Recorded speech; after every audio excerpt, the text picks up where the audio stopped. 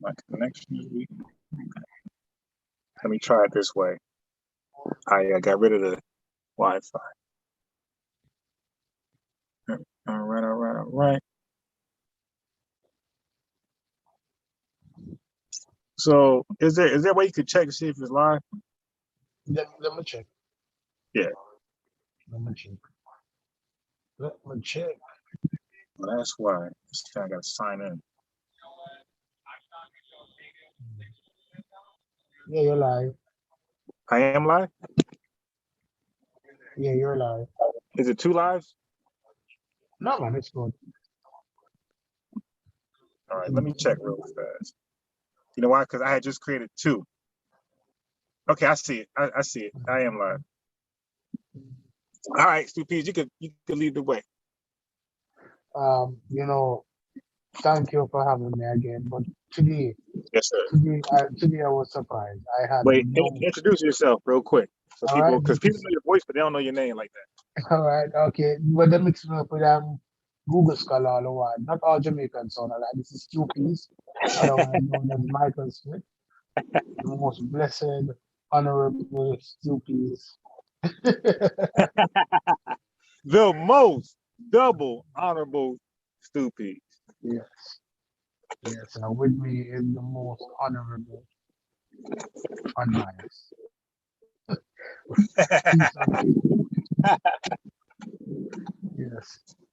So, so 2 things I gotta ask you. Last night I caught the telling of it. So Ujabo popped on. Amber and Brendan was on talking, Mhm. right, chopping it up. I mean, I woke up when it was pretty much got off. So once they Yeah. said, "All right, we out," you'll see the live stream cut off, and only I can shut the live stream off. So Right. anytime you see people say, "All right, we're out," and it goes off, that means I was up. I was just quiet. You did because I don't want to interrupt. But anyway, Ujaro mentioned Paul Guthrie. Have you ever heard of him? No, I didn't. I never heard of him. I was supposed to search for him to know what I was up Okay, for. don't worry about it because Wujawa said none of his material is online. Does don't he took it all down? Doesn't matter. I got it all. I've been downloading stuff long years ago. You dig? So that was the first question. The second question I totally forgot. But anyway, proceed. Yeah, but hey, last night you need to go back. Anybody who didn't watch it need to go back and watch the end of the live when Wujahu came on, and he gave us some great insight in what is going on in the conscious community. Because the conscious community, as we see it now, is basically a sham. We have uneducated people who Right. call themselves teachers, and then if you call yourself a master teacher, you need to take the shit seriously, Right. right? So if you're going to call yourself a master teacher and write a paper, you need to get it vetted, or you need to Right. go to class, you need to go to the library to sign up for a college course on writing, Right.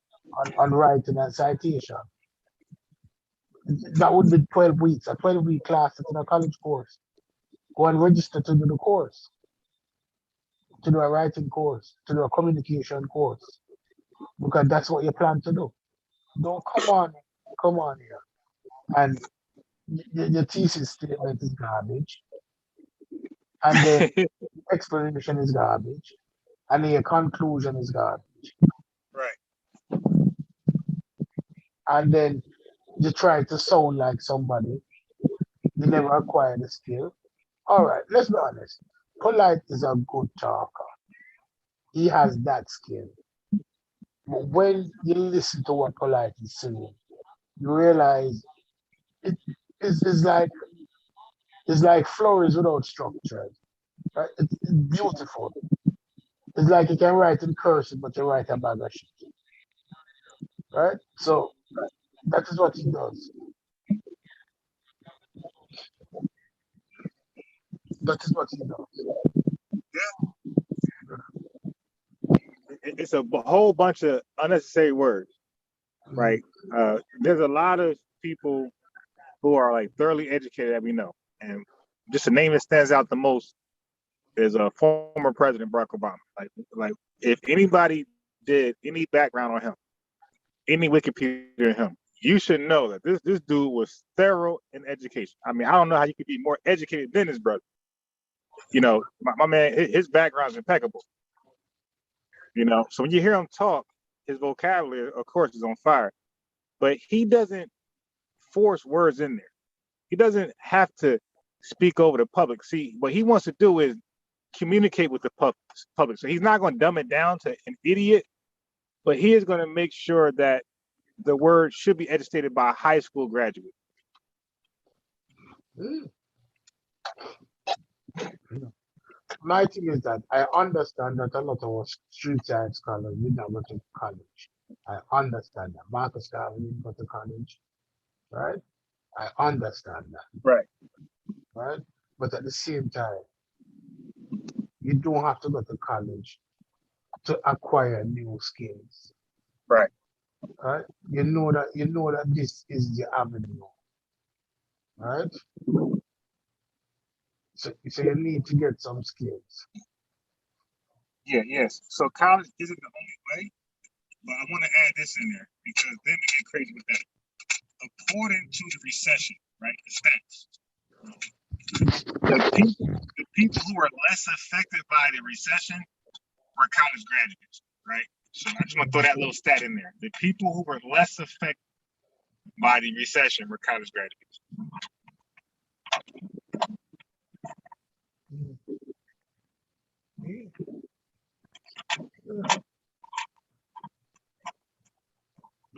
Yeah. No, but that is true. That is true that people are less affected by the recession are college graduates. Right?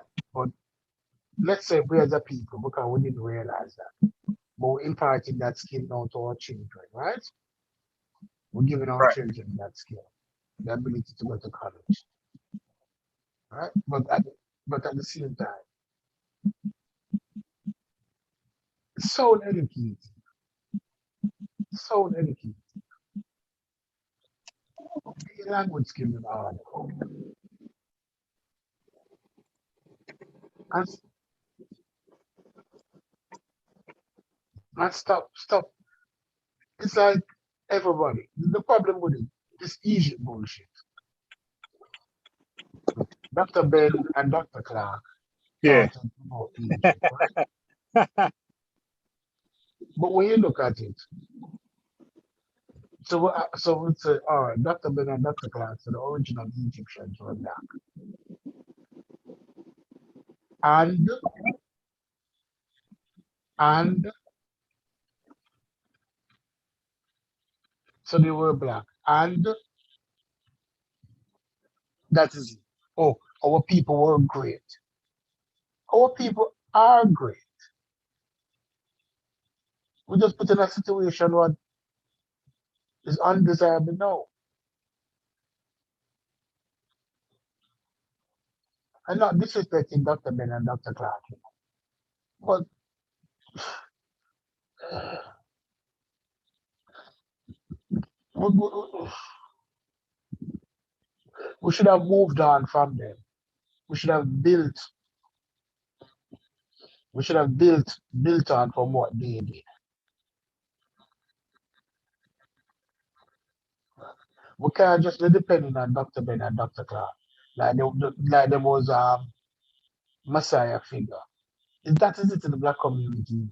We rely too much on Messiah figure. Oh, Biggie and Tupac is the greatest. Oh, they're the Messiah of rapping. Dr. Ben is the Messiah of the conscious community.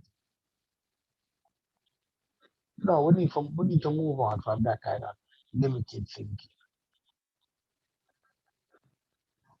Who was on today with us in the end?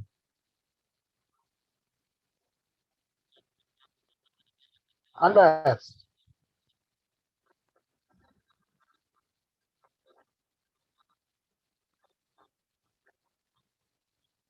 I got kicked out.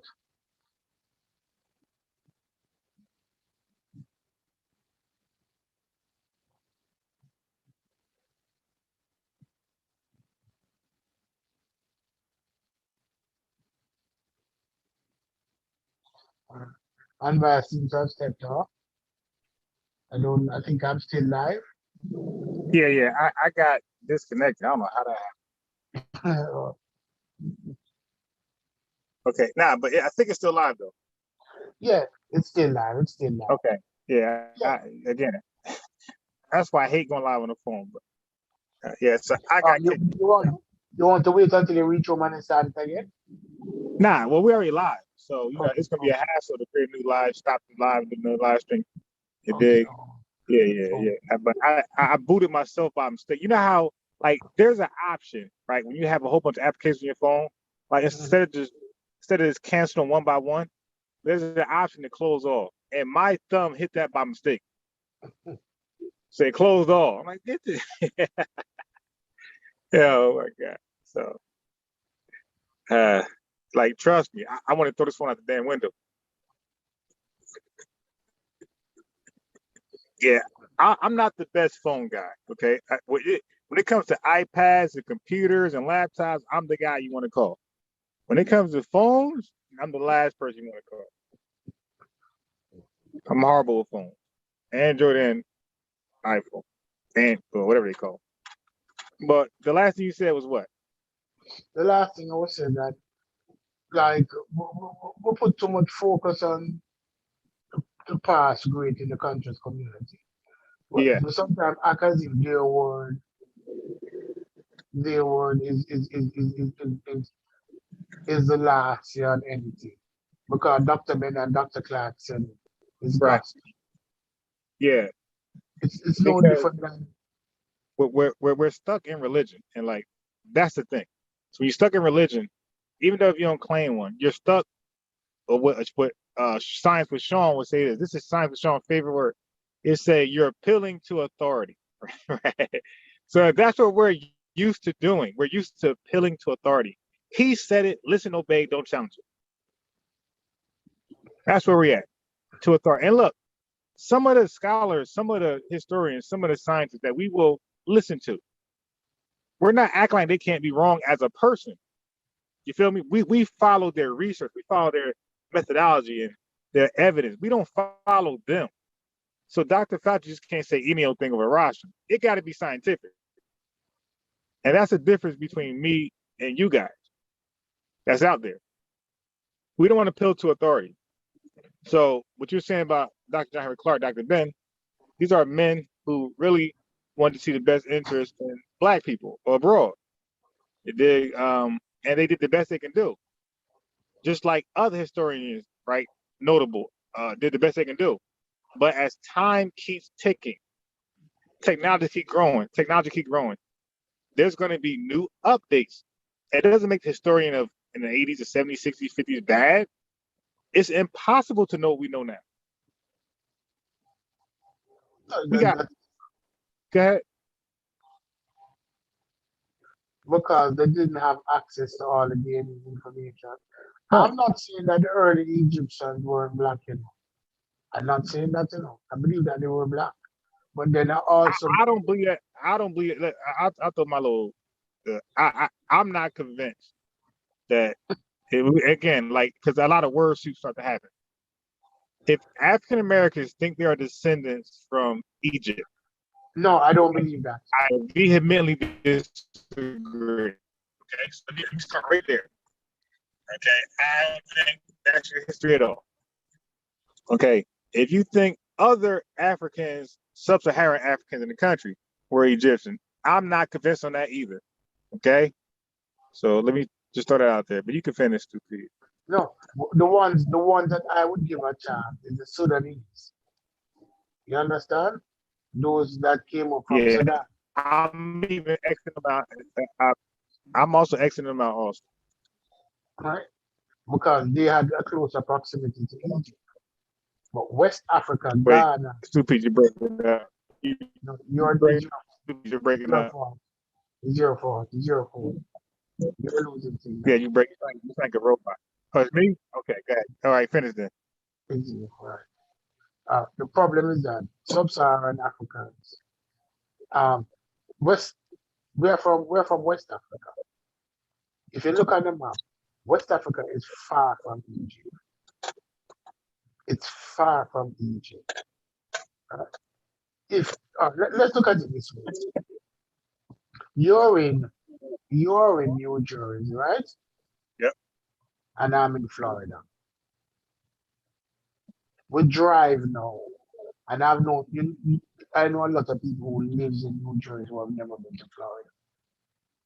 And this is a time where we have access to motor vehicles, to cars, to aeroplanes. Right? At that time, they didn't have access to none of that shit. You understand what I'm saying to you? Yeah. So people,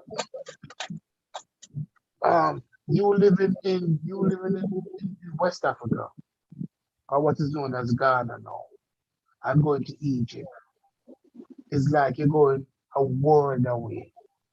It's like you're going to the moon. Okay. So that was a great distance to travel. Right. So when you look at people who tell you that they were there, no, no. It's like they said, people from Brazil are not Americans. No, they are not. No, they are not. But why would need to be Egyptian? That's my question. Why do you think we need to recognize Egypt? But I didn't hear your last part. You said what? Why do we need to be Egyptians? Why do Egypt do what? No, why black people need to recognize, why African Americans and Caribbean people need to call themselves Egyptian? Right, right. I agree. So let me say this. You know, I've been hearing both arguments when it's trying to tie sub-Saharan Africans or anybody like that to Egypt. I'm not impressed by those who believe sub-Saharan Africans are some way, shape, form descendants of Egypt. Okay, because for one, all of a sudden we're supposed to now not go to scholars. Everybody say go with scholarship, blah blah blah blah blah. All the scholars, the consensus, all that type of stuff. Now, to tie in the black folks to being Egyptians, we got to connect all these dots again. See, I'm not doing that. That's what the pseudos do. Pseudos, DJ Focus got to connect all these dots to show that there's a global conspiracy. Listen, I'm sure if you can connect those dots, I'm sure a scholar can do it way better than you. So just point me to the book, the article, the Journal of Medicine. Show me the scientists who connected those dots way before you, showing that the Egyptians would call them black today. Real simple. Now, the reason why, in my opinion, I'm going to answer your question. The reason I believe that so many black people, Jamaican, first of all, when I say black people, it's always Jamaican, Haitian, clearly black, Africans, anybody else that got to fit in there somehow, then I will mention their name specifically. But when I say black, it's going to always include All right. African Americans, Jamaicans, Haitians, and Listen, people for the when we continent. say black, we're talking about people who are affected by the transatlantic slave. Right. There you go. Right. So once we establish that black people are people who are affected by transatlantic There slave you go. trade. So, right, all those people right there. The reason why some of them feel like they got to call themselves Egyptian, it's because that they believe Egypt can compete with American or white people structure, right? Think that they brought forth. Because we believe in the pseudoisms that was there in Egypt. Like we believe in the helicopters, we believe in the pyramids, we believe in all this electricity, all this little fancy like bullshit. We believe. So we believe that. I talk to people who believe that competes with white society today. They really said that. Okay, so this is why we're holding that. So this is our way to say, okay, well, you did that, we did this. Look at our pyramids, look at our mummies, and we knew this. We were the father of medicine. This is our way to rebuttal what we believe whites would champion from their achievements and accomplishments. That's why I believe we run to Egypt.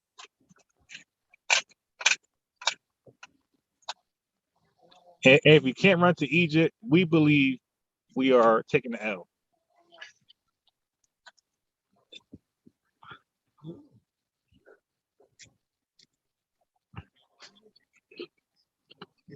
but all right.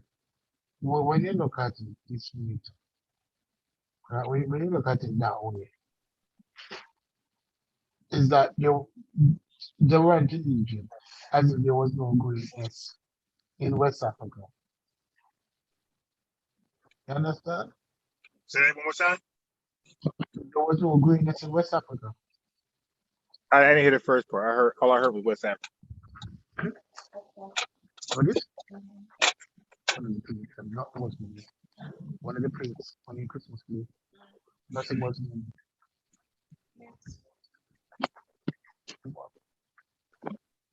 So, uh, like them run to West Africa. But I'm saying that they always point on West Africa, on Egypt, Right, as if there was no greatness in West Africa. Nothing right, there right, was right, not right, in West Africa. right. There But was nothing. you know what? We need Europeans to validate our greatness, and because they're not saying "ooh ah," then we don't want it. So West Africa not sexy enough there. It's not sexy enough.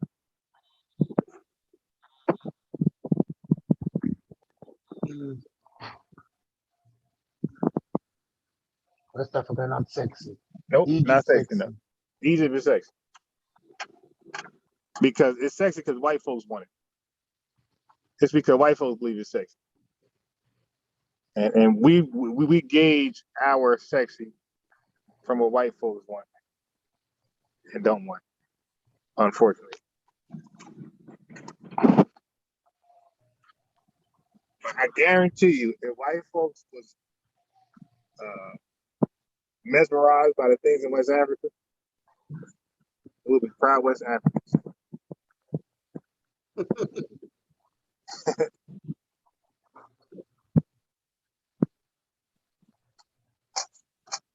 So that's the issue there. Okay, I mean, I don't see, I don't see other nations fighting these different. Like they're proud of what they accomplished on Earth, and they're just kind of just next to the power. That's all it is.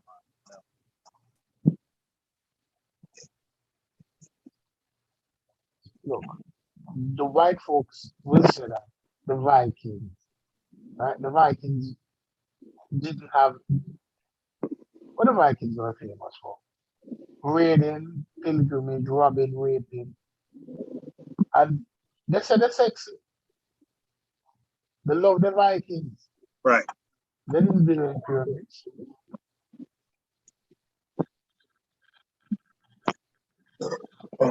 Yeah.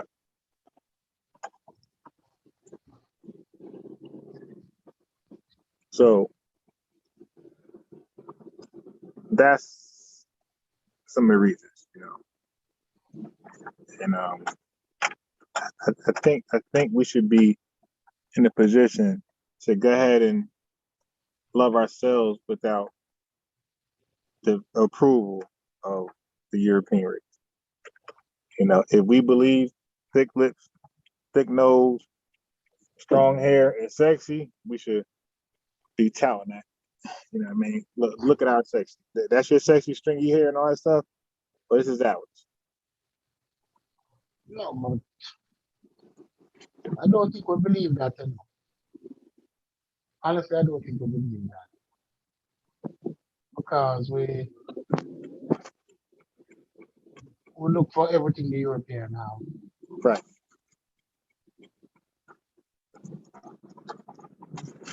Yep.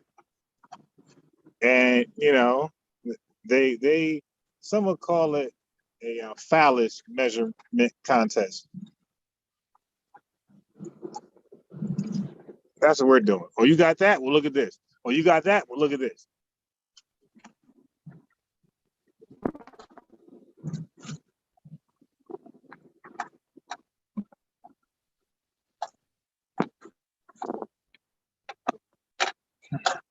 Which brings us to the stories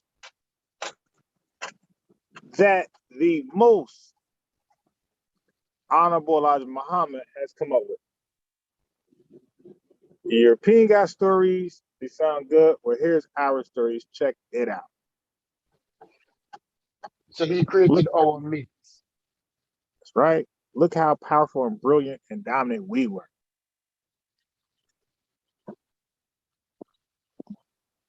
You are God. Okay, you're not just great. You're the greatest thing to ever be seen on this earth. You're God.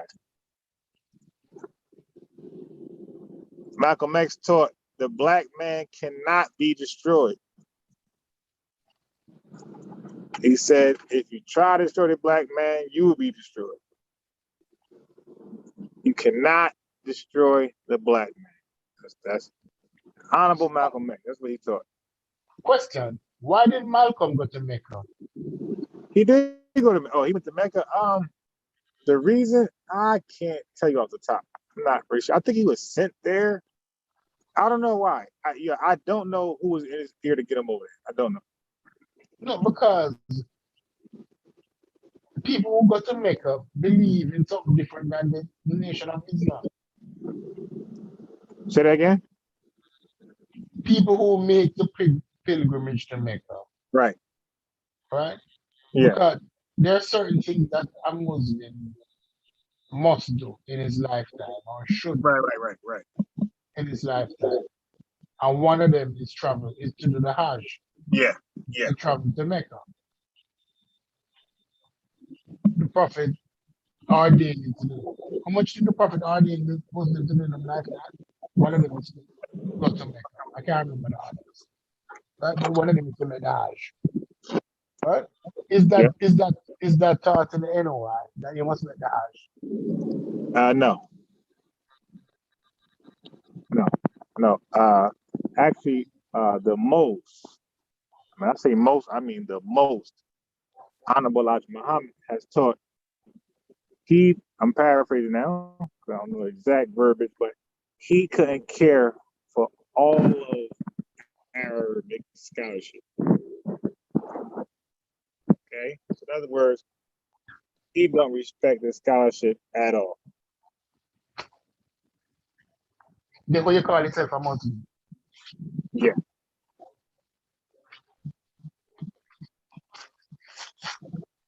How you call yourself a Muslim? Okay. If Allah say, What was the question? how you call yourself a Muslim then? If Allah say you must keep the Hajj. Yeah. So okay, what I'm playing devil advocate here. What they would say is that's their interpretation. They'll say, "Show us that in the Quran."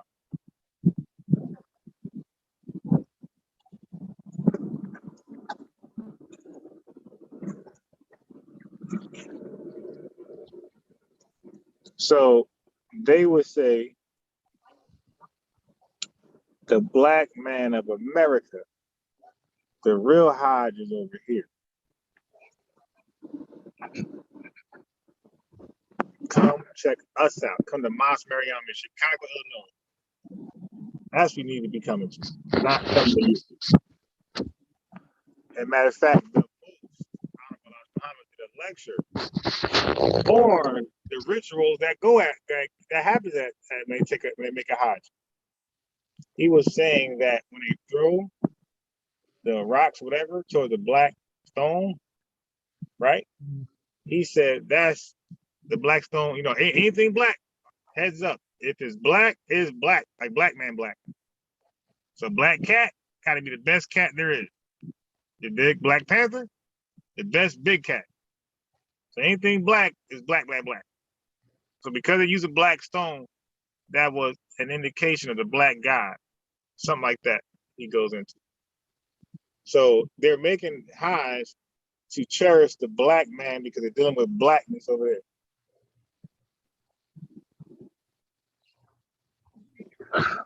Ricardo Roberts made a comment in the chat. Afrocentrics claim all of the continent of Africa, but the Asians don't claim all of Asia. Right. Africans don't claim to be Chinese or Japanese, even though they live on the same continent.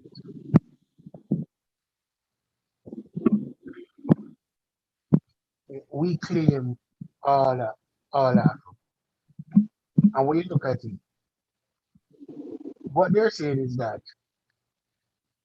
the Egyptians came, or the present day Egyptian, the Ptolemaic, the ones from Greece came in and they forced all the black people out of Egypt.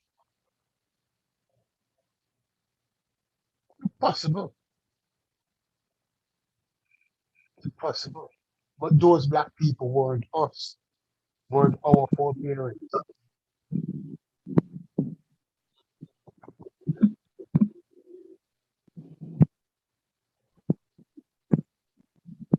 Somebody's a pure black is asking, how is Egypt totally different from West African country?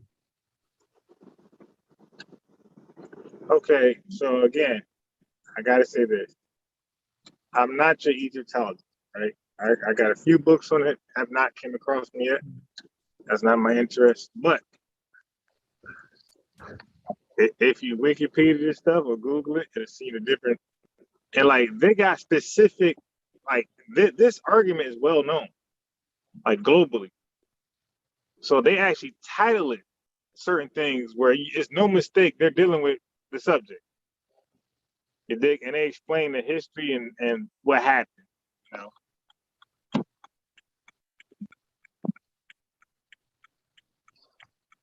The thing about it is that the thing about it is that even it's culturally different. By culture, we mean in the norms. The gods they worship is different in Egypt than those in West Africa.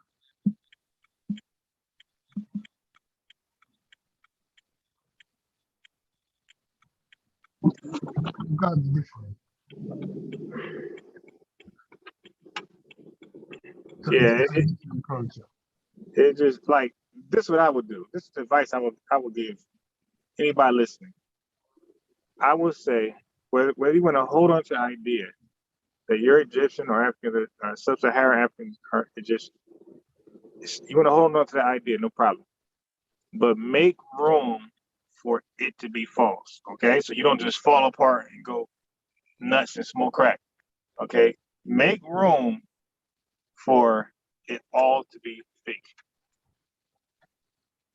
Just make that's all I say. Just make room for the opposite discovery. Don't jump all in. Put your leg in, your knees in, your leg, but keep your torso out the water.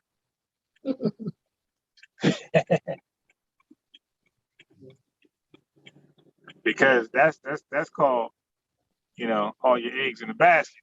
So when that fails, you're gonna be sounding like people that came on this panel.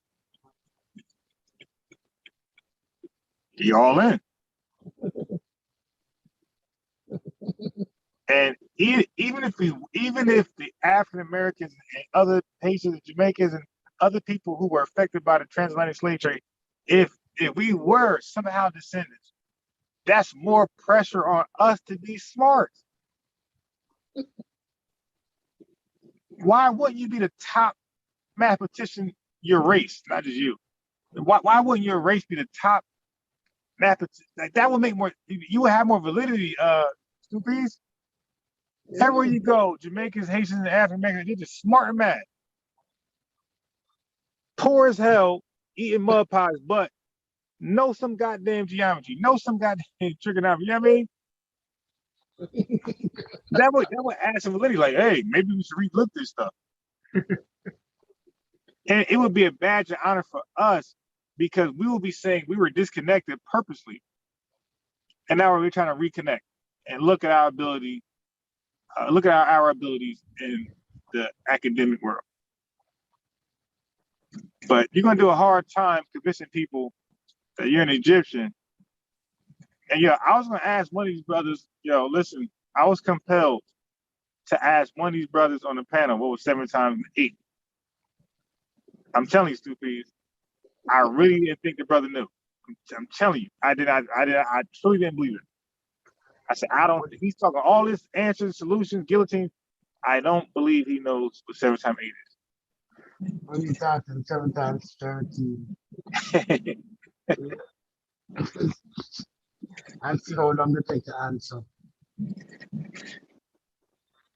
Right. And that's another thing. If I ask you 7 times 8, you know what I mean? I gotta be a quick answer. It can't be some old like you trying to, think about it.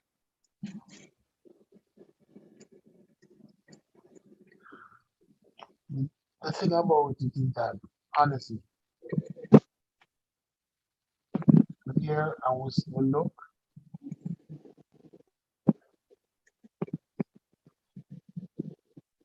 I was no, this is crazy. This is crazy. This the Rasta dude came on, and they don't want any questions really. They just want to spout the garbage, the atom of life. They just want to spew the same garbage over and over and over. So, so by definition, Allah is weaker than Jesus then, How so? because Jesus is eternal. Yeah, he was there in the beginning. He was So in the wait, end. so what would be said to that is the black man is eternal. The black man is God. So although some black men physically die, there's another black man being born to replace him. So eternally, we are eternal. We was here from whatever the beginning will be. We were there, and if there's no beginning, then we were there too, and we're here now. So they would say there was never a time where you didn't have black men. So therefore, black men are indeed eternal. Uh, So does Allah provide um do miracles like Jesus? No, no. He doesn't raise the dead. He doesn't heal the sick.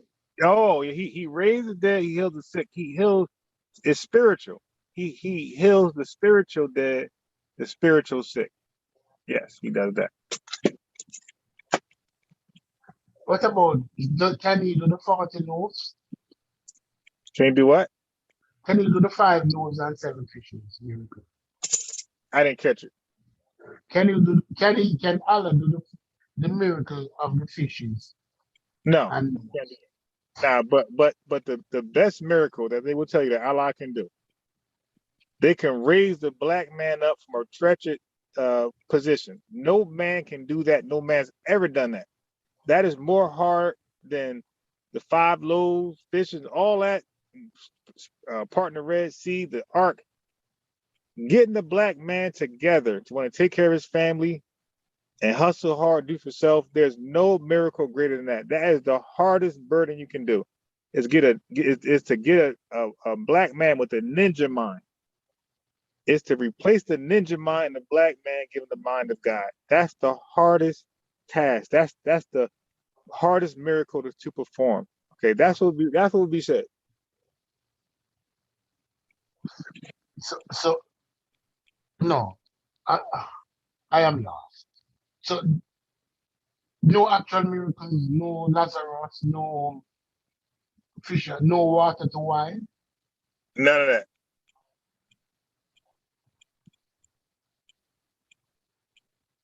None of that. But the ninja mind. Don't forget, this is through the Willie Lynch process that took 400 years. So 400 years of brainwashing and killing and the reverse Yakub story, basically.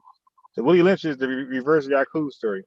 So to put it in our nature, to be deaf, dumb, and blind, to rid us from that, it will take God only. The prophets have tried; they all came up short. This is the lessons.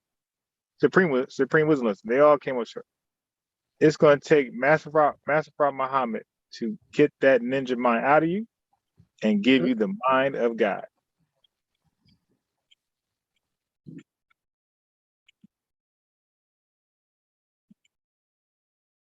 No cat.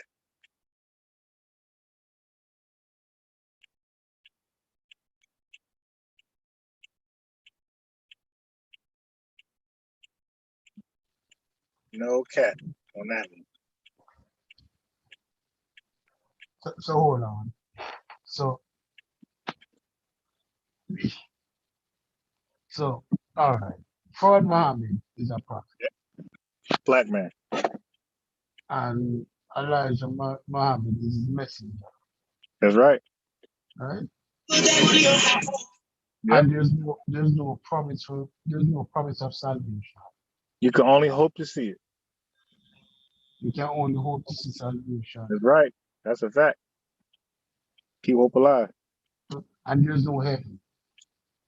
There's no what? There's no heaven. Nah, the heaven, it is one. It's on earth. You better get it while you can get it while you but how they say, get it how you live.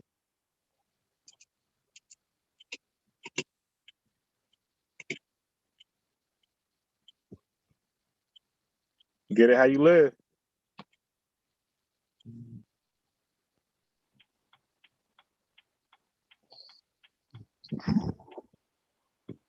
So So I finally lucked up and got it hooked up to the stereo. I told you it's luck. I just play with buttons and I got it.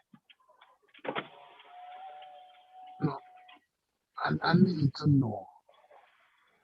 I need to know because I don't understand. Honestly, I'm trying to understand.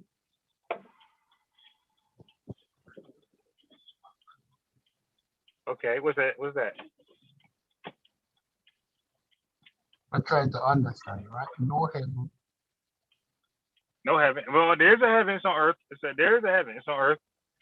Get it how you live.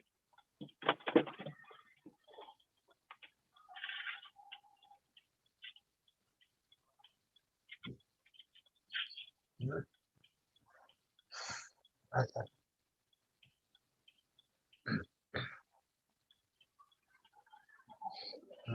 mm.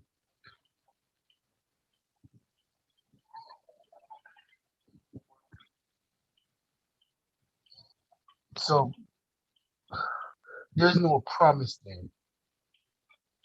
There's no promise.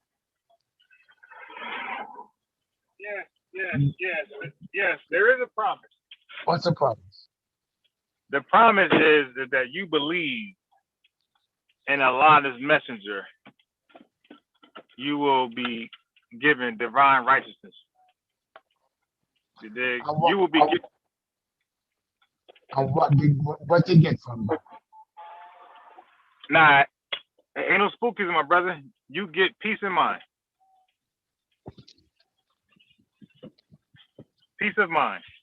You're no longer you will no longer have the ninja mind. You will have the mind of God, and there's no blessing greater than that. Okay? The ninja mind is the worst thing that you can encounter in life. You get rid of that, all things. This is back to Luke chapter 2, verse 37. You get rid of that ninja mind, all things is impossible with God.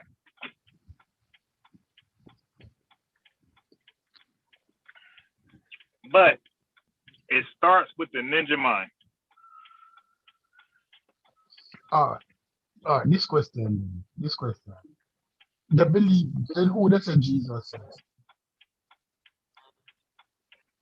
What happened? Who's Jesus? Who's Jesus? Jesus is an allegory. Okay, that he already dead and gone. The Bible, when it speaks about Jesus doing great things, that's a prophecy about a Jesus to come, and that Jesus to come is the Messiah that the Bible speaks about, and the Quran speaks about the Mahdi. Both of those people are Master Farah Muhammad.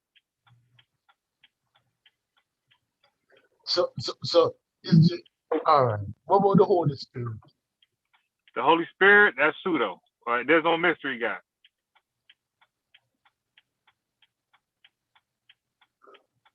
So who's God the Father? Then? No such That's thing as that.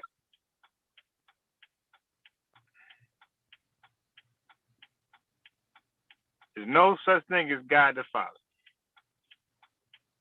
We got so many different Allahs. I think it was 2.5. If you're counting from 76 trillion years ago, and they say every 25,000 years a new God comes about. The math I did so many years ago was 2. It could be wrong because again I didn't recheck my work. Who knows? But let's just say billions of gods have came by and gone. There is no Father. There's just billions of gods. And guess what? When 25,000 years go, okay, let me just quote it correctly. There's only one supreme being. Even the first guy who created the heavens and earth, he's not the supreme being. The only supreme being that ever come on this earth is guess who? Fraud. You got it. Okay? So don't you play with me. Farah Muhammad is the only supreme being. All right. Question that I ask you. This is a question. Like, how many persons in the class when that is being taught? When you learn that, when somebody taught that to you, how many persons were in your class? How many persons would do what? How many persons were in the class? I would say about 3 to 5. Like outside, okay, when it comes to members, it could be 10 to 12. But if you're talking about people who are learning stuff for the first time, it could be in between 3 to 5. So 3 persons. All right, so 10 persons in a room, and 1 person is giving the lesson. Right. And that's what you say, listen, there's no spook God. Right. There's no Jesus in heaven. There's no Nope, none of Holy that. Spirit. Hell There's no. no God the Father. Nah. That's all pseudo.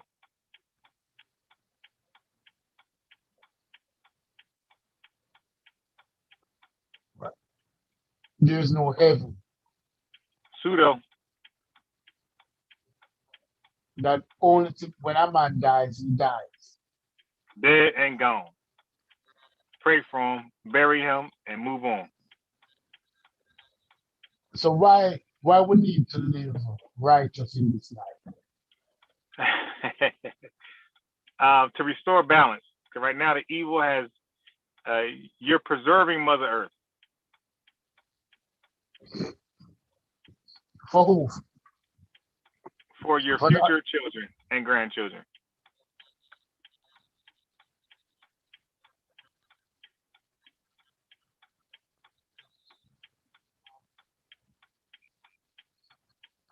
So do they pray? Yes, they do. Who you pray to? Master Farad Muhammad, which is all praises due forever. But how it's supposed to be all praises due forever? That's right. But he is not eternal. He's not what? Oh, he's not eternal? Oh, well, we don't know yet. Because he ain't dead, and he is, don't forget, he might be eternal because he's the only guy considered the supreme being. So being means to exist. And he's supreme, so he's definitely above every other being that came and gone. So I'm not sure if he might be the only eternal God. You know, this is a good question to ask a representative that hop on this panel. You want to ask him, is Master Farad Muhammad eternal, or will he soon die within 25,000 years? Because I don't believe it's taught that he's going to die. Because if he dies, who's going to drive that mothership? That's his product. He paid the Japanese $15 billion of gold. How another guy going to take his work? Don't forget, every guy comes and he destroys the old world of the previous God, and he created his own new world. So he can't be dependent upon the other God at all. So if Master Farad Muhammad dies, no other God can use that mothership. They got to destroy it. They got to destroy the God mind and come up with their own product. That's a fact. Asking. I agree with you, asking. I agree with you. Orthodox Islam is going to give you 76 virgins. And NOI is giving you nothing. Well, now you see why Mr. Louis Farrakhan, he get charged with going towards orthodoxy and Malcolm X, Wallace, Dean Ward, Dean went over there. They all end up saying, "Man, I'm out of here. I'm going over there."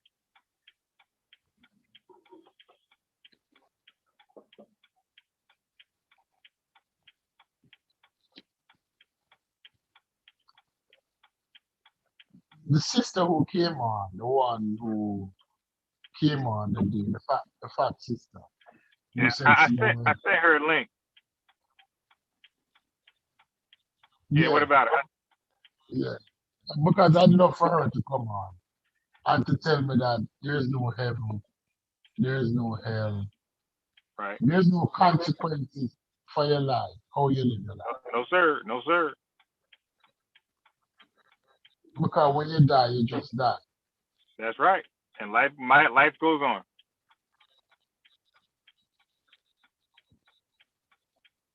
Amber is 15 billion in gold in 1927. I think when gold was $20 an ounce.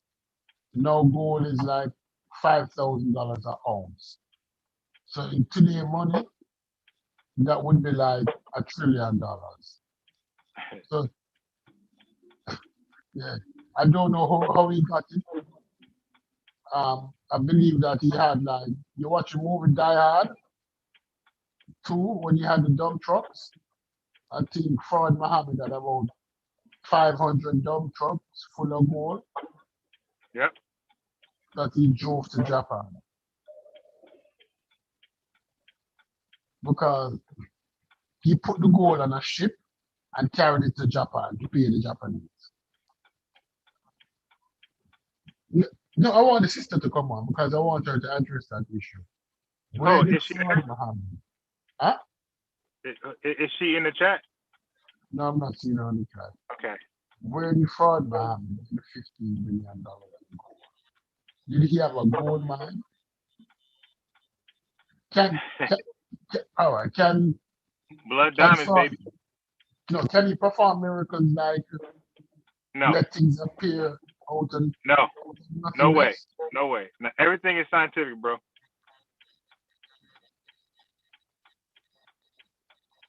Everything is based on science. So what you say? He couldn't conjure up the gold like Harry Potter. He Nope. have a spell. Can't do that. No, sir. No spooky. No spooky. So there was no spell. This No spell. This is Dominus Maximus Godimus. Who's Ronald Dennis? He's a Muslim? Who? Oh, the Roman? No, Ronald Dennis. The dude in the chat. No. Askel, you're Muslim, right? I'm talking to Askel in the chat. You're Askel NOI. Muslim? Yeah, Askel is NOI. I didn't know that. Oh man, he hid that from us. Wow. Askel is the follower of the Honorable Louis Farrakhan. I did not know that. Yeah. So look, Haskell, we send you a link. You gonna represent the teachings? Ask him, is he gonna defend the teachings? I don't. Put a link in the chat for Askel to defend the teaching. Askel, we need to come out to defend the teaching. Wait, no. The link is only for people who are defend the teachings.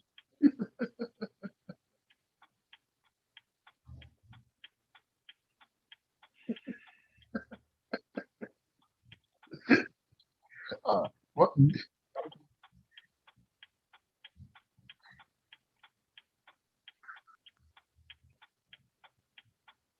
That's right. We want somebody to speak on behalf of the most honorable Elijah Muhammad and the honorable Minister Louis Farrakhan.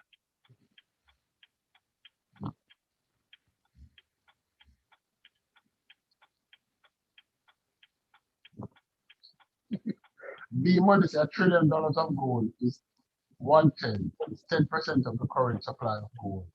estimated in the world in today's money. So even then, $15 billion was a significant amount of gold in the world.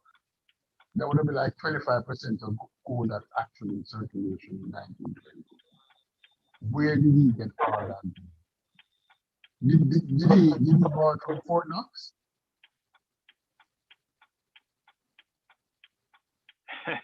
Yeah, I think he got Fort Knox beat. Was he in cahoots with Fort Knox? Is Ford Mohammed no? Is Ford Mohammed a member of the United States government that they gave him access to all the gold? Hey, some people call him an agent. I'm not gonna say a lot, but a few people did call him an agent.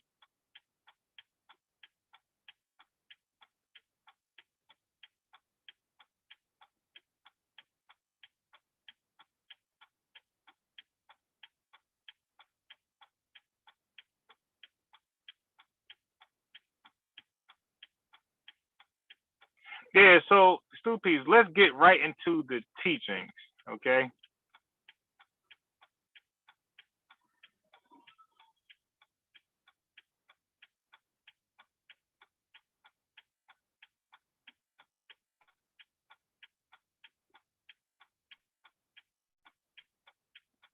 So when it comes to the mothership,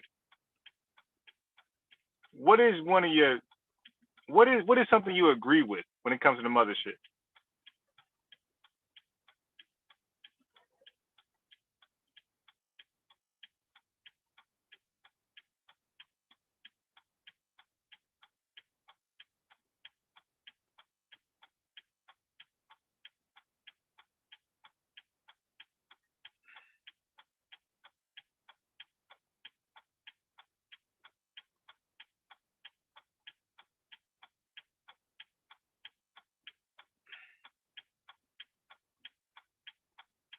Wow.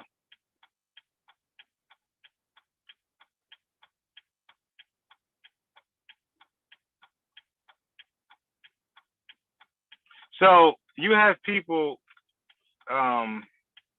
who believe in these stories as truth, as actual history, and actual science. Science backs these things. What science? Unbiased. Lock off the indicator. Turn off the indicator. Black man science. Set it off YouTube. No, your indicator, your car indicator. That ticking sound. Oh, okay, I got you. Yeah. The turn signal. Right. Yeah, I got it. No. I ain't even peep it. All right. What science? Tell me about the science. What propulsion system? Oh, okay. So there's something you didn't know about. Okay. Yeah. That we didn't discuss. If you want to understand God completely, you gotta understand the 24 scientists. Have you ever heard of them? The 24 scientists? Yes. No, tell me about them. I know about the biggest wow. scientists. Yeah, so they got their own 24 scientists, and they predict they write a new. I think they write a new Bible Quran every 25,000 years in advance, right? So they can determine they can predict, they can prophesy what's going to happen 25,000 years in advance by calculating motion and time. Something like that. Okay? There's actually 23 scientists, and one of them are elected to 24 scientists, but one of them are elected to be God. So that's how you get your God every 25,000 years. One of the scientists is elected God by the 2023. So they campaign, they vote for the new guy. When your term is up, the 24 scientists agree on, they vote, they campaign, they push, and they unanimously vote for the next one. So all right, so hold on. So the next God is going to be one of the scientists? Yes, sir. So is it any different than a new pope? Do they burn a special piece of paper and white smoke come out to say that they signify a new God? Like when they signify a new pope? Yeah, it's similar. but these scientists again, like the knowledge they have, so you ask what science they're dealing with. Their science is clearly above what we know because they could put together a mothership that can disappear in thin air and it can hide behind stars. So we ain't talking about white man science here. So where are these scientists? Do we have them now? Are they among us? Now, they are somewhere hidden or undisclosed. I know that for a fact. They're undisclosed? Yeah, because that question was, proposed in study class, things like that. They are definitely, their whereabouts is undisclosed. So, Farrakhan know them? Yeah. He. So him have a Bilderberg meeting, like him go every year on the Bilderberg meeting with these scientists. Well, I'll tell you this much. The Honorable Minister Louis Farrakhan had a vision. And that vision, they showed, it's on YouTube. They had a demonstration of the vision where he floated up to the mother plane and he met with the most Honorable Elijah Muhammad and Master Prophet Muhammad. And I believe he was giving instructions what to do with the nation. So they go through trances where they communicate with these scientists and Master Prophet Muhammad and everybody else. So hold on. Hold on. So like every annually or every couple of years, Farrakhan go and meet with 24 scientists. Wait, it might not be every 24 years. I mean, it might not be every year. It might be whenever he shows the need to. All right. So these scientists don't tell him about. These scientists told Farrakhan about Bitcoin. Oh, okay. That's a great question. Let me answer that. When the scientists make a prediction, nobody is allowed to intervene or stop the prophecy. They tried it way back when they created the moon. Okay? So the brother was trying to explain the other day was they created the moon by trying to destroy the earth. One scientist got mad at God's creation, right? The black man. He wanted to just kill everybody, humanity. So what he did was he blew up the earth, but he didn't do a good job because it just split in two. So you had your earth and your moon. But when the scientists make a prophecy or prediction, nobody is allowed to intervene and break that prophecy. So it don't matter what they know, they're not allowed to intervene. Stop. I need to ask you. So when the earth and the moon came off the earth, right? It didn't take the moon any of the water from the earth? Yeah, that's what happened too. And that's how we got our water. Thanks for reminding me. And that's how we got our water. So was there people living on the earth when the earth split into the moon on the earth? Well, apparently, according to the teachings, we don't need the moon and earth to live. The black man was here before all that.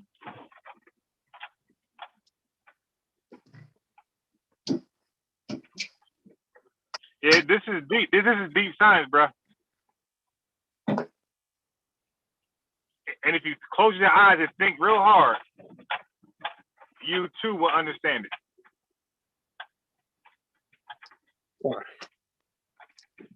And So I tell you, no cap, bro, no cap. These are the life-giving teachings. They are called the life-giving teachings from the most Honorable Elijah Muhammad. Life-giving teachings, bro. Okay, Osman Burlington is saying correction. Minister Farrakhan vision on the mother plane, he didn't meet with Master Prophet Muhammad or Elijah Muhammad. He only heard the voice of Elijah Muhammad. Okay, there you go. Thank you for the correction. I stand corrected. But I knew it was some type of holy interaction of him and one of those two pilots.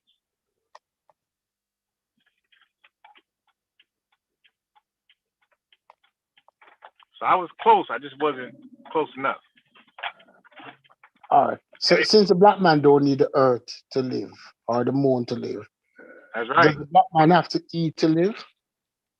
Of course. Elijah Muhammad wrote a book called Eat to Live. So if there's no earth and there's no moon, where would the black man get food?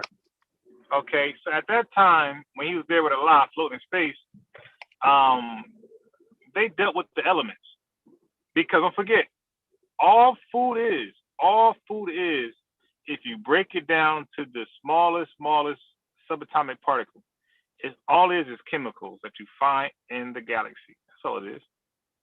So it's not hard to make a cheeseburger with those elements in space. So what we do? We absorb the elements, or we change them into some food. So that information was never disclosed.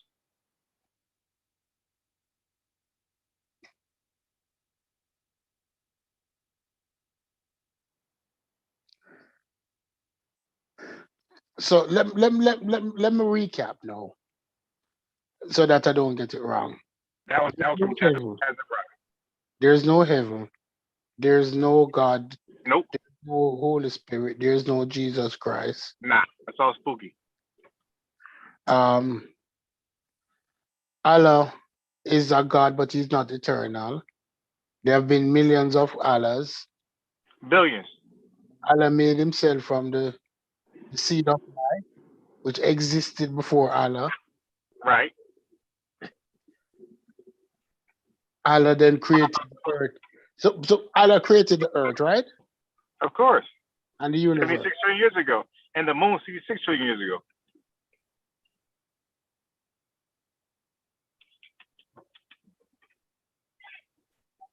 That's right. So he created the universe Yeah. and he created earth. Yep. And so when he created the original black men, did they have a ninja mind, or those black men were pure? Oh no, sir! They had the mind of God. They were created in His likeness and His image. Ninja mind.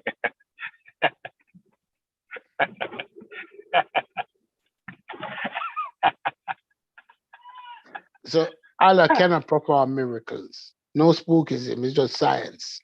Yeah, all science, God. That's what they call each other. They call each other scientists. No spook, man. Ain't got time for that. The white man teaches spook. The black man teaches authentic science. But that's why I'm like Scientology. It's similar. Well, now you see why there's probably a correlation and why they linked up. They took something from them, Dianetics, and they took something from them. I don't know what it was, but maybe a recipe, you dig?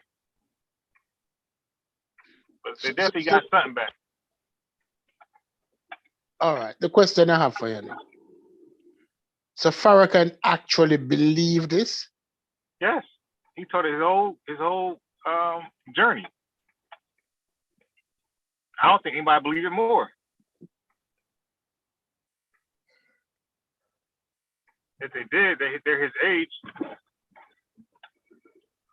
All right. So we'll go back to prayer now. Do members of the NOI pray 5 times a day? No, sir, that's not required. Just gotta pray whenever you can to Master Prophet Muhammad. That's it. Now, if you want to pray 5 times a day, no problem. But it's not a requirement. So you pray to Master Fraud Muhammad, right? That's right. And so you can either call him Allah or Master Fraud Muhammad. Supreme Being is good enough. All right. Rastaman, ask a question. So you pray to the Supreme Being. That's right. What you pray for? Salvation comes quicker than how it's moving. So if your child is sick, can you pray to Master Fraud Muhammad to heal that child? Of course. They say his brain is a certain way. You know how Yakub brain, the big-headed scientist, was a certain way? They say like Master Farah Muhammad brain is like tenfold of that. So it's a certain way where he can receive prayers. It's all science. But can he heal people? Nah, he can only heal the mental. What do you mean by heal the mental? That means that you are mentally sick. If you're going through some craziness, or if you loved what Saracen said he calls krakatosis. If you're going through that, he can heal you from that, and you get that God mind. So I tell you, man, this is real.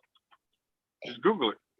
So like, there's nothing that him can do for your physical body. Yes, sir. Eat to live. Sea moss, take echinacea, all the other berry stuff. You take that stuff. Eat ginger, things like that. Moringa, uh, garlic, things like that. You are good to go. And you got to eat one meal a day. Actually, I'm sorry. Let me back it up. Let me be more specific.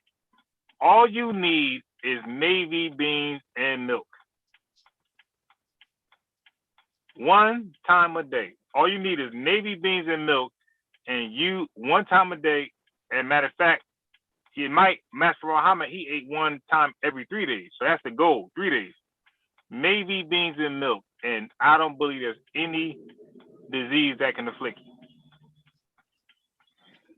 Top level, 504 top level is saying elderberry. That's the other one. Elderberry, echinacea, right. Those things right there, on top of navy beans and milk, shit. None of these devices, none of these government creations can do anything to you. Rastaman is asking, how does a mother plane that was built in 1927 have technology that we don't have in 2021? Exactly.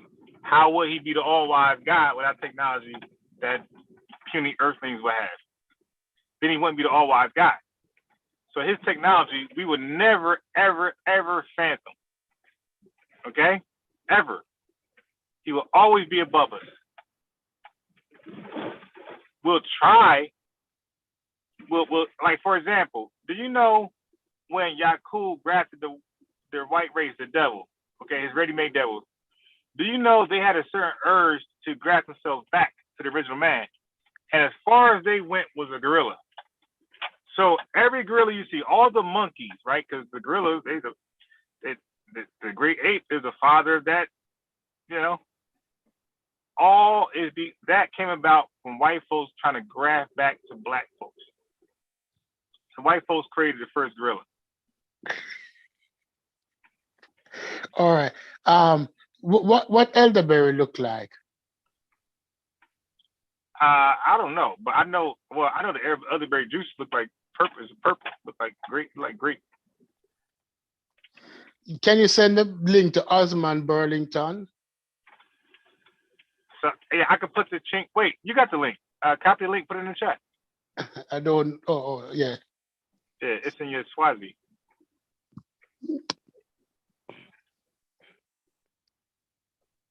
I copy the link. That's right.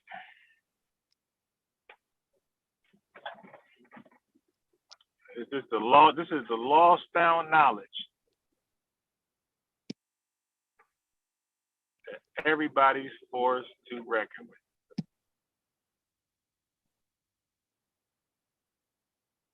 Yeah, I just put the link in the chat. Osman, right. Can you come on, please?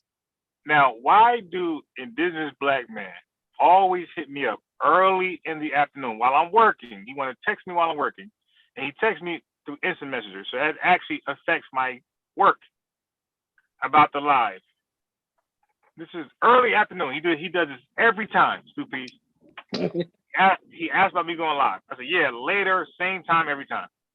So I give him, so when I'm done with my work, I give him the link. He never, ever clicks it, right? Or never calls in, I should say. Then, when he wants to call in, when we already have a subject, stupid, that means we already talking about something. He calls in, and wherever was on his mind, he want to bring it out but unfortunately, it has nothing to do with what we're talking about now. So he does that. Stupid. I give him the first shot to call in because he thinks we're oppressing him. We're trying to shut him up. So I give him the first chance to call in. He never does. Now watch about 11 p.m. Eastern time. He calls in and want to talk about whatever he wants to talk about, no matter what we're talking about. Yeah, Osman, call in, my brother. We definitely, if we erred in any way, we are fallible human beings. We will accept correction. Trust me. Nobody's going to be butthurt. All right. So Elijah Muhammad on the mother plane, right? Right. Yes, he is. Well, some people believe it. Half believe that. Half don't. All right. Does time move differently on the mother plane? But Master Fard Muhammad definitely is on there, and I'm sure he can. I'm sure I read somewhere he can manipulate time. I'm sure I read that in the making of the mother. I'm sure I read he can. So no, he can manipulate time. Right.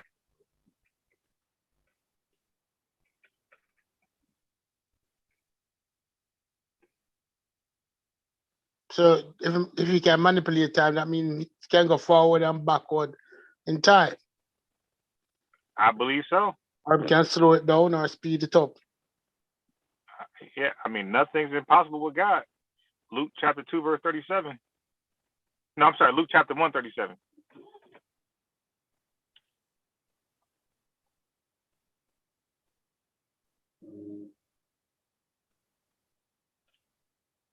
Nothing's impossible, brother.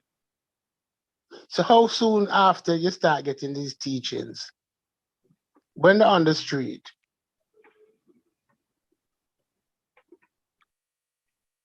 Oh, okay. So it's a process. So first of all, let me tell you this. The first step is to write your letter. Okay? There's a letter that's handwritten and photocopied by the Master Fard Muhammad. Now, you got to write your letter exactly like his handwriting. I mean, I'm not, no cap. It better look similar to his handwriting or it's denied, rejected.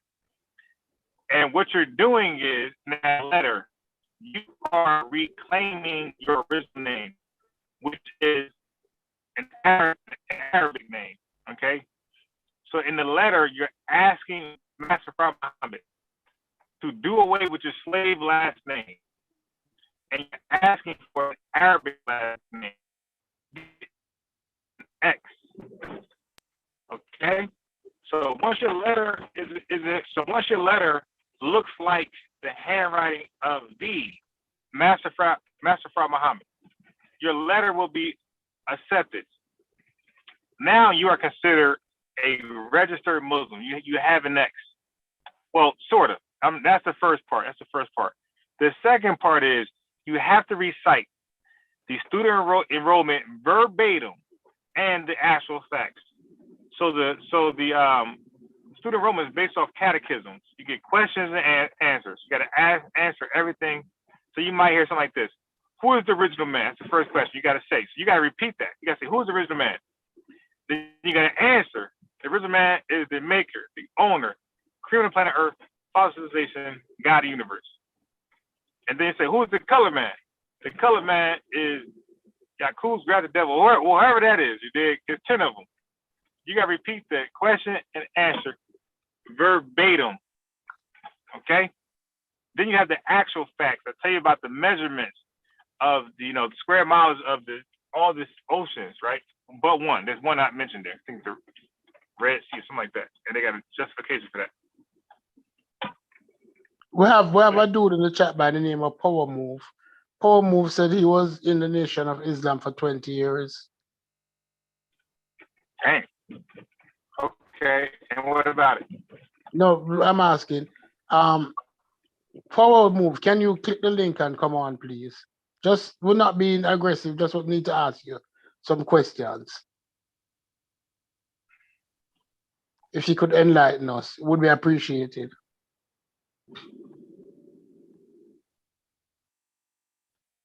let me see if I'm able to access the phone number. Hold on, because I think people like the phone number better.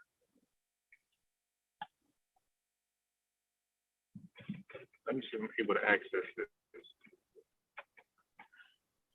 All right. Let me see if I can get to this phone number.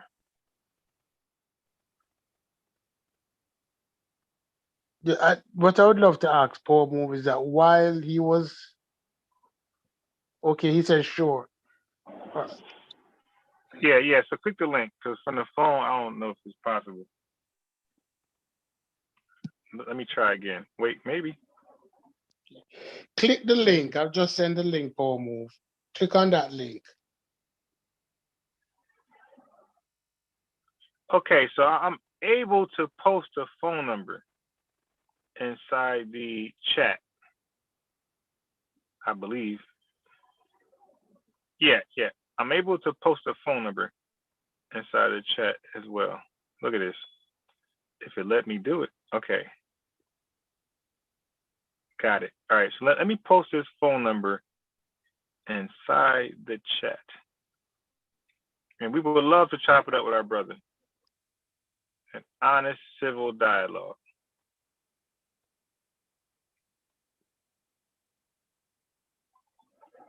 All right, so how do I get to the chat?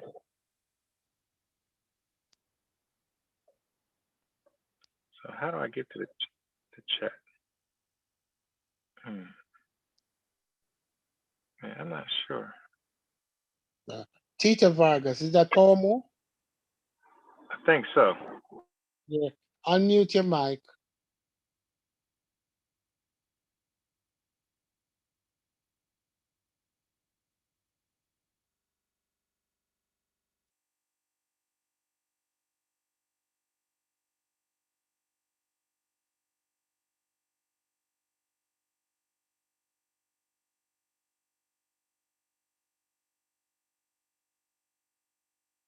Yeah. I'm not hearing him speak. I don't see him have a mic connected either. We type in the audio, be such. That's Yeah. Post Yeah, so his audio, so he got to select his audio. So T-Man, your audio, you got to click maybe the first option. It might say Wi-Fi or something like that, but your audio is not connected, so you will not be able to talk. So, okay, I can hear you guys. Okay, yeah, hear you now. So Tito, the first thing you should do, is your YouTube screen. You got to mute that one or pause it. Yeah, so his audio. Okay. It's gonna provide it when you hear everything. All right, this is Power Moves. I'm not sure I still under Tito Vegas, but yeah, this is Power Moves. Ask me anything. I'm open book. Wait, let me first change. Well, so as he's gonna ask you a question, let me change your name to Power Moves. All right. So go ahead, Stupid. Yeah. Paul Move. Wait. Before you ask the question, Stupid, I'm telling you, it's imperative we know this. Are you an active member of the Nation of Islam? No, I'm not. Okay. Do you believe in the teachings of the life-giving teachings taught by the most honorable Elijah Muhammad?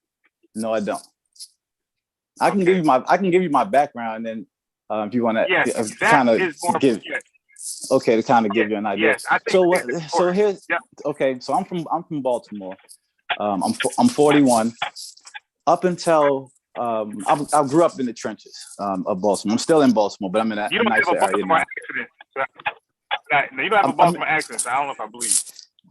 I mean, you might pick up on it if I say certain words, you'll hear it. I'm definitely Baltimore born. Definitely Baltimore born and bred. From Park Heights Avenue, 21215 to the fullest. I live in Federal Hill now, which is a very nice area. Probably one of the nicest areas of Baltimore.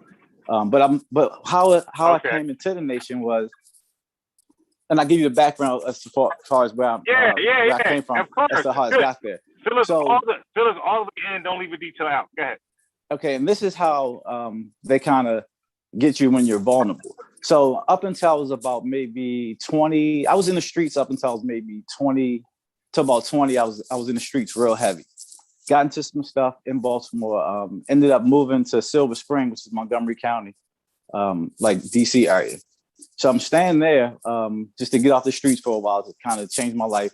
I was just doing too much.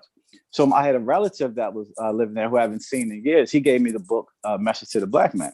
So I read the book, and what I found was a lot of the teachings, they hit you when you're at your lowest point. So it sounds good to you when you're in the moment. Once you drink the Kool-Aid, it's like, oh, it's good. But then later on in life, as I start to develop my own thoughts and opinions and actually dissect the teaching, I said, hold on, I can't believe I was really believing this stuff. So up until about, let me see, I'm 41 now. I would say up until about the last few years, I would say maybe 2017, but I completely was just like, because I was still holding on to certain beliefs and I still catch myself saying certain things like all praise due to Allah. I was so brainwashed. I'm really just getting to the point where I'm still getting a lot of that stuff out of me. And being as though I just turned 41, I'm coming into a whole new mindset, whole new person. So it's like, I had to reprogram my way of thinking. So that was just a little background as to how, and I came up in under the Master Al-Mahdi, under Minister Mahaj Malana Muhammad Ali, who was taught directly under Honorable Elijah Muhammad. Who was taught under Elijah Muhammad. So that's where I got my teaching from. So when he was explaining the letter and everything and saying, just ask me anything. I can go in. Let's go in. Ask me anything. I need to know. No, what I want to know, what I'm interested in knowing is that mentally, how is it that mentally? Because hearing there's no doubt that you're an intelligent Black man. Appreciate it. There's no doubt. I don't doubt that none at all. Right? But how is it that they were able to pull you down this rabbit hole? Was it a gradual progression? Was it overnight? It was instant. It was once the book was handed to me and I read the book, I felt enlightened because I was coming from nothing. So only thing I stood on was what I knew in the streets. I just knew the street life. So once I was, my family was never really into the church. I mean, when I say I came up in the street, like the trenches of Baltimore, I came up from one of the roughest neighborhoods. And it wasn't like we were piss poor. We lived good, but it was not always in a legal way. So when I came up in the streets, that's all I knew was the streets. I'm still trying to break free of certain mentalities now, moving forward. But it was instantly because we stand on nothing, you fall for anything. So I had no idea of anything else except what I knew. So when I was trying to change my life, like, okay, I don't want the street life no more. And I was handed this book. It was like, a whole new beginning. Like, oh, this is what I've been searching for. And I always had an idea of, I said, there is a God out there. I don't doubt that there's a God. It has to be a God if I'm still hearing the things I've been through and the things that I've experienced. So I don't put a name on it now. I'm agnostic. I believe there is a God. But at the time, I never knew of any God, so I didn't stand on anything. So when I was handed this book and taught about Allah and got into these teachings, it was like a kid in a candy store. I was just going crazy, like, oh man, this is awesome. But then later on, when I started to actually, develop my own thoughts and actually start questioning things and started questioning, the minister and the team, it was like, you couldn't really ask no questions. But I'm like, and then I started seeing things. I'm like, wait, hold on. I'm like, something ain't right here. Like, no, this stuff like reading a cartoon or a comic book or something. All right. So, like, what was your reaction the first time you heard about the big head scientists? It was questionable because for me, I always say reality is my religion. I always dealt with what's real. So if it was something that wasn't evident or there was no proof there, it was like hearsay. And hearsay for me didn't hold up in the court of life. So I was like, when I first heard of it, I was like, okay, I skipped over it. I was like, all right, this don't sound right. It sounds crazy to me for real. Like the whole everything behind it just sounded crazy.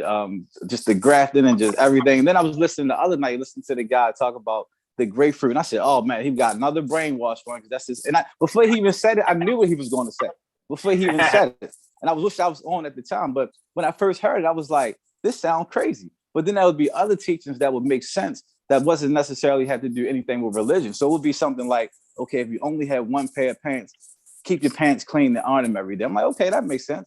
Then you hear something like the mother plane, or you hear something like Yakub. And I'm like, hold up. This part sound real, but then this over here, y'all going left field. So then I was overlooking certain things. Then it just got to a point. I was like, look, man, I'm all or nothing. If I'm like I said, I'm all or nothing. I can't pick and choose certain things. And then they recently got into Scientology and the Million Man March. Like I see all these like teachings and how they twisting things around with like Farrakhan. I'm just like, man, I'm so glad I walked away from it. I'm just glad it was an experience, but I'm super glad that I don't think like that. And when I hear people talk from these things, I'm like, man, that's how I used to sound. Like they sound so crazy. I'm just being real. They sound crazy. All right, so Suki, before you answer the next question, this is a sidebar, brother. Since you no longer believe like that, I gotta ask you this question. For me, it's important. Ask me anything. Are you vaccinated? No, I'm not. All right, so that means you still got some remnants left over. Suki, answer that question. That's an unfair thing to do. That is ambush journalism. Hey. I do not approve of it. Yeah, there's some things still left in you, my brother. No, I do not. No. The only reason why I say that, it has nothing to do with, like, even now people be like, if I go to a restaurant somewhere to eat and I don't eat pork, I'm like, it's not because of religious reasons. I just don't eat pork because of health reasons. Now the vaccination, I'm not vaccinated because of the fear of the unknown. I'm not sure what you're putting in me or how my body's going to react to it. Right, so I'm not opposed to it if it helps other people, but it has nothing to do with religion or anything like that. So power move. Something to do with religion. So power Say it move. again? We ain't. So yeah, it definitely got to do with some religion. It's unbeknownst to you, but we'll deal with that a little later. Before you log off. I can't accept that. I can stay on all night. I'm free for the rest of the night, so I can stay on all night. But I can't accept what you just said though, because that's not true though. Did you hit the gym yet? Okay. Oh yeah, I'm good and full. Okay, so just hit me real fast. Let me Wait, it's 2 pieces. Just let me throw this at him real fast. My brother, you called the right show. We've been talking about vaccines before a pandemic, all right? So you're talking to the right people on vaccines and viruses. We've been at a vaccine debate, all that before a pandemic. So you're talking about people who are thoroughly educated on the history of vaccines, the anti-vaccine movement, all those things, okay? So you're talking to the right group of people. But anyway, that's a sidebar. We'll do that later. All right. I was about to say, I appreciate that, but I don't want to go too far off topic. We can definitely address that because my thoughts on that, like I said, has nothing to do with religion. Yeah, when I was younger, I had chicken pox. I got vaccinated. I mean, I'm not against it. I mean, I'm sure it works for certain people. Wait, my brother. So you're going over the place. Did you get chicken pox and then get vaccinated, or did you get vaccinated and then get chicken pox? I believe I got chicken pox, then got vaccinated. As far as I can remember, that was like maybe 9 or 10 years old. Okay, my brother, then you're not qualified to talk about vaccination. Okay, I'm not saying that I am. I'm not trying to be a vaccination expert. I'm just saying, why you asked me? We talked about Nation of Islam, and then you threw the vaccination on me, and now I'm trying to make it seem like I'm a vaccination expert, which I never claimed to be. Hold on. Okay. Hold up. I apologize for unbiased. So let me put you on mute. You're definitely ambushed unbiased. You're taking the train off the track. No, allow me to ask just a couple more questions. Ask anything. Fire away. Yeah, because this is it. Honestly, I've been listening to this thing today, and my head is like ready to explode. Mm-hmm. Right? Like. So I need somebody who was in the nation to explain what they got through emotionally. All right, the first time you heard that there was no heaven. Man, they said a lot of it is mentality. It's all mental. So it was never a physical place when they spoke of heaven or hell. It was a condition saying, okay, how do you live? Let's say if I was living in the trenches, okay, now I'm living in hell. Let's say I'm living in a nicer part of Baltimore now. Okay, now this is my heaven. So it was more so of a condition and like a mindset. It was never necessarily a place of, okay, a devil in the ground or heaven in the sky. It was never like that. So like, even when they told you that when you die, you just die, where there was no afterlife. Man, they taught about the hereafter, and that was supposed to be once America burned for 600 years or whatever, in the life after, when the white man is no longer here. That was the so-called afterlife. But as far as when you die, so we go back in the dirt. I don't believe nothing other than beyond that. So how is it different than so how did you reconcile that it may not be any different than what the atheists think, that when you die you go back in the dirt? I mean, I just deal with reality. I mean, your spirit might go somewhere else. I don't know, because I don't know where I haven't experienced that. Well, actually, I could kind of sort of, but I had an out of body experience.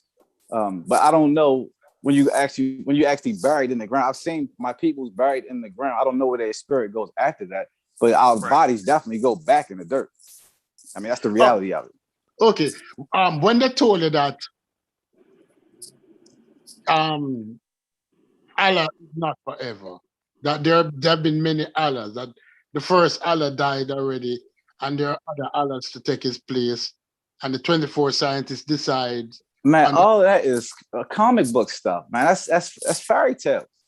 All that is fairy tale. I don't believe none of that. Oh, check this. All that stuff that I was taught in Nation of Islam, all of that has been flushed down the toilet. All that stuff is hogwash, man.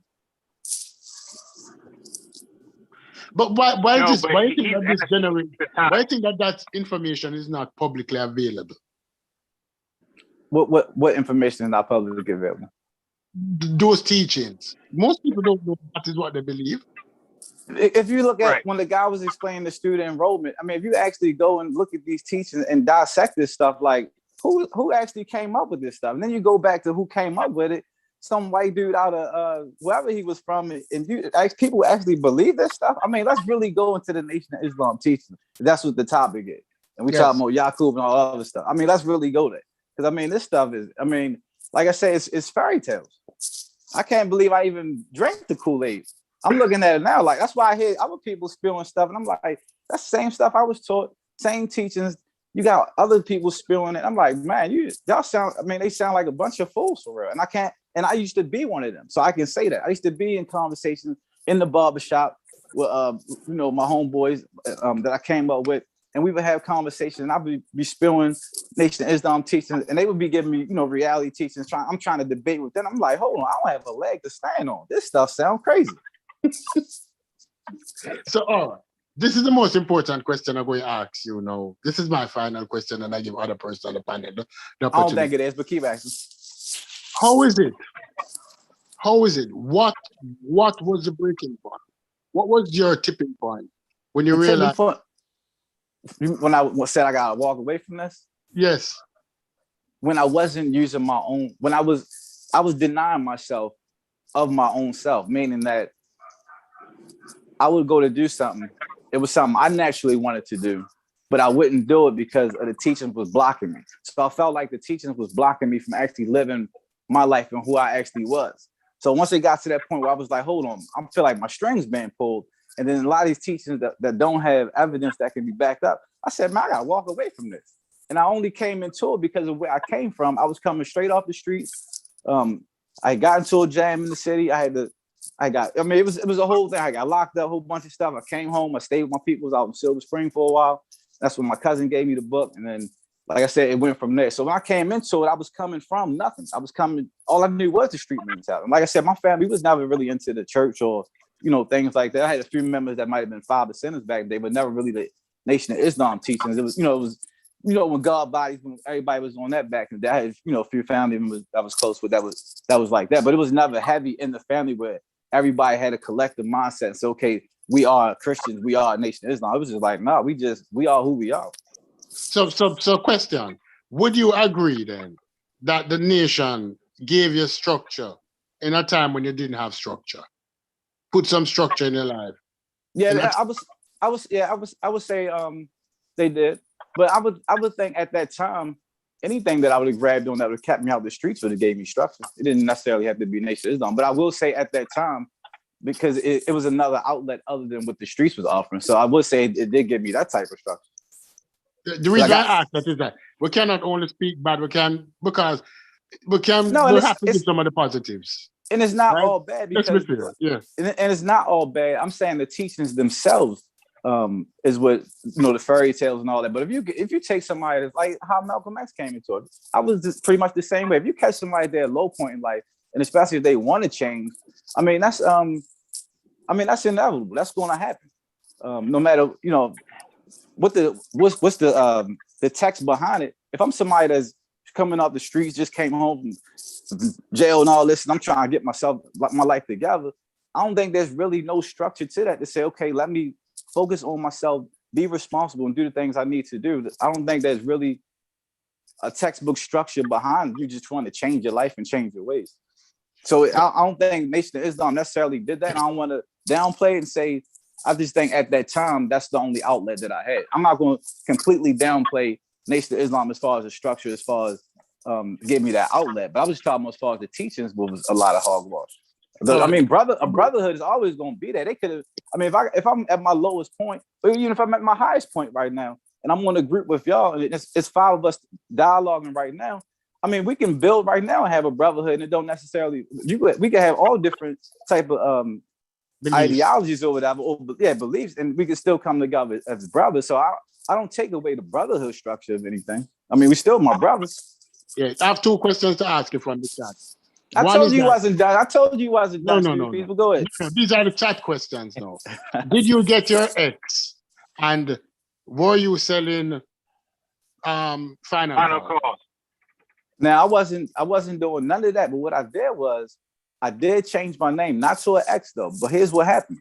Now when they was explaining the ex and keeping the last name, see, I gotta go deep into it. So a lot of these times you see somebody named Vincent X or Michael Muhammad or whatever. It's like they still keeping on 2 different mindsets. It's like, okay, I got part Islam, then I still got part of the so-called worldly thing. So it's like 1 foot on, 1 foot in. What I did was I completely changed my name, first, middle, and last name, which is sort of a regret, because now I'm like, okay, I'll fuck with this Arabic name.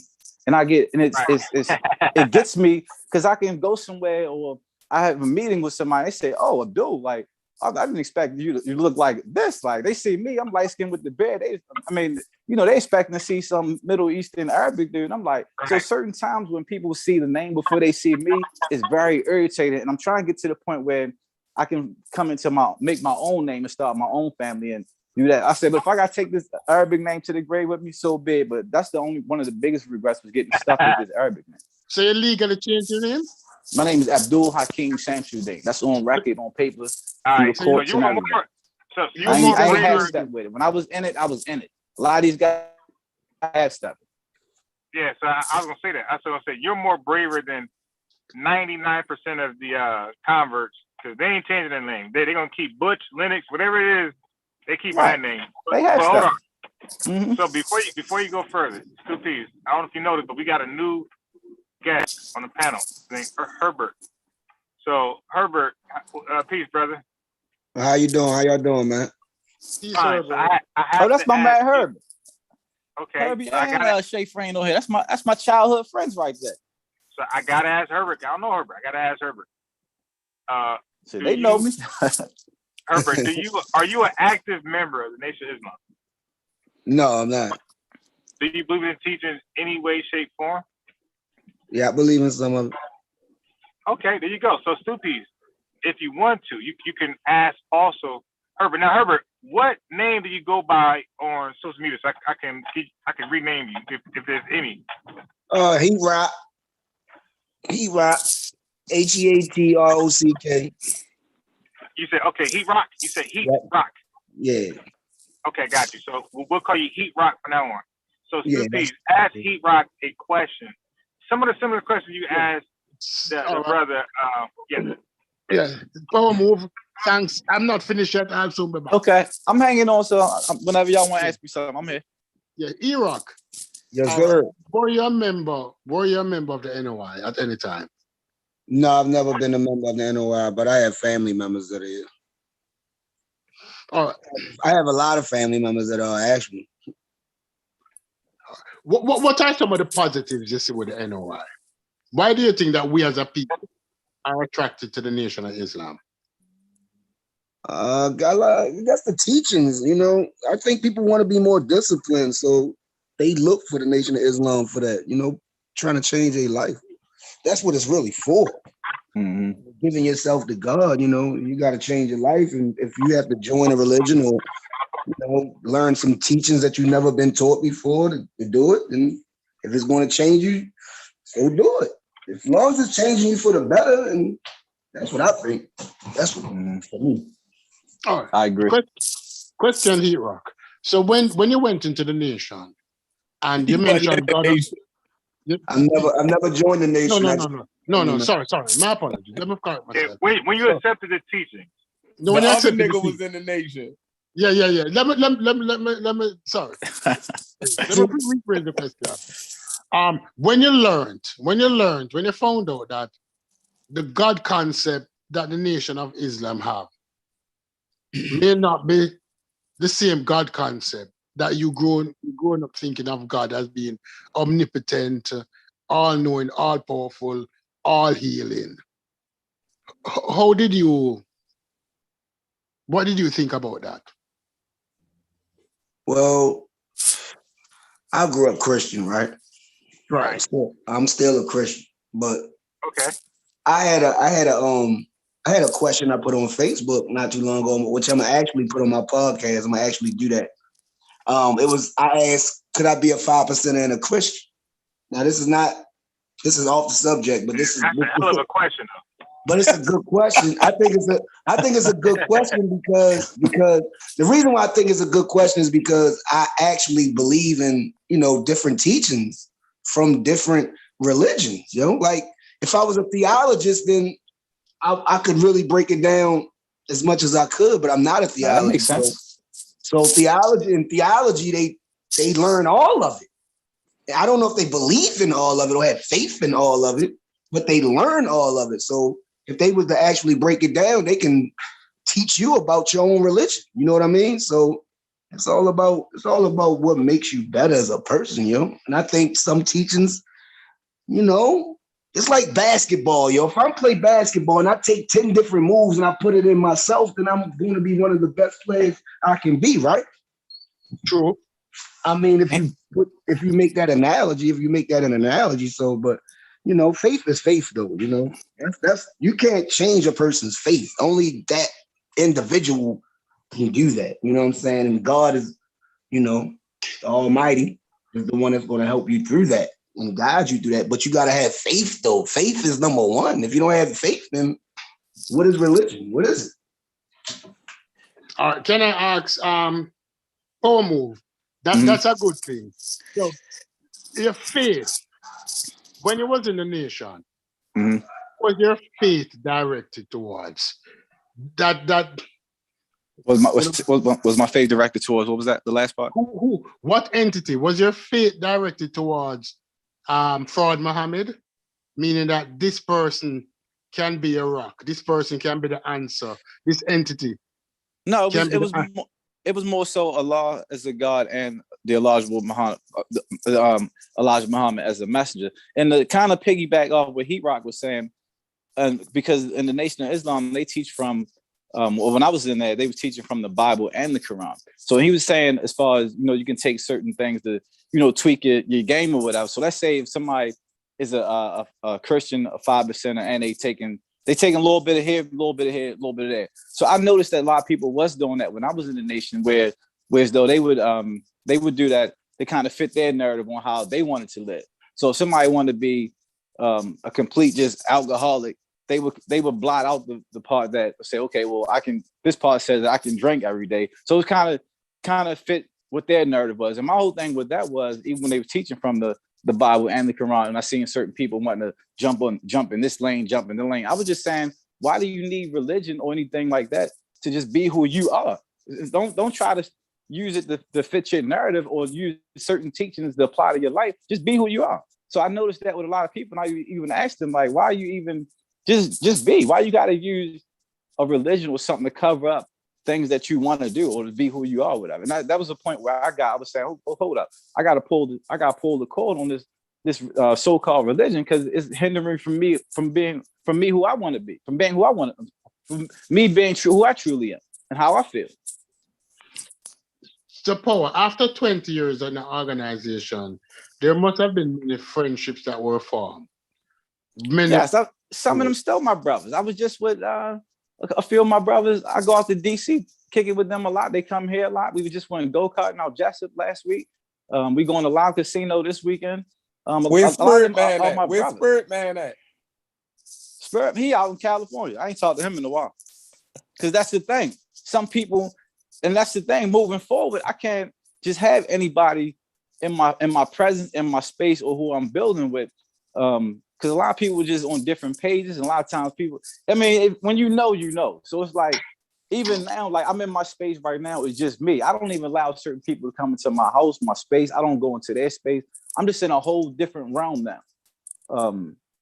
As far as where I'm at now. So just dealing with certain people and people trying to push their narratives on you. And that was another thing with I was noticing the Nation of Islam, and not to downplay the teachings, but a lot of it was getting twisted around. So I'll give you an example. They would say in Islam, we would say, okay, Allah Muhammad told us that, okay, the teachings was, if Allah said that if he got 1 million black people in America to believe in Islam, Nation of Islam, if he got 1 million of us, that we could dominate and take over overnight. So that teaching was twisted up and put into play as far as 1 million man march. But when you then it became a mockery of 1 million mom march, 1 million this march, 1 million that march. But when you had the march, it didn't even fit the narrative of what the teachings was. So I can go into more, but that's just an example of people twisting the teachings to fit their narrative. All right, but let me ask you this, Power Move. Because what he asked you, maybe I can ask the question better. All right. He was asking, when you joined the Nation or start studying the Nation, and Herbie, you might can chime in on this because I think y'all missed the what he was really asking. All right. Okay, go ahead. He was asking the theology of the Nation of Islam.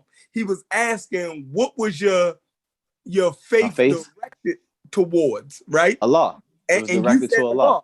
But according to the Nation, Farad Muhammad is Allah. And see, that's what I couldn't buy that. All right. So hold on.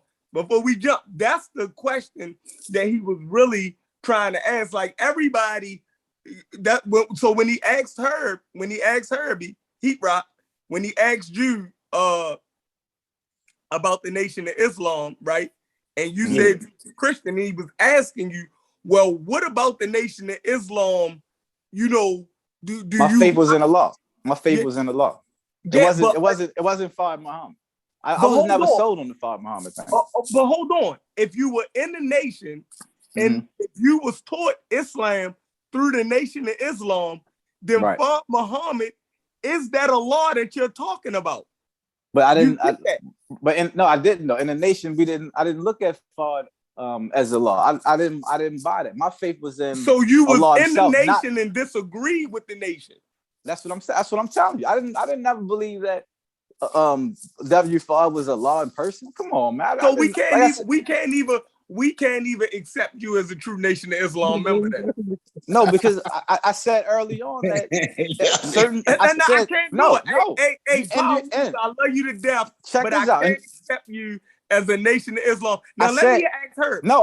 I said early on that certain teachings I overlooked because it didn't make sense to me. They was fairy tales. So I stayed in there because of other certain teachings. Because of other things. You stayed in there because of other things, right? I know where you're going. And to not do other things. And to not do other things. Right, cool. It kept me out of the streets. Right. Now, her. Yeah, I know where you're going. Go ahead. You as being a Christian, you believe in God through the understanding of Christianity, right? Yes, of Yahshua, Jesus. Yeah, so Jesus is God to you because you still accept being a Christian. Yeah, in a way you're right, because Jesus, that's why you became a Christian, is because you accepted Jesus as your Lord and Savior. So, right. So that was the reason. How did you say you was Nation of Islam, but you didn't believe in the core fundamental tenets of what makes you a Nation of Islam member? Because I took on all the other stuff I overlooked certain things that was just too fairy tale to me. like the Yakub All and right, I'm gonna accept that. W Fard as Allah in person. Certain things I overlook, but the student enrollment, English lesson C1, all of that changed. I went through the trenches as far as actually being in the nation. Like I said, it was just certain things I overlooked because it was just too fairy tale for me. But believe me, it was certain people that I got you. even when I was in the mosque was super half stepping. I'm like, hold on, my thing was go all out whatever I'm doing. So it was like, this is what I'm doing, I'm gonna go all out. I'm not gonna half step, but it ain't gonna be part last name, part name, and I got what Chef's saying. Like that I was just like, nah, my reality to me was like, hold on, come on, man, I'm not believing this dumb shit. Like, excuse me, I'm like, I'm not believing this, man. Like, come on. A lot of other stuff I apply. Like I said, I'm not gonna completely dismiss, what they stand for in some of their teachings, but a lot of it, like I said, it was fairy tales. And my nature didn't allow me to believe certain things. Like even when I tried to believe certain things, it was like, hold on, man. My nature wouldn't even let me. Like, man, you don't believe that shit. Yo, but I understand what you're saying, Chef, because when I pray and when I say my grace, a lot of times I'm praying to Jesus. Right. This is to keep it a stack. Sometimes you think of God, the first thing I think of probably is Christ. Right. You're absolutely correct. Even when I say thank you, Jesus, more than I say thank you, God. That's just because of what I am. I'm a Christian, so that's the first thing.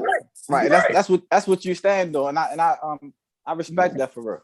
Like me now, I'm agnostic now. Like, I believe it's a God. I just don't put a name on it. But I believe there is a God out there. I just don't put a name. Labels, bro. It's just too many labels of just religion is like a big label in itself. Like Buddha. Look, you got Buddhists that will argue with us right now. Like everybody has an argument for their religion. But it's so crazy, Heat Rock, all of it is one and the same.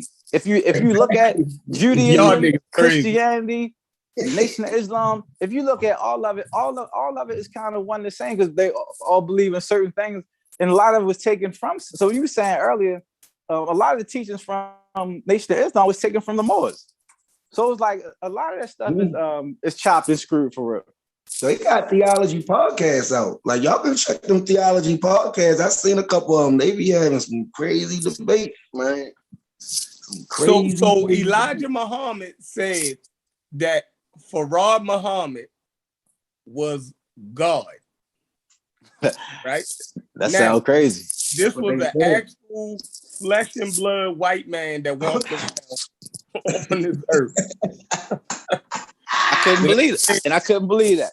So I had to overlook that. I had to turn a blind eye to certain things. Like, nah. This was an actual flesh and blood white man, though. Like, people actually seen this dude. Real dude. He got mugshots. Right. Exactly. But most people. He was a con artist. Most Nation of Islam members say that that's not Farad Muhammad. See, a lot of times when I hear the white man lied and said that was Farad Muhammad. So the Nation of Islam don't believe nothing that the government then put out to show the true identity of Farad Muhammad. When they revealed the true identity of Farad Muhammad, Nation of Islam members said, that go the white man lying again. That go the devil. Because the truth hurts. The truth. A lot of times when we used to hang in the barber shop, we would have dialogue, whatever. I would hear certain things, or I'll be spewing my Nation of Islam stuff, and then you might come back with something that's actual fact. And I was still being denial, still spewing my Nation of Islam stuff. I had to get to the point like, hold up, man, stop trying to defend this thing. You like I said, you don't have a leg to stand on. Stop trying to defend this thing for real. Like you said, it sounds crazy. Chef was a Muslim, right? Yeah. Chef comes from experience. Right. Jeffrey, you're a member of the Nation of Islam? I'm a member of the Nation of Gods and Earth. He was a Nation of Moors. So, all right. How is it? All right. The Nation of Gods and Earth. Is your God the same God as Allah with the Nation of Islam? No. I think the Nation of Islam, I think their God is different from all other Muslims. They said that Farad Muhammad was Allah. I don't think no other group of Muslims on planet Earth believe that. They like, I would tell him that Let me Allah ask is the you, moon hold god. on, please. Let me Allah is ask another actually question. a moon god. Allah was a pagan god. If you actually go into who Allah is, if you tell somebody from the nation that Allah was the moon god or pagan, they're not gonna believe that. So the truth hurts. So you're showing this white man that's a con artist, and you saying this is you showing that truth, and they in denial. That's what I was saying. I was in denial a lot of times for real because I didn't want to accept the truth. It was hurtful. Shepard, is your God the God of God, the gods of your God, what you had? Was he omnipotent? I'm an atheist. No. When you were practicing it, is he omnipotent? Oh Is he all-knowing? I believe. When I was Muslims believe that Allah is definitely omnipotent. He's all-knowing. Could he All perform knowing. miracles? You said what? Could he perform miracles? Turn water into wine? Yeah, Raise the dead? He was all powerful. All right. So question, but the NOI don't believe that. No, they don't believe in the so-called spook god or mystery god. No, they don't. Yeah, They don't. They definitely don't. So what's the benefit their of having? theology is different. So You know what's the what I mean? benefit of having that God then? If You your said God what? can perform miracles, what's the benefit? No, I would say that the Islamic God outside of the Nation of Islam had the same qualities as the Christian and Jewish God. That's what I was saying. Right. It was the Nation of Islam God is something I'm still confused about it. Like it is wacky. Like I just learned that it's different laws every 150 years. Like I don't know what they can saying let's say your God is, let's say Heat Rock God is Jesus, and he's saying what Nation of Islam is saying. Well, Jesus came. Jesus is not amongst us, but he actually did come in person, and he came to talk to you in the person of Stupies. So Stupies is Jesus in the flesh. That's how they said who fraud Muhammad was. He was Allah in person. That's how they twist that around.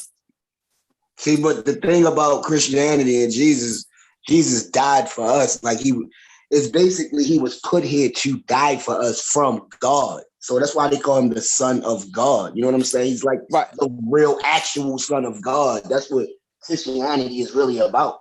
So God is, he's the Most High, he's the universe, he's the world, he's everything. But Jesus. No, I was using that as an example, as what Freno was saying. I could have used Buddhism. I say whoever their prophet is or whatever, and they said he came in the person of somebody else in the flesh. I was using that as an example. Yeah. But Christianity takes it to another level. Christianity is confusing also. Yeah, all the religions is confusing. All the question to everybody here. Can the Nation of Islam God answer prayers? Your mother is sick and in the hospital. No. And you need her to be healed. Can he answer?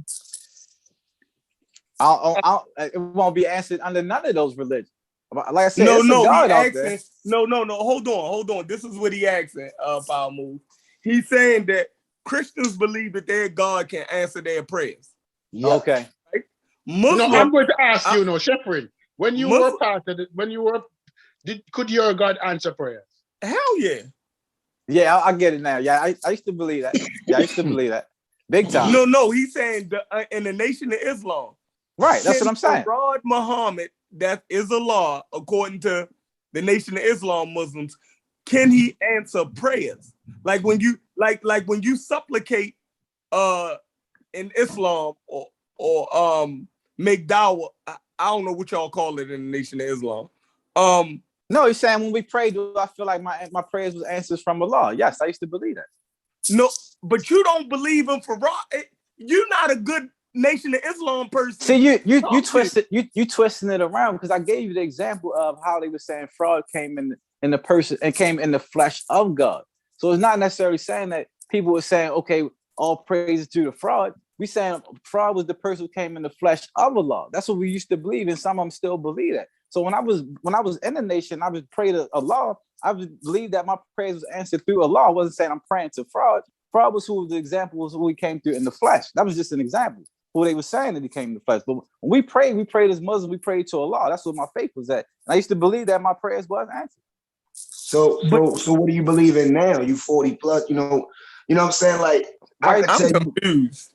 you, so like, so, because that's the question. Let me help you understand. If you're confused, let me help you understand. Because like I said, I was trying to break down as far. So right now, answer your question, He-Rock.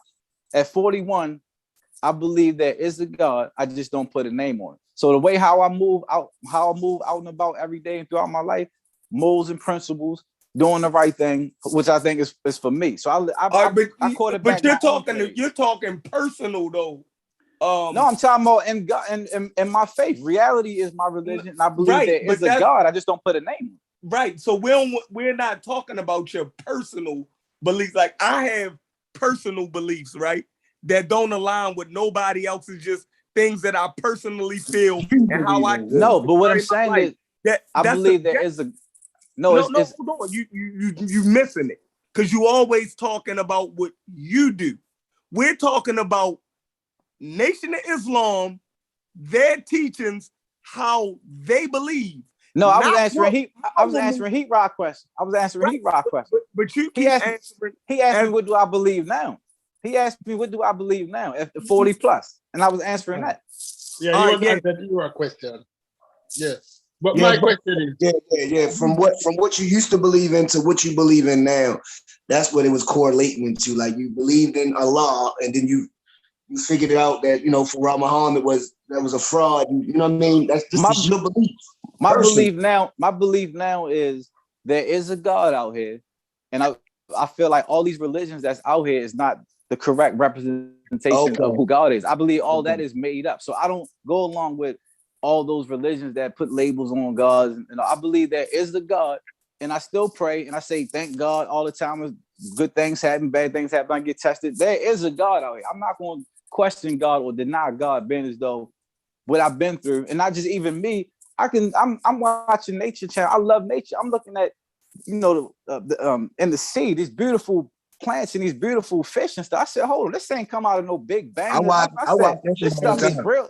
This stuff real stuff. So you can't tell me. I think hold on. You can't tell me y'all missing the conversation. Hold on, everybody. Hold on. Because we're not going to change it from this because this is too sweet. This YouTube page is going to make a difference in so many people. Because the opportunity to speak to brothers who are different kind of Muslim to understand the faith is not readily available. People don't take this for granted. I'm telling everybody listening now, do not take this for granted. This opportunity don't come around every day because many of us didn't know this. But let me ask you a question. When you pray now, when you used to be in the Nation of Islam, you pray without any expectation because there was not spook God. So there was no miracles.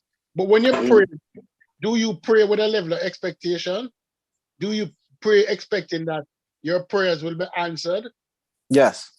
That's a good question. Time. Yes. And I'm answering yes. Also? Yes, at that time. At that time, even now, when I pray, I believe my prayers are answered. But not now. I don't necessarily pray. I just say, God, look out for me. I got to the point. I said, I don't want to. If a kid come up to me, if my nephew asked me to take him to the store, and I said, all right, I got you. And he come back 2 minutes later, you take him to the store. He keep coming every 5 minutes. So I don't feel like I don't do a whole lot of prayers because I don't feel like I want to keep nagging God about the same thing. Like, God, bless me with this or do this. So that's why I do have my faith in there is a God out here in certain things. I'm like, oh man, this is so I say I'm a warrior, not a warrior. So when I find myself worrying about things, I'm like, oh no, God got me. Oh, I ain't worried about that. God got me. Sheffron, when you used to pray, you expected answers to your prayers, right? Facts. Know that you are not. Know that you're no longer strong in religion. You no longer pray, right? Nope. So how the mindset came about for you to change from that person who was an active prayer at one time in your life? You were an active prayer. You're a person who pray regularly, 5 times a day. It came from basically just reading and studying and then questioning things. It wasn't easy. Like I went through all kind of changes. What Power Moves is saying, I even moved into that realm of belief, right? For a while, because it was stages, right? It was stages. I went from, well, it might not be the Islamic God, but it's something out there. Right. Something made this happen. Like I even, you feel me? I had to trifle with all of those things until I dispelled myself of all of it. Right. So no, Shepard. No, Shepard. Let's be honest. We're having an honest conversation here. How long ago have you moved away from the faith? I would say around 10 years. 10 years. Yeah, around 10 years. At any time now in your life, have you ever find yourself mistakenly calling upon Allah? Hell yeah. Because it's deep ingrained, right? It's embedded. It's embedded. Like when I catch myself family members, when I'm around certain family members, you do things out of just habit, right? So, you know, if I'm around my uncles and them, you know, and they about to make prayer, I might fuck with it. You feel me? Just because we all vibing together, and I don't want to break the cipher. You feel me? Yeah. But it ain't like I really believe. But it actually, if like, all right, for instance, I never was a Christian, right? But when I used to have to go to church with my grandmother, I would still pray like a Christian do. Showing respect. Right. Yeah, and I will feel good afterwards. Yep. I can't sit there and lie and say, you know what I mean? When my grandmother used to make us pray or pray for me, I felt good afterwards, right? Whether I believed it or not, you know, that's just being a real nigga. You so now at this stage in your life, vibes and energy. So now at this time in your life, you have to catch yourself at times. No, it's not catching myself because I understand what it is, right? If somebody in my family pass away, don't nobody feel good until my grandmother come in there and pray over everybody. And we could be of all different, because she just give us that, her faith and whatever she believe in, it's and real. How she carries, that shit gives us comfort. Right, what Stupid is saying, like, he's saying, like, sometimes I catch myself, something good happen, I'll be like, oh, praise due to Allah. And I'll be having to stop myself from saying it. But if I go around my brothers that's still in the nation and we chilling and I go to see him, I'm gonna still greet him, you know, Assalamu alaikum. I'm not just gonna be disrespectful, like, no, man, I ain't with that Islam stuff no more. I still show respect, but at certain times I gotta catch myself to be like, oh, man, I was about to say all praise due to Allah. Like, it's so ingrained in me. So it's not an overnight thing for some people. No. The reason why I'm bringing the question in this line, you know, is that what I want you all to consider this. Is it important that as a black man you have some kind of faith to rely on? Is faith necessary? No, believe in yourself. No, believe in yourself. Even if you got faith in yourself, even if just faith in yourself, you gotta have faith in something. Right, right. I agree. Yeah, I agree. You gotta have faith in your children. You gotta have faith. You gotta have some type of faith in something. You're like, I agree. Because you'll be like a robot. You can't be a robot out this bitch. Whether God is real or not, I can't deny that black people in America used it. And it was a psychological help to us, whether it's real or not. I can't agree and say that Dr. Martin Luther King and them, right, didn't use that shit to their bit. Whatever it was, it gave them the mental fortitude to do what they did. So go through everything they was going through. Yeah. It might not be, look, but to take it to that level, real. It might not be real, but niggas used it like that. For all right, Nation of Islam equipped me for battle. Nation of Islam equipped me for battle. I ain't gonna try. Well, think about it like this: if somebody is, my uncle used to always use this analogy, right? He would say, if somebody is in a river drowning, right, and somebody threw him a branch, and he grabbed onto this branch, kicking and screaming, and was able to make it to the shore, right? He will pull that branch out and say, "This branch saved my life," right? And you wouldn't be able to convince him that that branch didn't save his life. Now, I could tell him, "No, brother, it was your fight that you put up that got you." You dig what I'm saying? But I see what you're saying. It was that branch. I'm not going to try to dispel that man of that fucking belief. Right. Until that branch becomes a hindrance in his life. Now, how do that branch becomes a hindrance in his life? When this motherfucker try and take a big ass branch into McDonald's with him, talking about that's good. No, you can't bring that in here, bro. You feel me? It ain't used for that. Sheffrey, let me ask a question another way to all the panel members now. Because what I'm getting from this is that what I need to ask, are you as a nation, as a complete set of people, do you think that we have achieved the level of maturity emotionally? No, we're not there. No, hold on. Let me finish. Let me not finish. there. Not emotionally. Not emotionally. Or mentally. Mentally and emotionally. No. To carve our path without a faith system. No, we ain't there yet. No, not the majority. You might got a couple people, few people out there like that, but no, not the majority. Hell no. I think that's a great question. I think if we'd have never brought religion into it from day one, I think we would be a naturally faith-based people amongst each other as one. I kind of believe it. Or if it was just one religion. Or if it was just one religion. Exactly. So what if it was just one religion that black people did? That was it. Then what? And that was cool too, as long as we was on the same page. But that's why we couldn't have 40 acres in a row, because it was too many different ideologies. Everybody on different pages. Now we can actually operate. If we can collectively come together and operate with different ideologies, that would be amazing. But if we was to actually see how it was, if we was never, tampered with mentally with religions and all that, that would have been great to see. Like, I would love to see how life would be without religion as far as our community. That's great. That's a great question.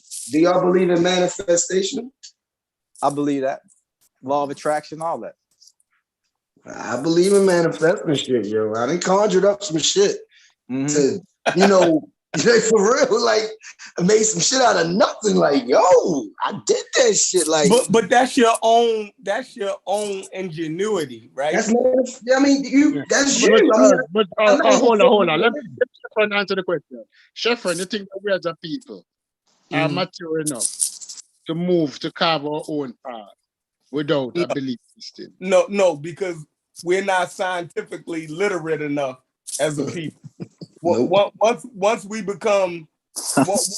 get to a level of at least 40% of us is scientifically literate. You gotta break that down though. You gotta break that down. How can you say scientifically literate? Like, what does that mean? Pop a perk but won't take the vaccine. That's that right there. You got pop a perk but won't take the vaccine. That sets everything up right there.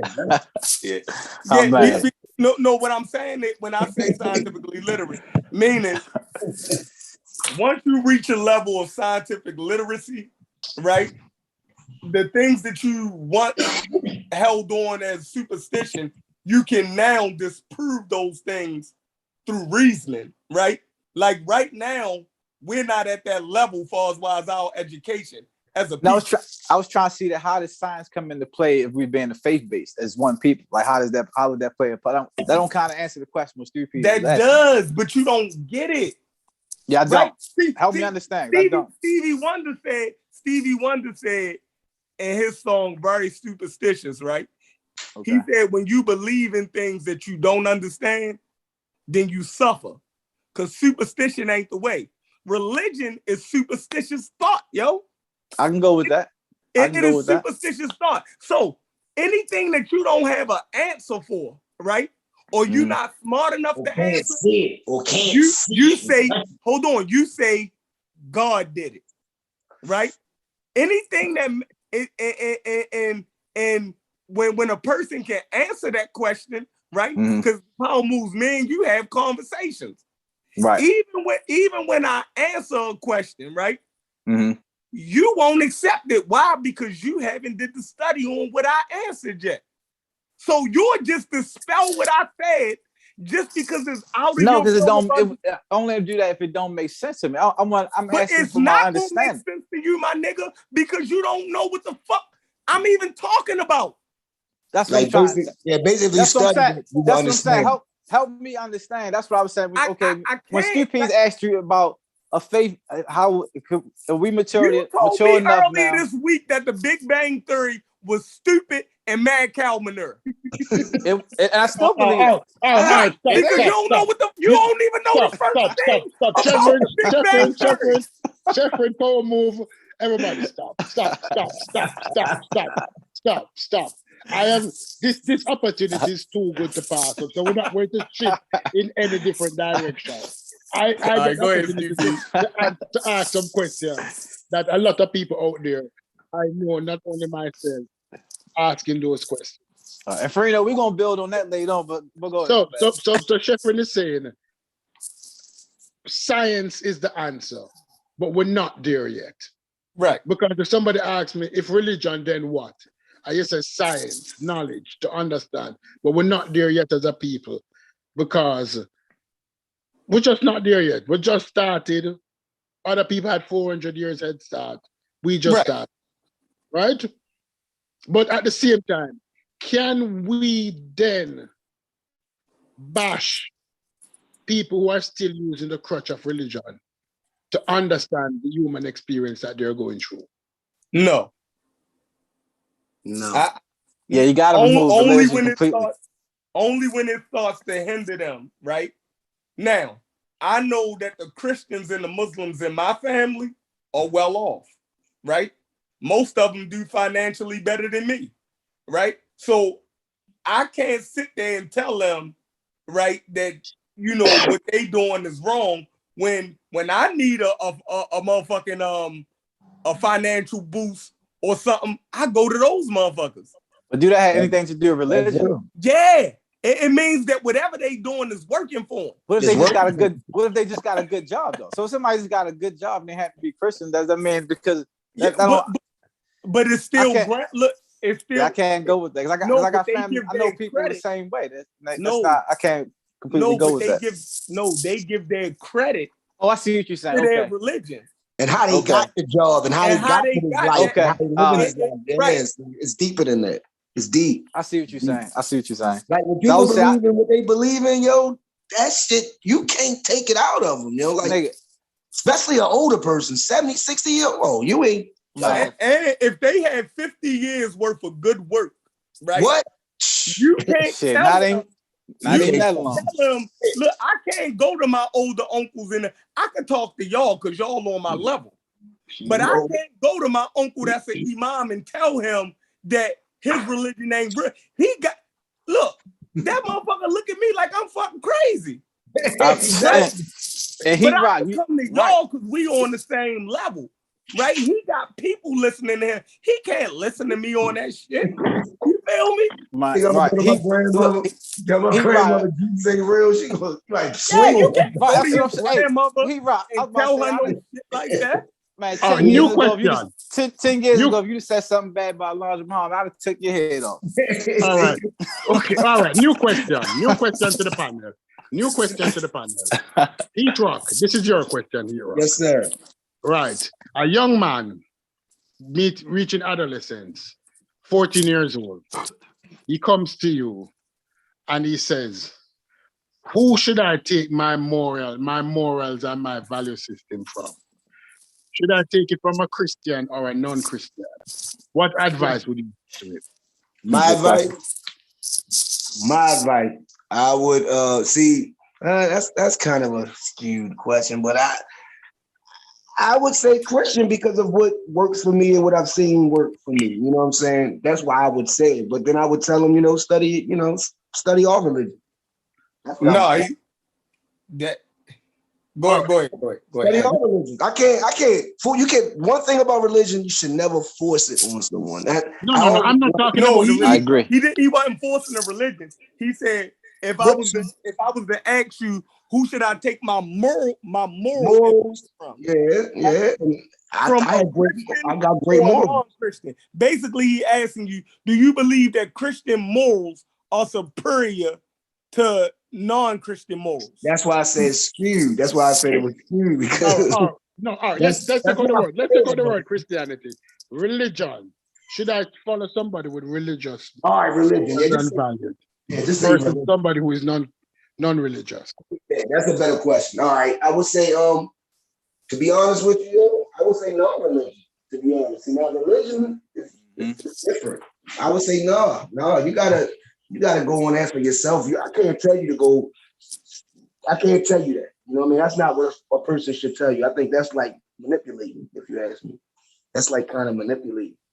You should go for the non-religion and become a religion after you study. You know what I'm saying? You should be nothing at first. You should be nothing at first. Study on your own. What you think, Jeffrey? My morals I think my Muslim morals was better than I still pattern myself after them. They haven't, those morals that I learned in Islam has sustained, my character over the years. So I still roll with them. For a kid, asking that, religion is like somebody holding your hand. I mean, if you look both, if a kid come up to me and say, where should I get my morals or principles from? I mean, first I would say from within, but we go through stages in life. So I'm not the same person I was at 10, I was at 20, at 30, and I'm at a new stage at 40. You gotta read, study, read. Let the man read. Let him learn on his own. I can't just tell you to do that, That's not. So that's what I was saying. If you cross the street and you look both ways before crossing the street. I don't need somebody to hold my hand. No, you gotta teach morals. I don't believe that. You gotta teach morals. I don't believe you need to teach morals because a lot of things that I don't believe. A lot of people. If you had a son, you wouldn't teach him his moral compass. You would leave you power moves. You saying you would leave his fucking morals to chance for him to figure that shit out himself? No, that's not what I'm saying. All right, so exactly. So moral. But you say your child though, Franny. That's different when you say your own child.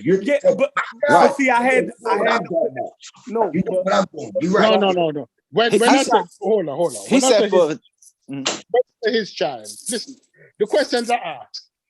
If I say his child, I'm talking children in general. In general, right? That's how I answer. Right. You can include your child in that also. Yeah, your child, your child, you gonna make that nigga do what the hell you want him to do. But Father, I would tell him that it works for me, but you should, read up on it. No, not their morals. I would teach him my morals, but he might look. Hey, Chef, it's a lot of shit that people taught us, right?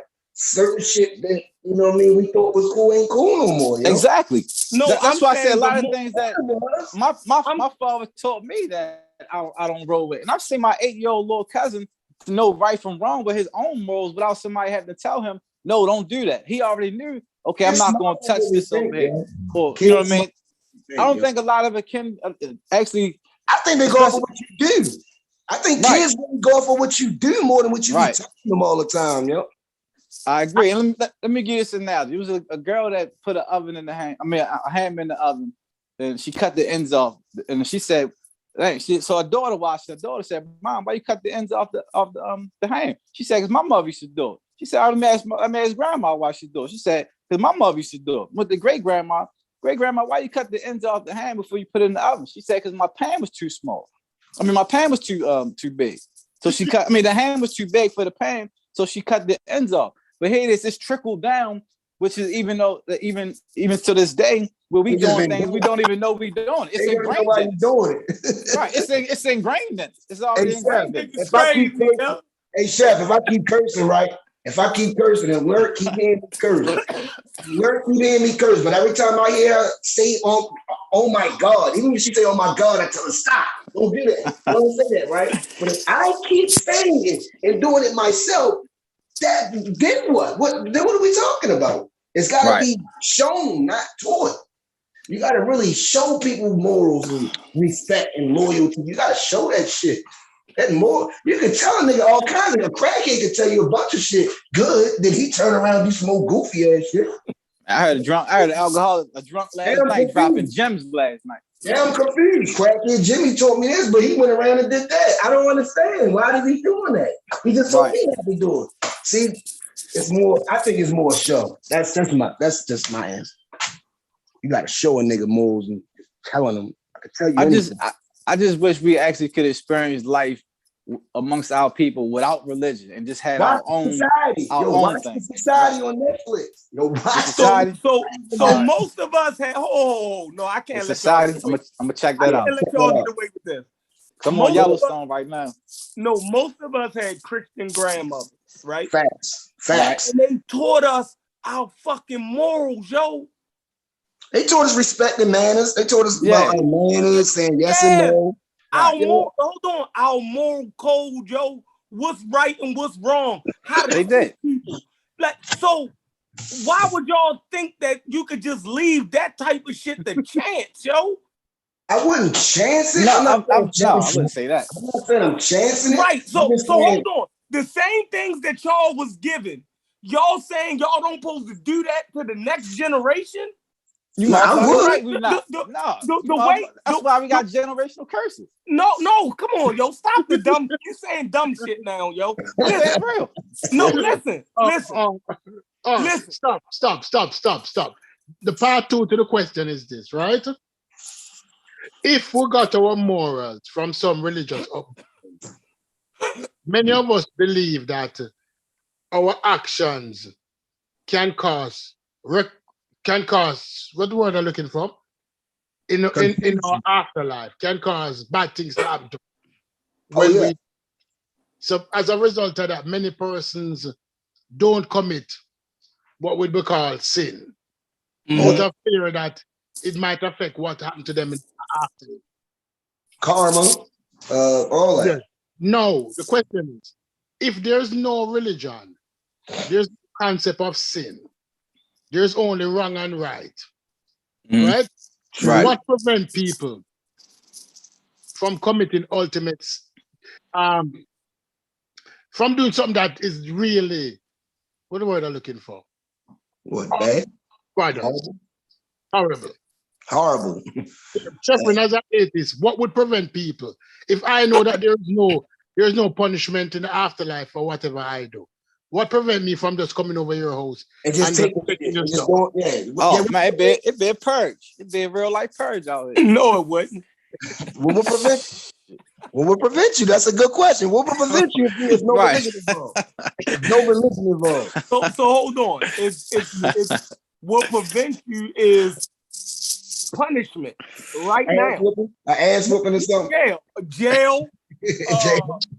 But he's saying if there's no recourse though, if you know that there's no recourse, I walk out this door right now and I can do anything right now. That's what he's saying. I know I can go out here and I can go out here and rape women. I can go ahead and murder. I can go out here and do any of that. That's what he's saying. From a lawless society. That's no, not a lawless society. Let's if I have the ability to get away with it. Right. Hey, Stupies, let me say this. With these guys, you have to be dead on with the question because in Baltimore, we, is our drinking water was contaminated. If we got lead. Yeah, if you're not dead on with the question, they're gonna run all over the board with it. But yet we not. But yet none of that stuff was ingrained in us. And you wanted to take on stuff and say it's not generational curse. So you got people out here now that lie, don't know why they lie because it's been ingrained in that.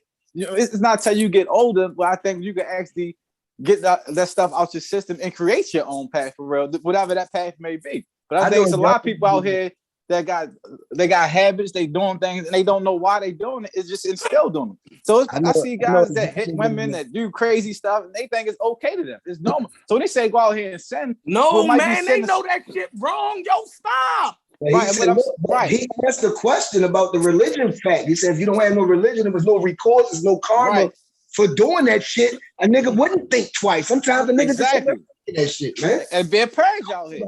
Everybody knows, but see, morals morals don't stop you from doing things. It is a pendulum that shows you what's right and what's wrong. I don't do certain things now, so I won't go to jail. But if I knew if I can get away with murder right now, a lot of people probably would be gone. Listen, morals is not the punishment of a wrongdoing. Morals is the knowledge to know what's right and what's wrong. That's it. I agree. And your No, heart. it ain't my heart. Hold on. I agree. Yo, Frano, I agree with that. Hold on, everybody. Hold on. Welcome to the panel, Michael iPhone. Who are you? Say hello. Michael iPhone. Yo, Yeah, big up. That's Michael, welcome. Mr. Phillion. Yo, morals definitely is taught. That's learned behavior. Why niggas go against morals all the time? However, even if it's being shown,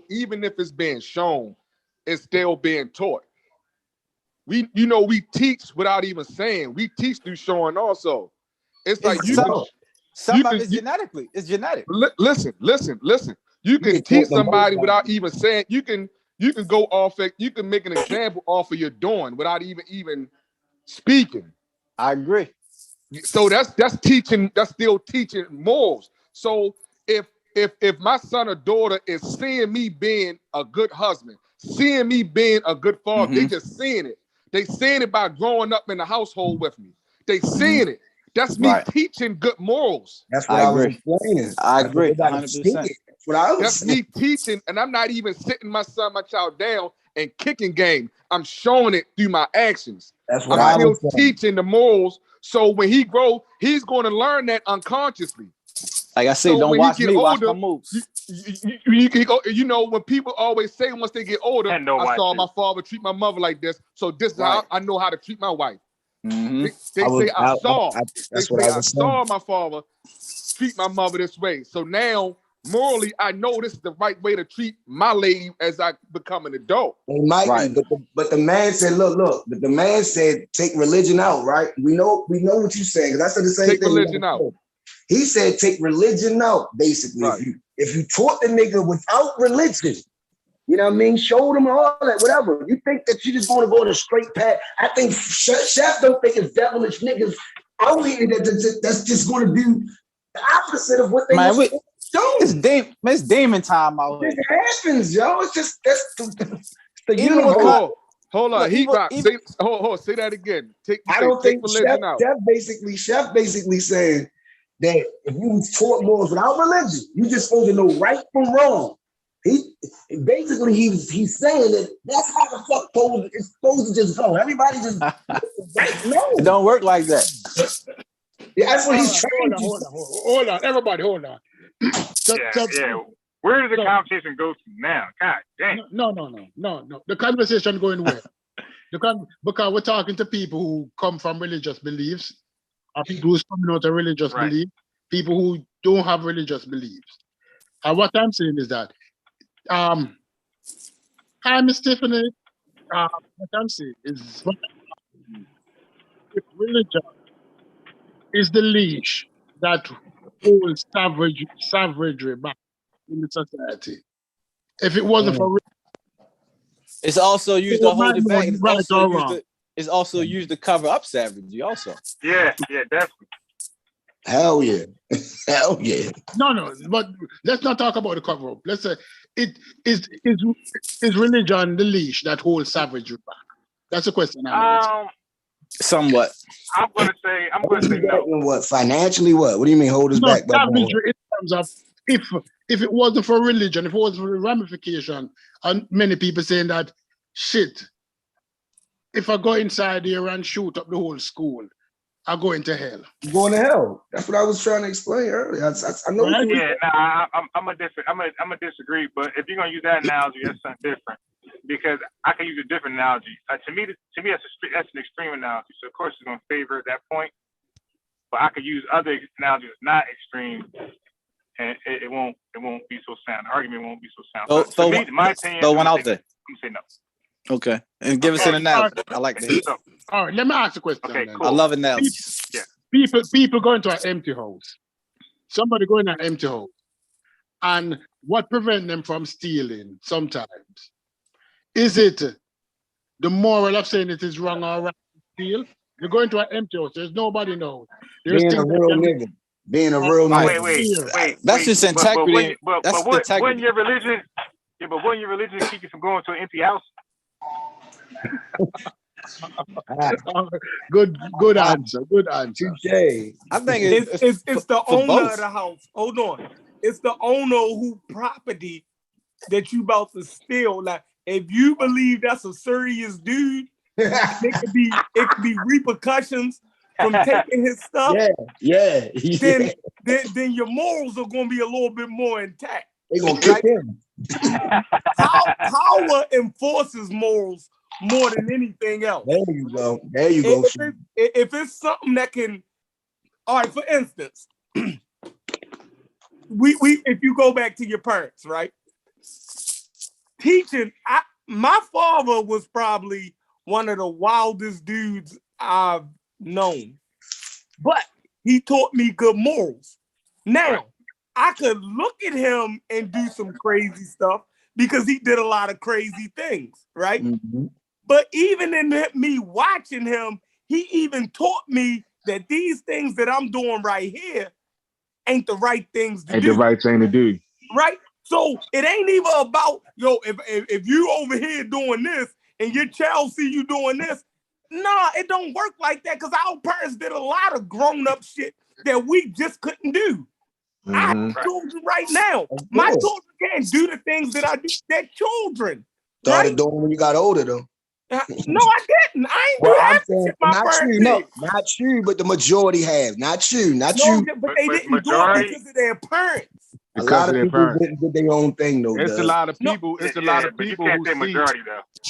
No, but he was saying, you didn't sell drugs because of your parents. Not just sell drugs. That's one thing. Whatever. You didn't whoremonger before you got married or whatever, and you was running the streets doing your thing with the ladies. You wasn't doing it because of your parents. You can't name one vice that you was doing in these streets that you got from your parents. Yeah, like so we got but that's not what he was saying. He was saying that if I was to go out here and murder somebody right now, get it from your parents. No, hold up. No, if I go out here, he was stupid saying if I go out here and murder somebody right now, what's stopping me from murdering somebody is not religion. What's stopping me from murdering somebody is consequences. So if you used to call me up and somebody and Freno, you like somebody just home shakes money. All right, I'm on my way. We about to take care of that. I'm not thinking about religions. What's the religious consequences? I'm thinking about the law consequences. How we gonna get away with this? That's where he was coming from with it. Oh, but that's true too. But on the flip side, okay, let me ask you. Hold on, everybody. Hold on. The reason why I brought the conversation in that direction. Hold on. Go ahead. You sound like a selector. Yo, Brad, respect. Bad man play them things. Yeah. Hold on. Yo, Stu-Piece, tell them bad man to play them things. Yeah. Bad man. All right, this is it. The Nation of Islam was integral in changing the life of many men who were considered thugs. What Republicans would call thugs. People who were strong in the streets in crime. A lot of them went into the prison system, and the life got turned around when they were introduced to the Nation of Islam, because the Nation of Islam showed them that, listen, this is acceptable and this is unacceptable behavior. Facts. Yeah, but you could learn that from anybody, though. But the Nation of Islam had a program of teaching it. We talked about that, friend. We talked about that. Right. But what I'm saying is that, so Christianity teach you that, though. Yeah, I know. I'm just using it. I would say, but it was general. Nation of Islam was the largest as far as bringing us together as a collective. Besides, do you know why? They actually knocked on your door. That's why. But if Christians knocked on your door, no, witness Jehovah's right. Hold on. Let me finish your question, please. Let me finish your question. Yeah, I know how Nation Islam operates. All right. The Nation of Islam is a religious group, and many religious groups have transformed the lives of people who was going into a direction that society did not agree with. Mm-hmm. That adjusted we'll use the word, the moral understanding of these individuals. So can we discredit the role that religion can play in strengthening our people? No, it play a role. It helps out big time. A lot of people to this day use that as a crutch to get them through life.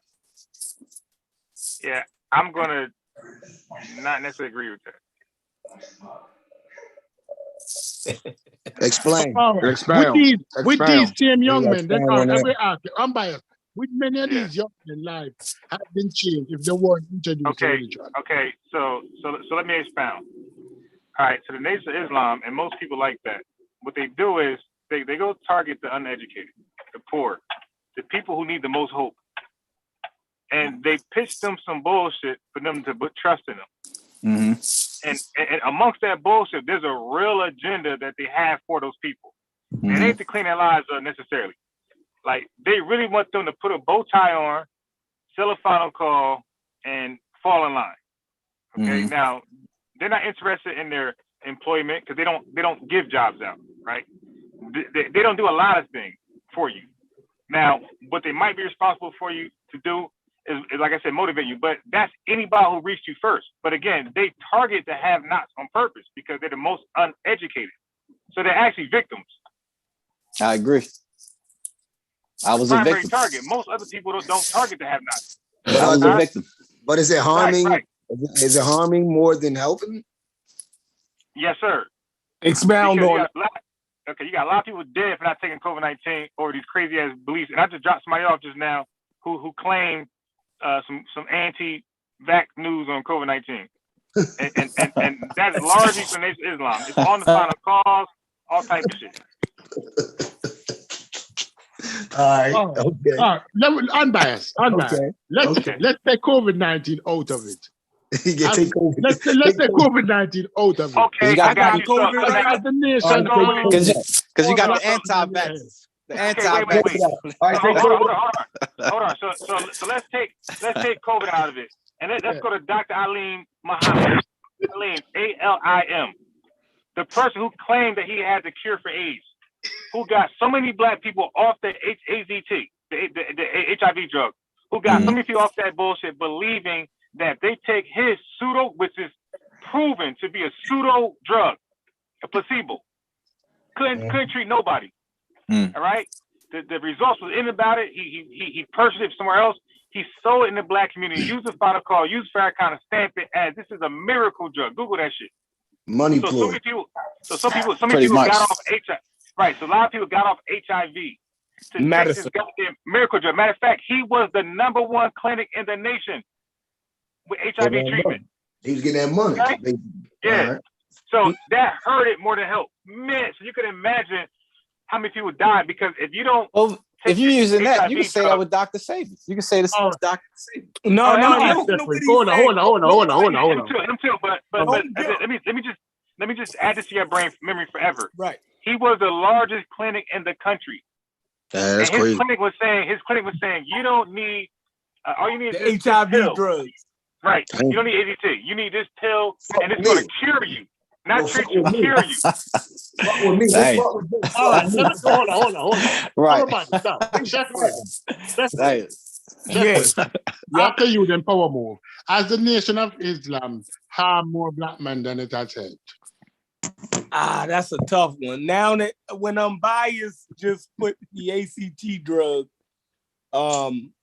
that's a lot of people. That's a lot of people. That was at the height of the HIV in the country. Right. That was at the height of the HIV epidemic in the United States, right? And we know that black people, was leading in right in the HIV and in numbers.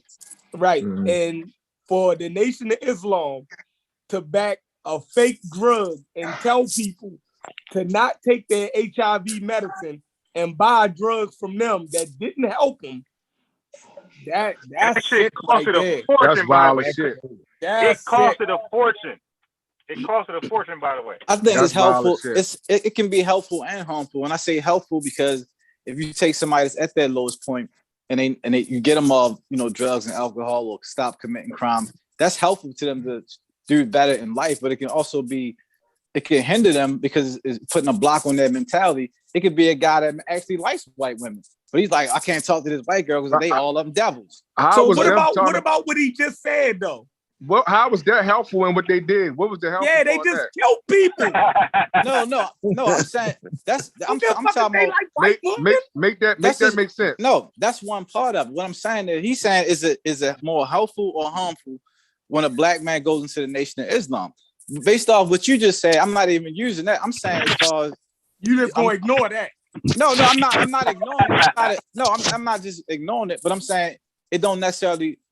I don't want to say I'm ignoring it, but based off the question that Stu Pease was asking, I'm saying that it can be harmful and it can be helpful.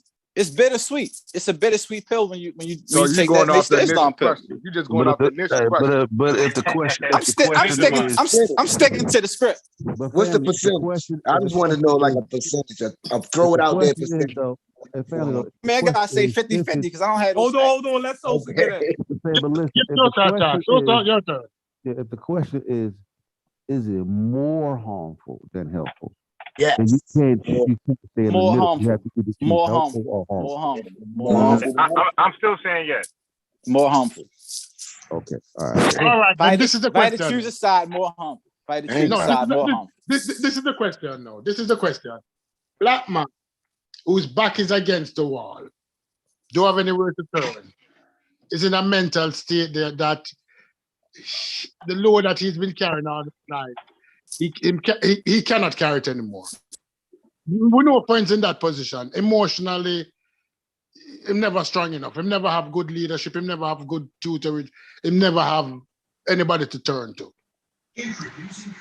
And he finds a nation. Would it be better if he stays out there in the cold by himself, or go under the shelter of the nation? Figure it out on his own. Nation. No, I'll say figure it out on his own. Yeah. I'm saying wait for a real activist to get out there and come take care of you. I might go for right now. Waiting though, is back against the wall because I feel like not going up. People have to find that safe haven. Like you may find shelter in the rain for a moment. You know what I'm saying? And then you figure out where you need to get to become, you know what I mean, to get more shelter. But if you're in dire straits, then you got to take the shelter that's offered to you. Yeah, but where you need to go once you. What if that shelter? Yeah, but what if that shelter you just joining Satan's army? Like for those who use that terminology, that's pretty. You said Satan's army. You're joining Satan's army. Okay, I got you.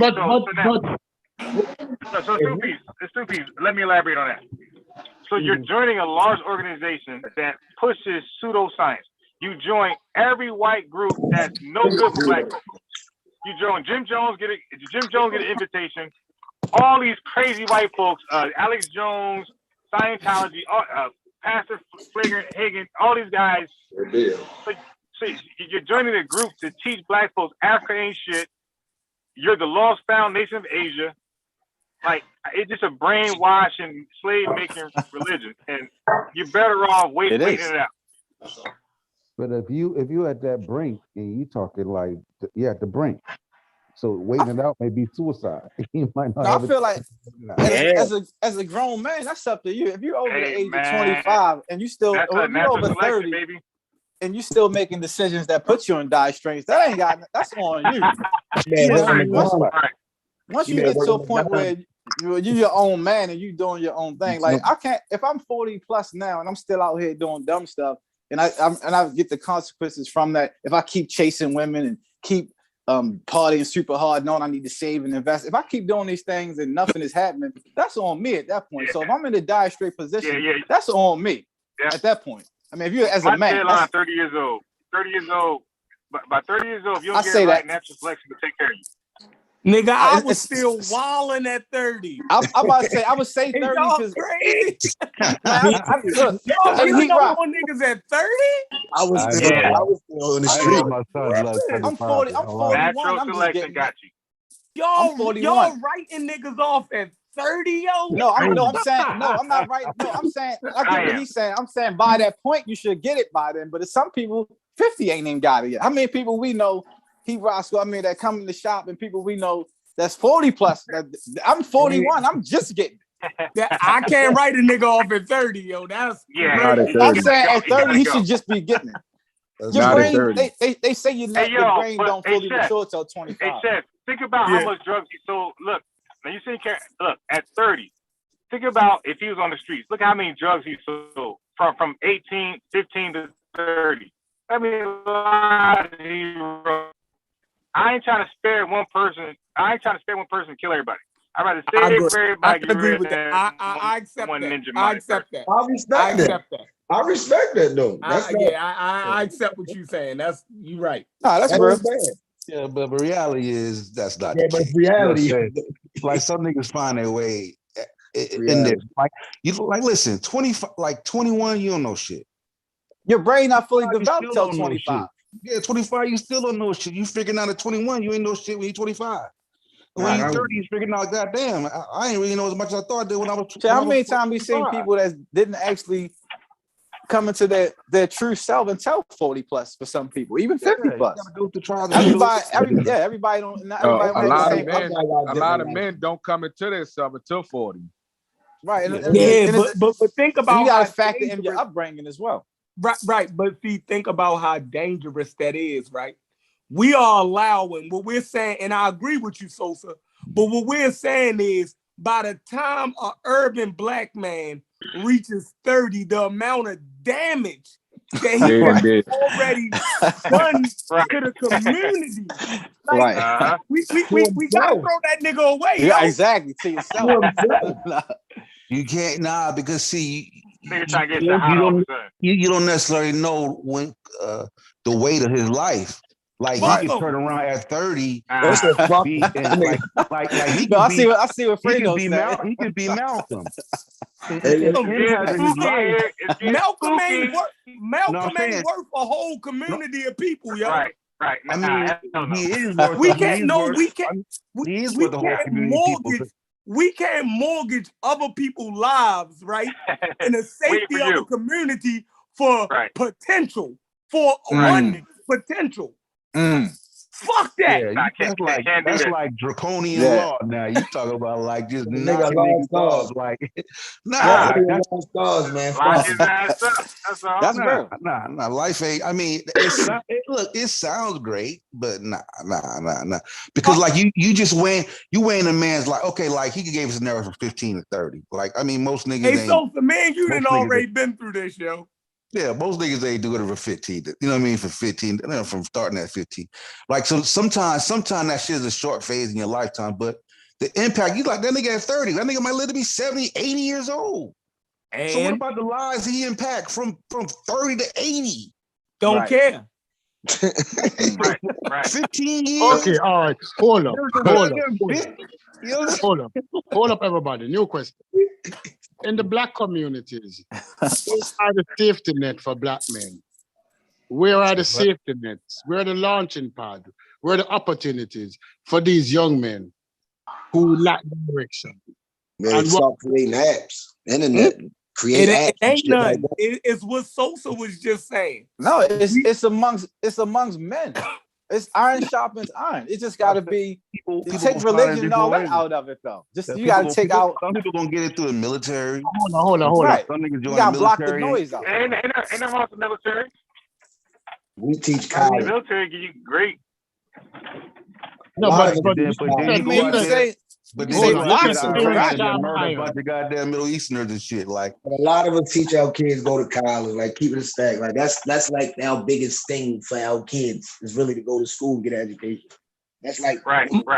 Most people are gonna live a normal life, right? And I think we have the genius superstar rags the riches shit embedded in our heads too much.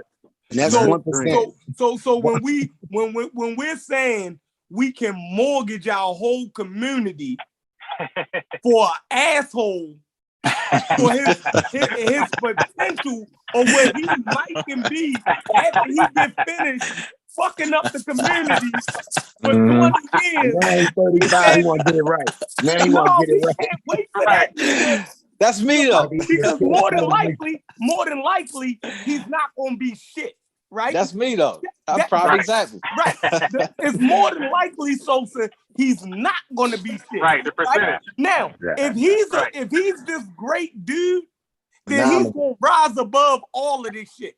See, that real motherfucker, real genius actually rises to the top, right? So I agree. We can't sit there and let the average asshole just run amok. We got to get rid of these niggas early. The soon as we see this little nigga in class, demon in the first grade, if we was trying to sit him down in pre-K, he ain't get it. With the kindergarten, he ain't get it. At first grade, now he got to be separated and put in a whole nother class. We ain't waiting for this motherfucker. We ain't letting him. Hold up. Even Diva. He the same nigga. You said they should have knocked off your pop should have got knocked off way early. He said everybody can't go.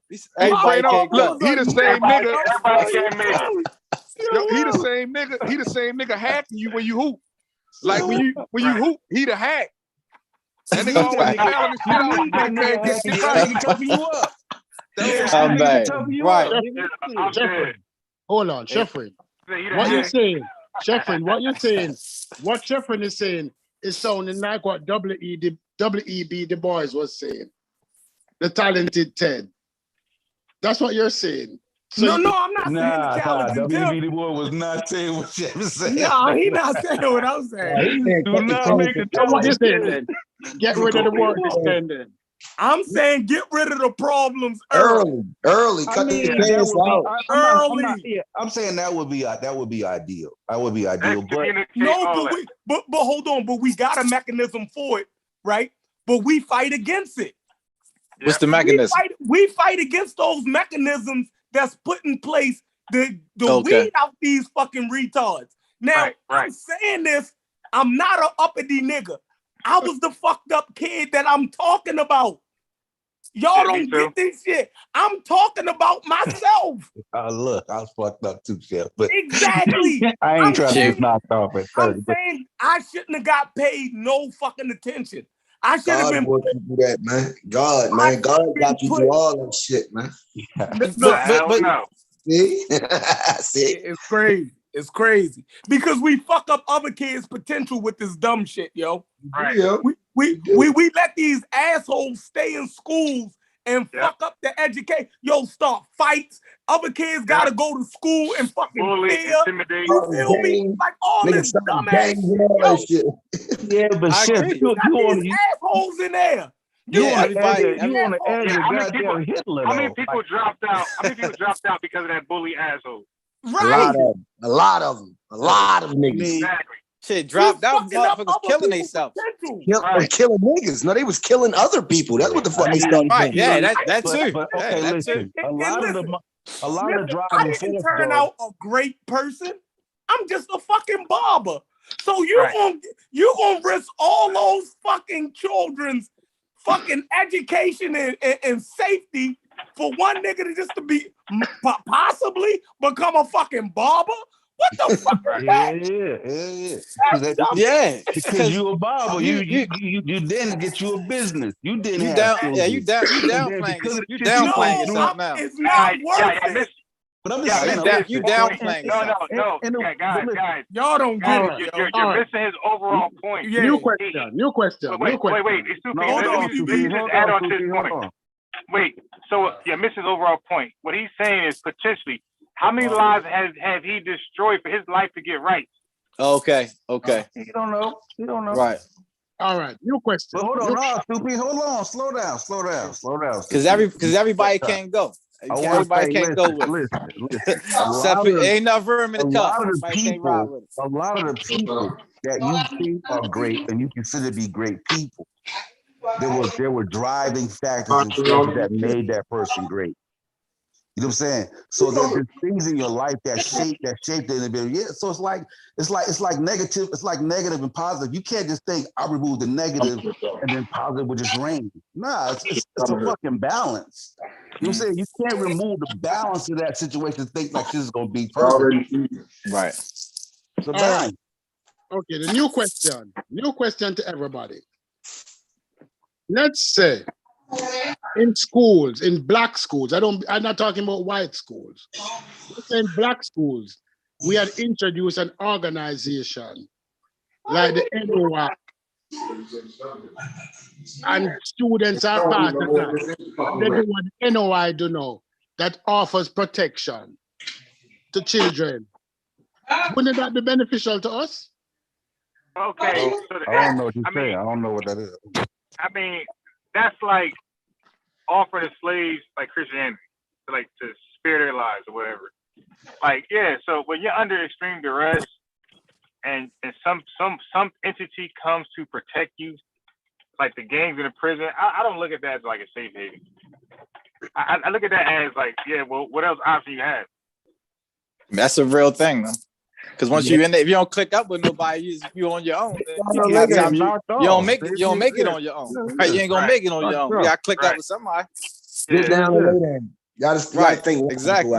You gotta be logical in reality also. Like we can have assumptions, we can have these theories and ideologies. You gotta be reality. Exactly. He right. That's real right. Right. We live in a damn jungle, a real deal jungle. Like, yeah, you gonna get killed, or you going what you gonna do, or you gonna try to jungle. Right. Oh, I need to hear more from Chef Friend with his approach. How would you get rid of the kids? Hold on, let Amber. Yeah. Go ahead, Amber. Yeah, I had a question because I hear you talking a lot about you being that kid and what needs to be done with the kid. Mm-hmm. But as that kid, have you reflected on why you were that kid? That's more helpful to solving the problem than just throwing the kid away. Can you give us why were you that kid that was disruptive, that didn't listen, despite, because you've told a story before about how they tried to reach out and reward y'all with different things and, like give y'all different experiences. And yet so why were you so rebellious? Why weren't you the kid that wanted to get the education or the kid that, actually embraced those people that tried to reach out and lend you a helping hand when it was offered to you at that stage? What made you shun that help away? Why were you that kid? I couldn't even begin to answer that because as a child, like, I don't know what the fuck I was thinking about. Like, and that's just the honest, you know what I mean? Like, but children learn two things though, right? One child can learn that doing the right thing, right, gets a response, right? The other child can learn that I can get attention from the parent or the grown-ups by doing the wrong thing also. So it goes, this shit is sick, right? Yeah, and it could be your genes. Well, that's what I was saying. That's what I was saying early on. A lot of times people don't know the behaviors they have as an adult because it was ingrained in them as a child. Genetic, but it's like your brain as a child, like your brain, that's what I'm saying, like your brain is not mature enough to even, like some people get it right, some people don't. Your brain is not even mature enough to deal with the shit. Your brain is mature till you're 25 years old. Yeah, but Chef has a chance to save a whole bunch of other lives, though. I mean, my thing is like, but you would Amber asked a great question. But listen, you would never get there because you would be killing juveniles. Juveniles wouldn't even get that point, nigga. But my thing is, typically we can go back as adults though, and we can go back and we can self-reflect on behaviors or experiences as a child and how that affected us or what we was feeling at the time. I can think I'm dealing with him now, child, and how I was feeling. Oh, that must be somebody's background. And how I was feeling or what drove me to do a certain thing. So like Chef brought up the idea of the attention, which is a great, point. A lot of kids do things for attention. Yep. But even still, like typically there's that means that attention wasn't being given somewhere else, right? So even if that was the case, okay, let's say, okay, well, kids learn to get negative attention. Well, that means they're craving attention in other areas of their life, and they may still not be responsive at school because I'm getting attention here for all the wrong reasons, but I'm still not responding because it's not the attention I want. I may want the attention from my mother. I may want the attention from my... Amber, look at social media to answer that. Right. Adults want attention. That's what I'm saying. Yeah. Look at social media. Absolutely. Damn. Today I asked a question. Earlier. And we have black men in the room here, and I need to ask the question since I have more black men. Is receiving positive feedback, aka otherwise known as compliments, important to the black man? And if yes, one of humans, like make me feel good. Make me feel good sometimes. Golly, make me feel. How much of us has really can say? How many times in the last year? Make me feel appreciative. Yeah, for real, yo. That should go a long way, just making a person feel appreciative. Yo. Mm-hmm. It means a lot. The tough thug ain't gonna say that, but he really wants to be appreciated also, yo. And a lot of these dudes out here, not even goons or these tough thugs. A lot of them just bitter and broken, and they just don't know how to, you know what I mean, deal with certain things. I'm speaking from experience because I was one of those guys. But listen, I'm 41. I was learning to deal with certain behavior and wondering where they came from and, you know, things like that. So everybody can't go with it. Everybody can't go with it. But can't give up on them. Can't give up on everybody at the same time either. You gotta knock them off. I mean, we all want to be appreciated, though. No, that's real shit, you know. Especially as a black man with kids and out here in this world, man. We just every now and then just say, yo, I love you, appreciate you, man. From your woman, your homie, whoever, man. Yeah, you can't isolate kids nowadays. Even like you saying, even with adults nowadays, it's times where it's no adults to say, "Dang, let me check on my man. He right, make sure he all right. Like he right. How you mention everything? We don't even have men to do that or have an accountability partner. We got men out here that's grown, going through these battles with themselves or whatever, and don't feel like they don't have no outlet. So they black men, I noticed in Baltimore nowadays, damaged. Black men definitely being more affectionate and telling each other they love them more. Like I see this. I was about to say that, Fredo. More now. Yeah, like good shit. Yeah, we definitely, when you see black men embrace in Baltimore, before they leave each other, they say, "Yo, I love you, my nigga." Yep. You feel me? Right. Mm-hmm. Like, yo, that's definitely different. Yeah, we definitely show out each other. Yeah, that's different. You know what I mean? Love, and we, because we mean it. Because we mean really exactly mean it, because the death rate is so high here. Yes. You don't know if you're gonna see that nigga tomorrow.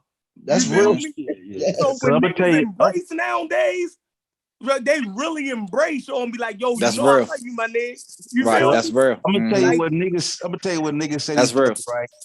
Before the pandemic, it's something that only black people did. Really white. Other races didn't really do it too much like that. Like you'll be a young nigga. You don't even know that nigga. You meet that nigga. You about to dip. The last that nigga said he was, stay safe. Yep, stay safe. Yo.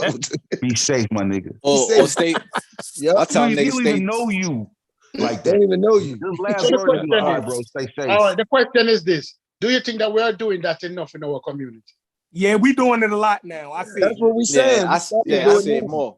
Yeah, I see it more. The first step to making actual change. You know, people view and think about each other. Supporting each other. I think it's under the circumstances. Before the pandemic really hit, I mean, there's a lot of people that even certain neighbors I wasn't even speaking to. It's like now I'm actually meeting new neighbors. So I think, well, amongst our community, I would say before, after the pandemic hit, it brought more camaraderie amongst us versus before, because it was a lot of distance between us. But you live with the white people now, Paul. This way I want to be in Federal Hill to stay away from you niggas. I don't want to be. I can't. Right, that was the biggest power move I made, to get away from you niggas. I had to get away from you niggas. I can't be around y'all. I came right here with these white folks where they civilized. I eat good. I ain't got to worry about no dumb shit. I love it over here in Federal Hill. Come over here and break bread. I love Federal Hill. Now he said they civilized. Look, because I went up my old neighborhood at Park Heights. It's a lot of it's zombie land. A lot of uncivilized people out there. Right. I was uncivilized at one time. So but back then areas I grew up in, I don't go around no more. But it's 20 times worse than because you got these different drugs out here. You got these it's more accessibility to fuck up more than versus before. Like before we didn't have certain things, even with iPads and stuff they got for kids. You know what I mean? A lot of that stuff. We can get away with it. Exactly. A lot of that stuff you got to factor in. Back in the day, all right, somebody harm your daughter. We about to go handle this. Oh, no, we got to watch for these cameras over here. This, that, and third. Shit's different now. Man, these niggas killing each other because of Instagram now, yo. I seen something earlier. Dude got shot on. I'm looking on my YouTube. You know, certain stuff come up in my feed. A dude got shot on live. Like he on. I said, "What the man? That's crazy." Yeah, they be on Instagram. I don't like being on live when I'm in the goddamn street. Like I need to be watching. Yeah, I gotta be on point. I ain't gonna be that guy on the fucking Facebook live and get knocked off. Yo, they keeping score on bodies on rap songs, yo. They keeping score on bodies, yo. Call of Duty, yo. You know how real that shit is, yo. These niggas rapping about who they killed in the score. How many? I'm a hypocrite when it comes to rap music. I'm straight up. Like I agree. Like I'm saying, I agree exactly with what you're saying, bro. I know I'm a hypocrite when it comes to rap music. These niggas are old school rap. Saying they killed 5 of your niggas. Oh, we up 7 now. Like that's crazy. That's crazy. Check the scoreboard. Damn. I can't even fathom that. That is crazy. That's the real crazy part. How that's the norm for them. It's normal. It's normal. That's the crazy part on how that type of behavior is their norm. But here's the crazy shit. It's regular to them. That same guy in his music. Is there a direct correlation? Hold on, Stupi. It is. Same guy in that music song, right? He'll be saying like, I know God bless me. Yeah, he do say that. That's crazy. You feel me? Yo, that's crazy. Yo, but that is, and if they award shows, they say that I want to thank God. All right. I have this beautiful question now. This is a beautiful question. Is there a direct correlation between the lack of practice in religion and the increase in violence among our youth? No, you can't. You would need to study this show. That shit, but I don't know. I don't know. No, it's no direct. You wouldn't be able to examine that. Niggas ain't in the church no more. That's the problem. Y'all motherfuckers need to get in church, goddamn it. Little motherfuckers. Right. Do something. In the 50s, more black children used to be in the church. Honestly, I think such constrictive environments is what led to a lot of rebellion. You know, a lot of kids, once they got out and they were able to make their own decisions and got free, they went fucking ham. And the city we live in now is way and creating kids that, you know, they didn't necessarily. The cities we live in now is way more dense than it was in the 50s. Ain't no more racks. They don't got no more community centers, no more racks like we grew up with. Right. Yeah. Now that's no camps. We used to go to camp. We used to go to camp all summer type shit, yo. We used to different. Well, I mean, shit. Where I'm from, it used to be you can go to the park, had like a little camp. You go and get free lunch and shit. Yep. They ain't doing that no more, yo. That's like 3 schools in the city doing that shit right now. That shit crazy. That's like 4, 6. Common practice. They used to be every school did that, yo. That shit just fucked up, yo. Yeah, they don't have nothing for the kids that's positive. So they barely offer summer school shit. Right. So when you look at these young rappers that if you're saying, you know, pull your pants up and take your little ass to church, I'd rather for them to do that than be signing to a label and they say, all right, we'll pick a color, blue or red. Now this shit gang and I'm like, this. I'd rather them do something positive than something negative. Hey, so would you? But I mean, we acting like churches don't have. Is it better to join the NOI? I'd rather them. If we could just take religion completely out, that would be great. But I'd rather them join the NOI than to join the gang, because the gang gonna be more detrimental than the NOI, and you might not lose your life as fast joining the NOI than you will with a gang. It's just too detrimental joining the gang. So I would say if they can get something that's more positive. We need more structure as far as more positivity as far as the youth and with adults. Like I said, you got a lot of grown up kids out here. What about this? Do you think that in certain circumstances that for a black person to make it out of where they are, it's a necessity that they join a gang. Wait, what was you said? Based on the area, right? Is a product of the environment. Yeah, is the opportunity to escape more a higher probability by joining a gang than not in certain circumstances. Like what I'm saying is sometimes, is it always the bad idea for a child, for a person to join a gang? For your safety, it might be a good thing. Because, I mean, it don't take nothing to be a target. You can be a regular citizen, a law-abiding citizen, and be a target. So if you join, if you join in the gang, if I'm raised in a neighborhood with nothing but gang activity or nothing but drugs being sold around, and I try to ignore that, now I'm a target. They looking at, you better than us, so you're a square, whatever. So sometimes when I was on the block, if I wasn't on the block, they'd have been chasing me from home, and I've been fighting every day, and so I was kind of glad. Man, they wouldn't. How many times straight up squares got taken to them just for being square because they wasn't with the program? Man, you could not sell that. Nobody gonna fuck with you because you wasn't selling drugs. Yeah, I can't go with that, Doug. That's the majority. I can't agree with that. So you saying if I'm on my block and I'm that's TV shit. That's TV shit, yo. No, that's not. I'm saying like you in a Crip neighborhood. You in a Crip neighborhood. On the other side is blood.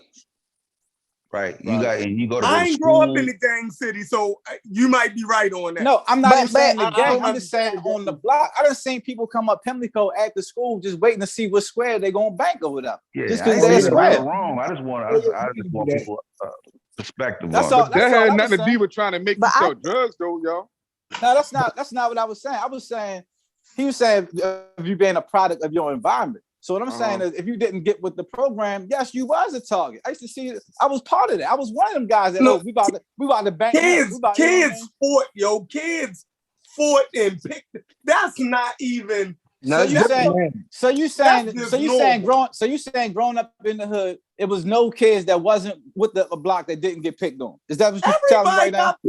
Everybody got picked on. That's what I was saying. That's all I was saying. I was saying it might have been more beneficial to be on the block than not being on the block. It's gang now, yo. He was saying these kids ganged out, man. Right. So he was saying, would it be more beneficial? Would it be harmful? Would it be more beneficial to join the gang than not join the gang? Is it always the wrong? Yeah. Is it always the wrong? That's all I was saying. It's not always a bad thing. You can be a target by not joining the gang. And I've seen that. I'm not saying gang. People had blocks. My question is, how do we manage to pollute everything, because these things work for other cultures and races?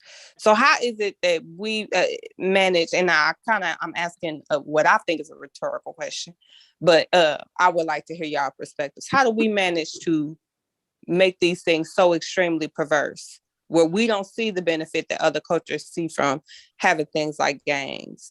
Like, organized crime has long been a thing. Right. Why? This shit is unorganized. This is the crazy. But I was just about to say that. I was just about to say that. We gravitate to the wrong aspects of it. Right. So, like, when you talk about the mafia, they performed hits and did all of that, but it typically came down to motherfuckers fucking with the money. It's a lot of niggas out here killing for the sake of killing. That's the badge of honor. It ain't about no type of economic gain or something. Right. You're right. Niggas killing you, not even taking them from you. That's how crazy that shit is. They killing for fun. Like you say, they keep a score. Yeah, that's the difference. Hold on, stick to what she was saying though. But yeah, you said how? You said but I'm saying, like, how did that become the thing though? Like, how did that become the goal and the objective versus because 9 out of 10 we mimic this from another race, right? It's just we mimicked it wrong. So how did that become the objective? It's not. We didn't necessarily mimic it from another race or anything. If anything, our natural nature is righteous. It wasn't until as a collective that we was all. We definitely mimic it from another race. We definitely mimic it. Righteous. What I'm saying now, I'm talking about now. Shit coming back out. Yeah. Bro, that's pseudo in there. No, people are so you tribal, say, man. so you saying there's no agendas we're and none of tribal that. people. We're tribal people.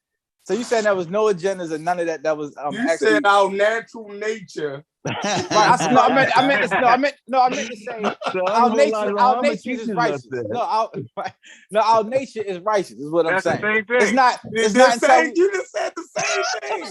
So when you're born, when you're born, you got a righteous nature. It's not until you taught learn behaviors come on. You gotta say the honorable Elijah Muhammad teaching before you say that. You can't. I'm not gonna. That's you gotta say the most honorable Elijah Muhammad teaching that. This a wall. This a wall. That shit ain't gonna stick.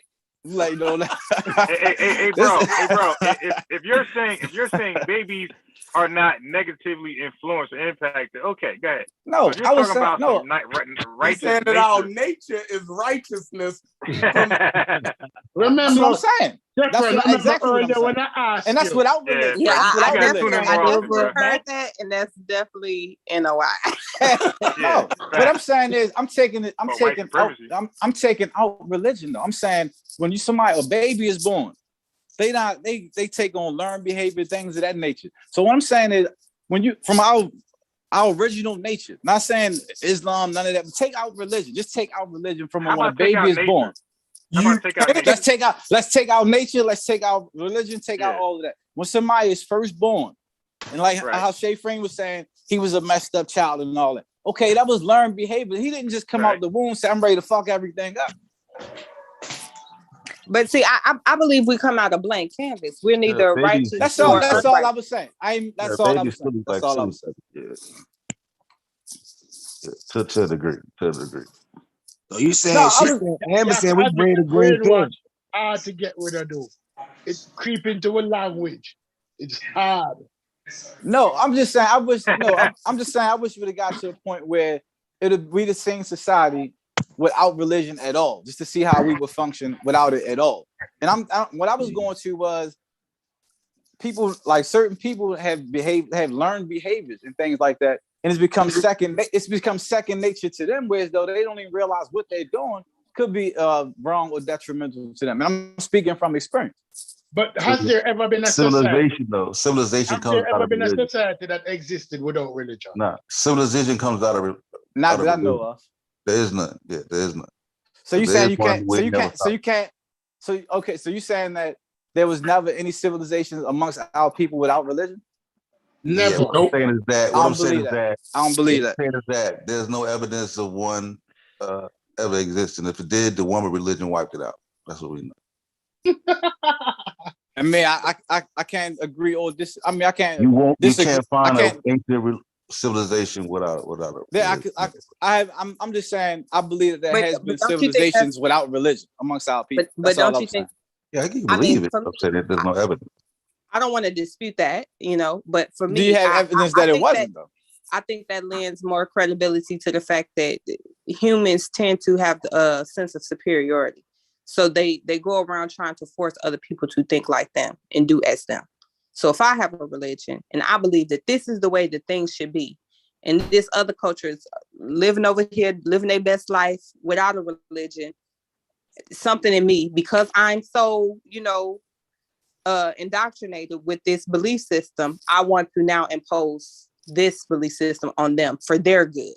See, I don't like when people do that. When people try to influence other people, like from religion.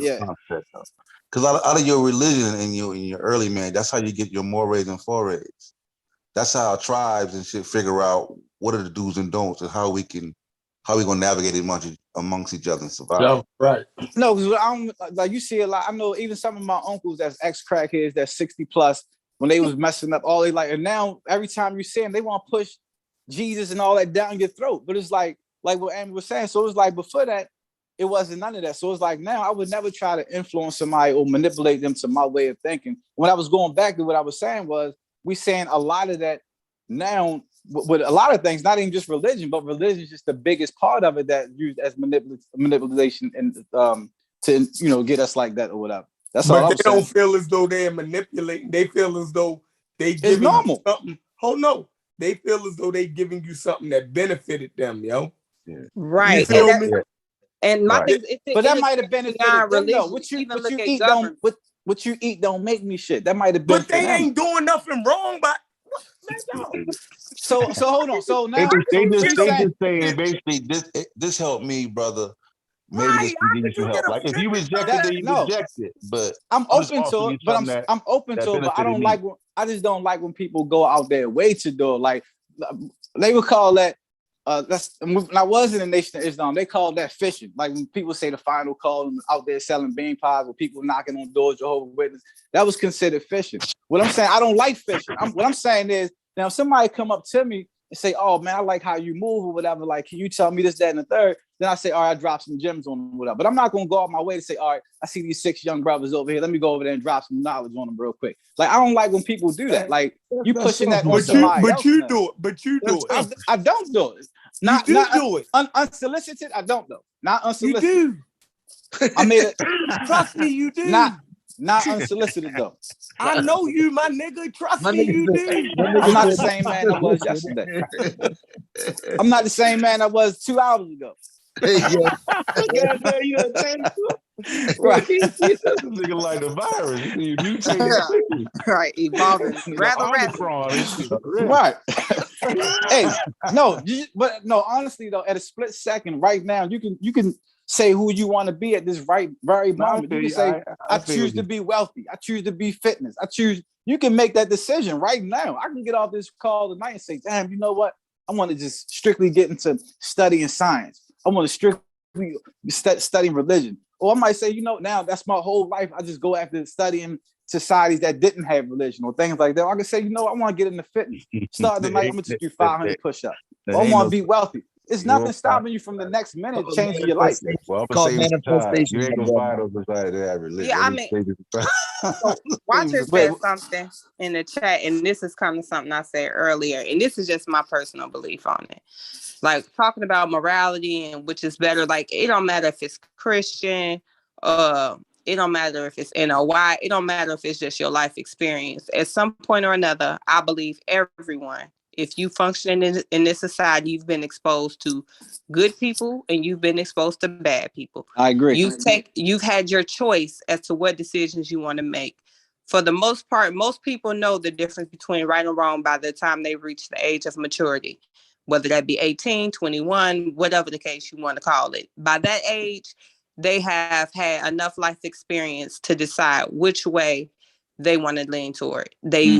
Most people choose wrong because they think they're smart enough to get away with it. It's that over inflated ego that say, I can do this and I'm gonna be the one that win. I'm gonna be the one that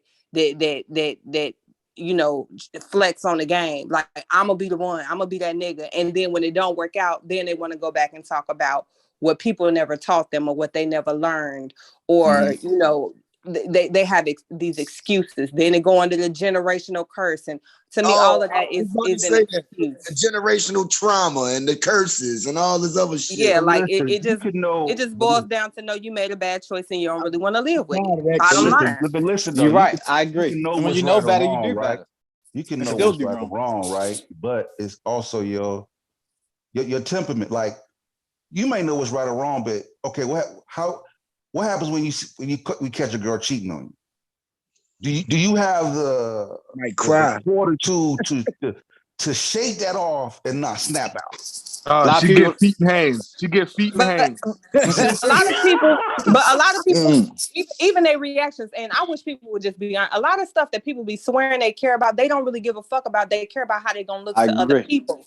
They care about societal perception. Right, all these fake actors. That's a good point. Everybody.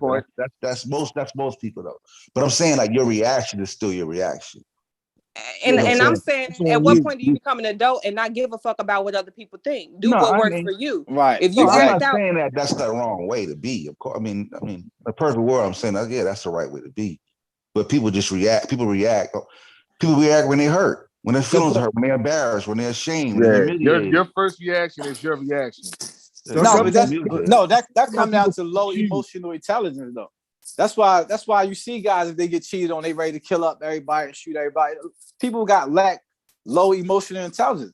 I was one of those people who would react to every little thing. So now it's hard to get a reaction out of it. So not everybody has that mental or emotional intelligence to deal with certain things like that. Not everybody is different. Some people just pick and choose to react to what they want to react to. Also, selective.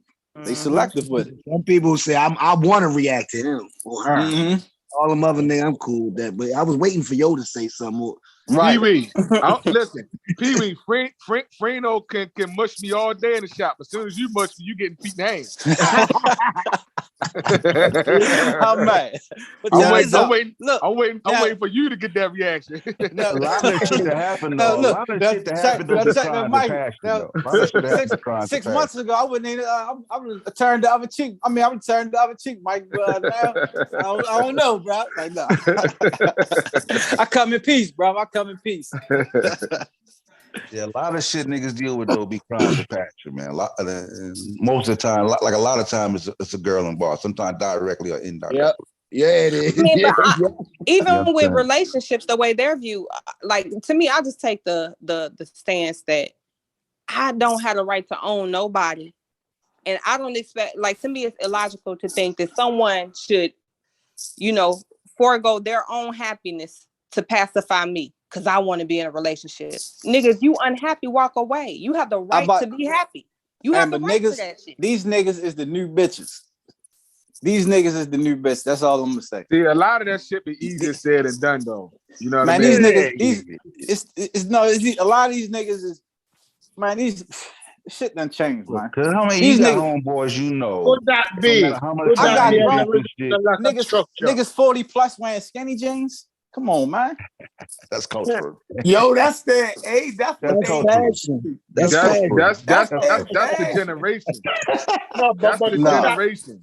You still dressing like the 90s? but I ain't wearing no skinny jeans and you looking like and not wearing no like the 90s and wearing no leggings and. If that's the case, then yeah, I'm dressed like I'm still in the 90s. I'm telling you still you dress still like wear you definitely still wear Jabos. You definitely still wear Jabos. You look out of place.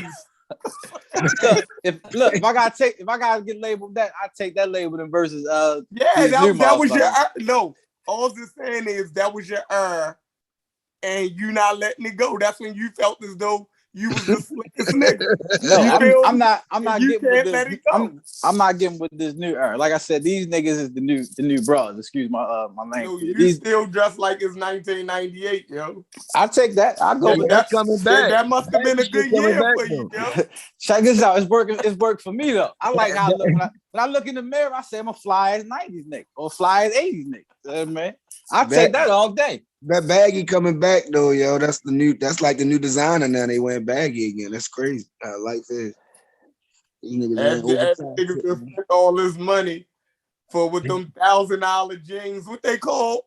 What, Marys? It's a bunch of them. The Balmains, right? Balmains. Yeah, but Marys is the shit now. Balmain. Balmains, $1,100. Niggas got a whole closet full of Balmains. A lot of these niggas ain't wearing Balmain jeans. No, we ain't gonna do that. A lot of these niggas not wearing Balmain jeans. They definitely not. It's definitely a beauty supply. A lot of these niggas not wearing Balmain jeans, my nigga. Like, we not gonna give them that much. We not gonna give them that much. Mikey, they got them flea market Balmains. They not even wearing fake Balmains. I'm about to say a lot of that shit be fake. But you got $5,000 worth of jeans in the closet and your credit score 300. Make it make sense. They don't care. That's the thing. They don't care about none of that. They ain't worried about their. Listen, if you let's just take for an example. I just started caring about my credit score. Yeah, same here.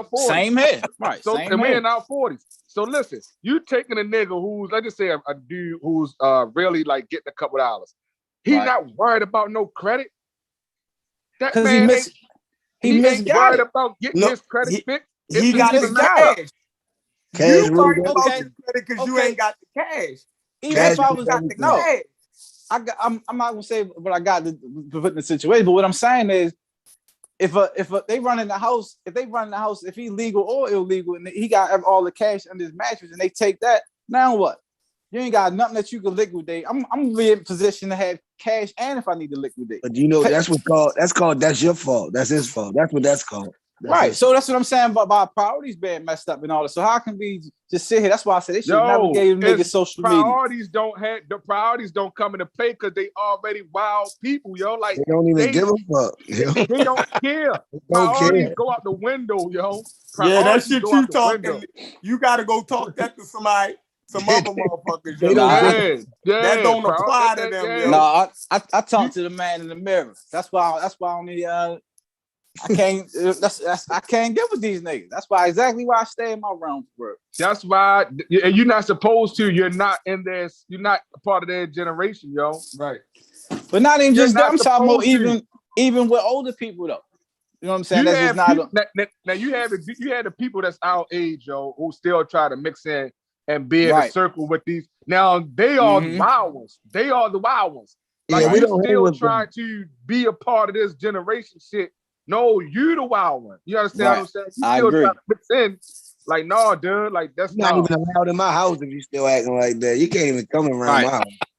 Right. You can't. I can't have you in my house acting like that. Like I get around dudes and they be 40 plus or talking about trying to have those type of conversations. Like, man, tell them when he's over to jail. I'm like, nigga, I'm not trying to have these conversations. I'm thinking about how I can get this business credit, how I can get an apartment complex, shit like that. You talking about we was doing shit over T-section. I ain't trying to talk all that shit.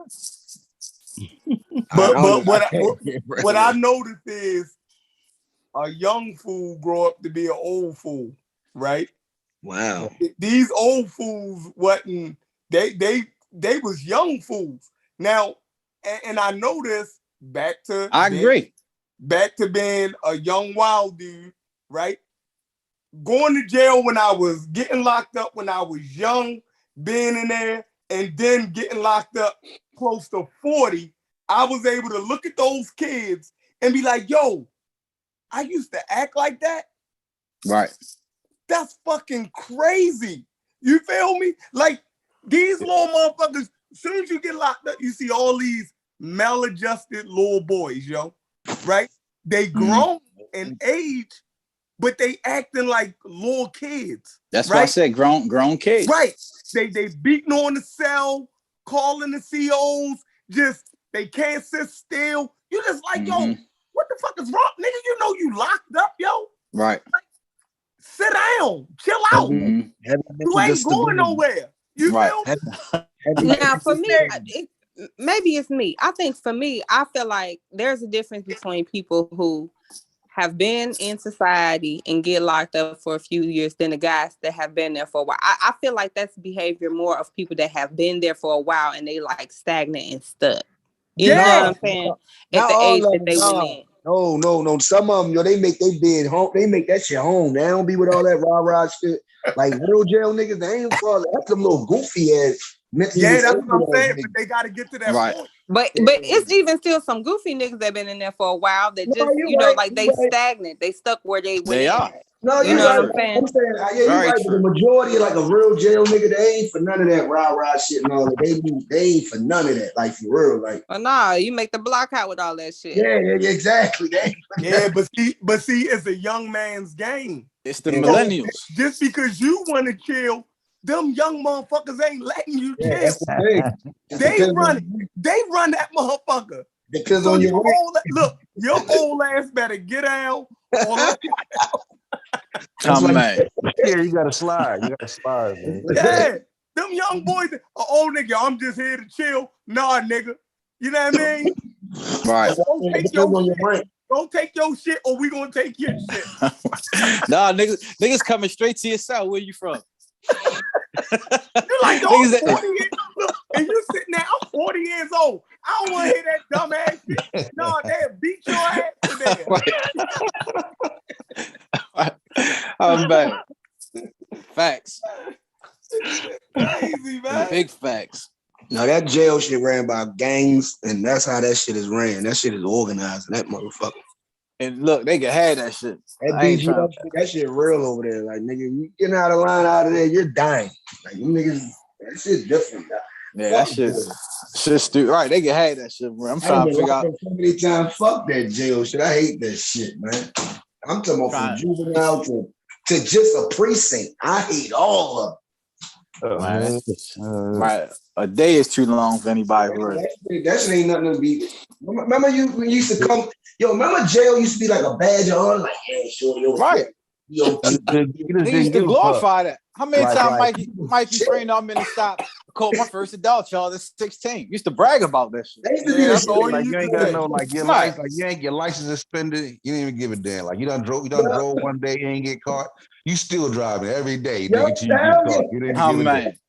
You know what I'm saying? Just the thought of that's being real rap. Up, just the thought of being locked up in there with killers and everything else for some traffic shit. Oh my God! Be out of your mind. It's no jail over traffic. Hey, I remember the cab was like that. Yo. But they split you up now. I remember the cab was like that. Yeah, you get locked up, nigga. You get put on any level, nigga. It don't matter. You know what I'm saying? Okay, but now they got bans and shit. So no, Baltimore, you go in with everybody. Drive out of life. Drive out of life. They said that'll teach your ass. That's savage, right? You gonna be in that motherfucker with a lifer. You gonna be in that. Look, I got locked up for traffic. And they left me in the cell with a nigga who just killed 2 old people. Y'all remember the dude who shot the old people up the junction? I think I remember that. I remember that, yo. Yo, they left me in the cell. This nigga ran to, I think, Atlanta, and somebody snitched on him. So when he got caught in Atlanta, they had expedited him. Yeah. You got expedited back up here, right? To you. They put me in the cell with this motherfucker, and he knew he was done. He was on video, right? This nigga started talking about killing himself. I'm banging on the door like, yo, it got real hot in that motherfucker. Yeah, I'm like, if y'all don't get me out of here with this crazy motherfucker, yo. I'm gonna have to choke this nigga out in this motherfucker. I'm mad. That's the truth, yo. For driving on license. Yeah, because I'm driving on a suspended license. Yeah, that's real right. I'm in that motherfucker where the nigga know his life is over. I'm like, how the fuck did I end up in the same holding cell with this motherfucker? Oh man, yeah, I'm nerdy with that real shit right. now. Like I can't do it. Like I know I can't go back. Like that shit too fucking stressful, bro. I don't even put myself in a position no more. Like if my shit ain't right, exactly. I ain't driving. Fuck man. I like to eat. I even around my kids. I love pussy. I'm not being locked up. Oh, Georgia don't play that shit. You can't get no pussy when you locked up. What the fuck? But that's the crazy part though. When like when you talk to some of these guys, they be like, "Yeah, I was locked up for this, so I got locked up for that." When I think about it now, I'm like, you bragging about, you boasting about your dumb ass got caught. Like I respect the guys that didn't get caught or was in the game and actually was able to walk away. When I hear guys, and I was one of them guys who used to talk about trading war stories and crimes got caught for. I do that time my feet up. What is that? I do that time my feet up. Now I'll be home. Right. I do that on one hand. Right. When you young, like that shit don't phase. Like when I was around 20 something, and you doing some shit. 20, you get 5 years. It ain't like no, it's the point of you. It's the point of they bragging about getting caught. I'm saying like you get. I'm just saying like. Let's just say a nigga gets 5 years when he's 25. That don't mean that cruises to 25. Yeah, you can do that on one hand.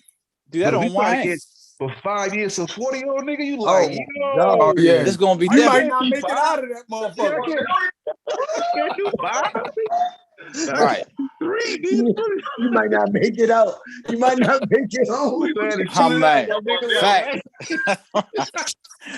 Big facts. Yeah, 5 years in prison to a 40-year-old. That's man. Nigga life almost over. Like niggas catching right. 40, yo. You might not make it out that motherfucker. Job here for 20 years. He was working at the job for 20 years. He lost that. He lost everything. You got too much to lose for work. Niggas ain't got nothing to lose. Look, you come home. You come home, your whole family dead. Everybody. Man, should be crazy. Hey, yo, should be crazy. You got there, your back too brittle to got there be working some hard ass job. You know what I'm saying? Right. Nigga back already hurt. Yeah, hell yeah, nigga. Oh man. Yeah, that's tough right now. That's some logical thinking right there. That's some logical ass thinking right there. Right. Yo. Why would I'm about to say they can have that. 40, yo. Niggas not in shape. Niggas not in shape. You going in there, niggas cut up when you go in there. You all out of shape, drinking and having fun. Yeah. Ain't no way I'm throwing rocks at the penitentiary nowadays. Hell no. Ain't no way in the world. I got people, you know, this, you know what I mean, that came up with, they're still active. You feel me? But I got to, you know what I mean? But they know what it is. You know, I got to be. That's what I'm saying. Like, if they with that. Yeah. But I'm saying, like, this certain situation, I know, like, look, bro, like, nah, I can't fuck with y'all niggas tonight, nigga. Nah, I can't even put myself in that situation. You know, like, right. With all that shit all the time. I'm not going out with y'all niggas. Y'all only when I'm around y'all. Y'all still sit down and chill right here. Oh yeah, I got a certain group of homeboys that I go out with. Yeah. I got a whole nother set of homeboys. I only call them when shit got real. Yeah. You feel me?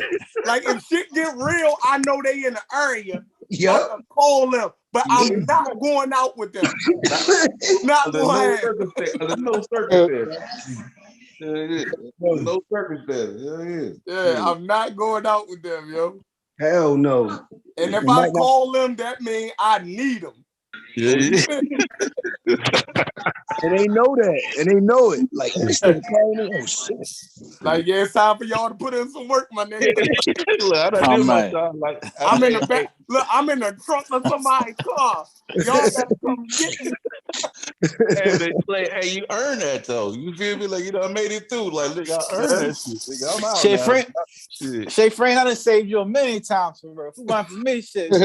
Come back. You got your feet out, coat, took up them coats. I'm still saving this nigga. Oh man. Mike, you know you can call me anytime in the morning. You 604. I'm gonna have to rest that. I'm coming through. Oh man. You know, all right. Hey, life get different when you get 40, yo. Oh, hell yeah. It gets better. It gets better.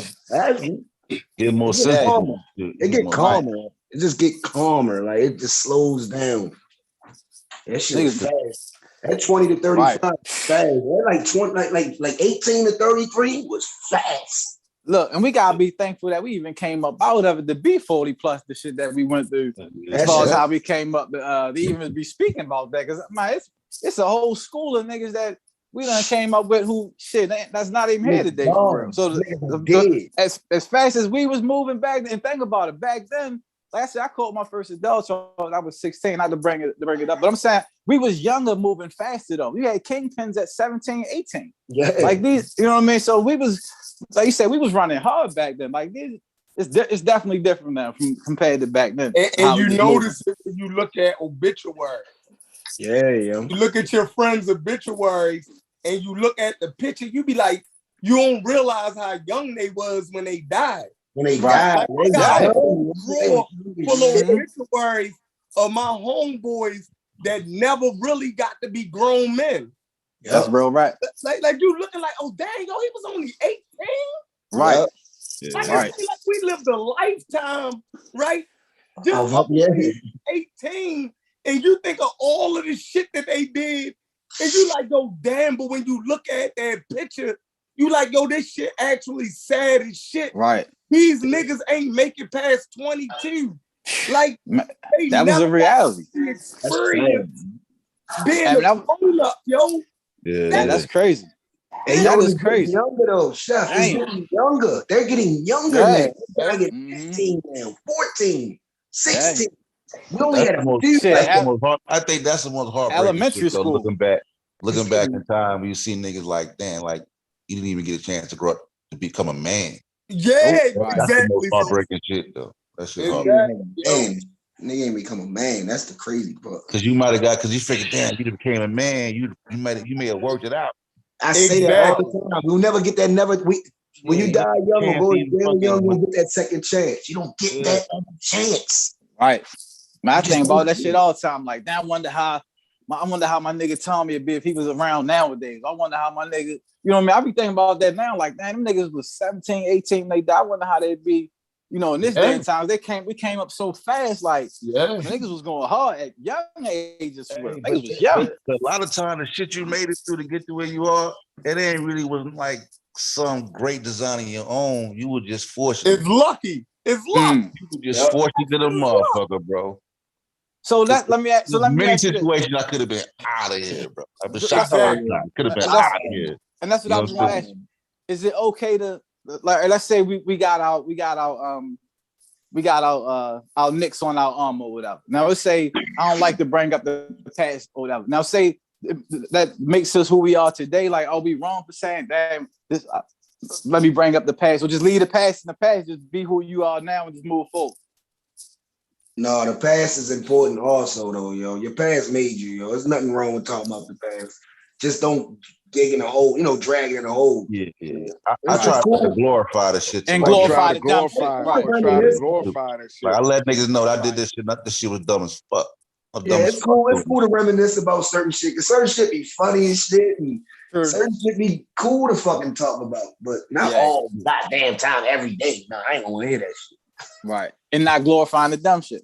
Yeah, I want to see what you're doing now, what we got going on tomorrow, and what we can do with the podcast. Shit like I want today's time though, for real. But I like reminiscing. Right, man. He right. There's some niggas that out the studio. There's some niggas that you speak to, you feel me? Like this niggas I talk to, they connect because they know a nigga been through it. So when I say something to him, means something. Exactly. So you gotta be. Sometimes you gotta have that voice and be that voice, nigga. Like, yo, nigga, I've been there. You know, you do the woo. All right, damn, you doing this shit, bro? Like, you ain't got no exit. Relate, nigga. Right. What's the exit plan? Like, you gotta show, because nigga ain't nobody tell me no shit like that coming up. It would go. Go and figuring that shit out. Yeah, nigga. Right. You know what I'm saying? Right, a nigga drop, and you keep going. Yeah. You don't even think too much into it. Like that shit. Right.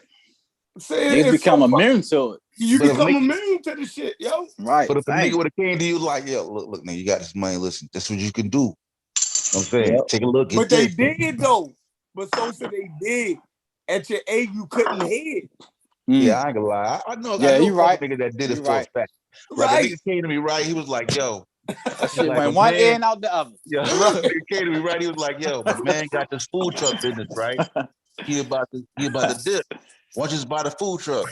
I'm like, fuck out of here, nigga. Like, I ain't finna be like, straight dumb shit. You know what I'm saying? Could have bought the business. Wouldn't cost me nothing. Could have snatched that shit up. Just let somebody pay somebody to work that shit. I was like, fuck out of here, nigga. Everybody on here can just think of the most money that they had in their hands at one time, and we can all say, I fucked that shit up.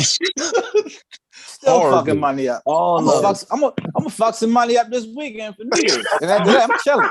No, I'm saying, just imagine when you had the most money that you could actually have done. If you had that money now, what you would be able to do with it. Oh, man. And when you did have it, food trucks, businesses, all kind of stuff. Helping people out in a positive way, silent investors, all kind of shit I could be doing. And still going to be doing. But when you had it, you just fucked it up. I was thinking about how quick as I got it, as quick as I fucked it up. Made 10 and spent 10. Black people cannot say money did not, they didn't have the opportunity. Poor money management, no budget.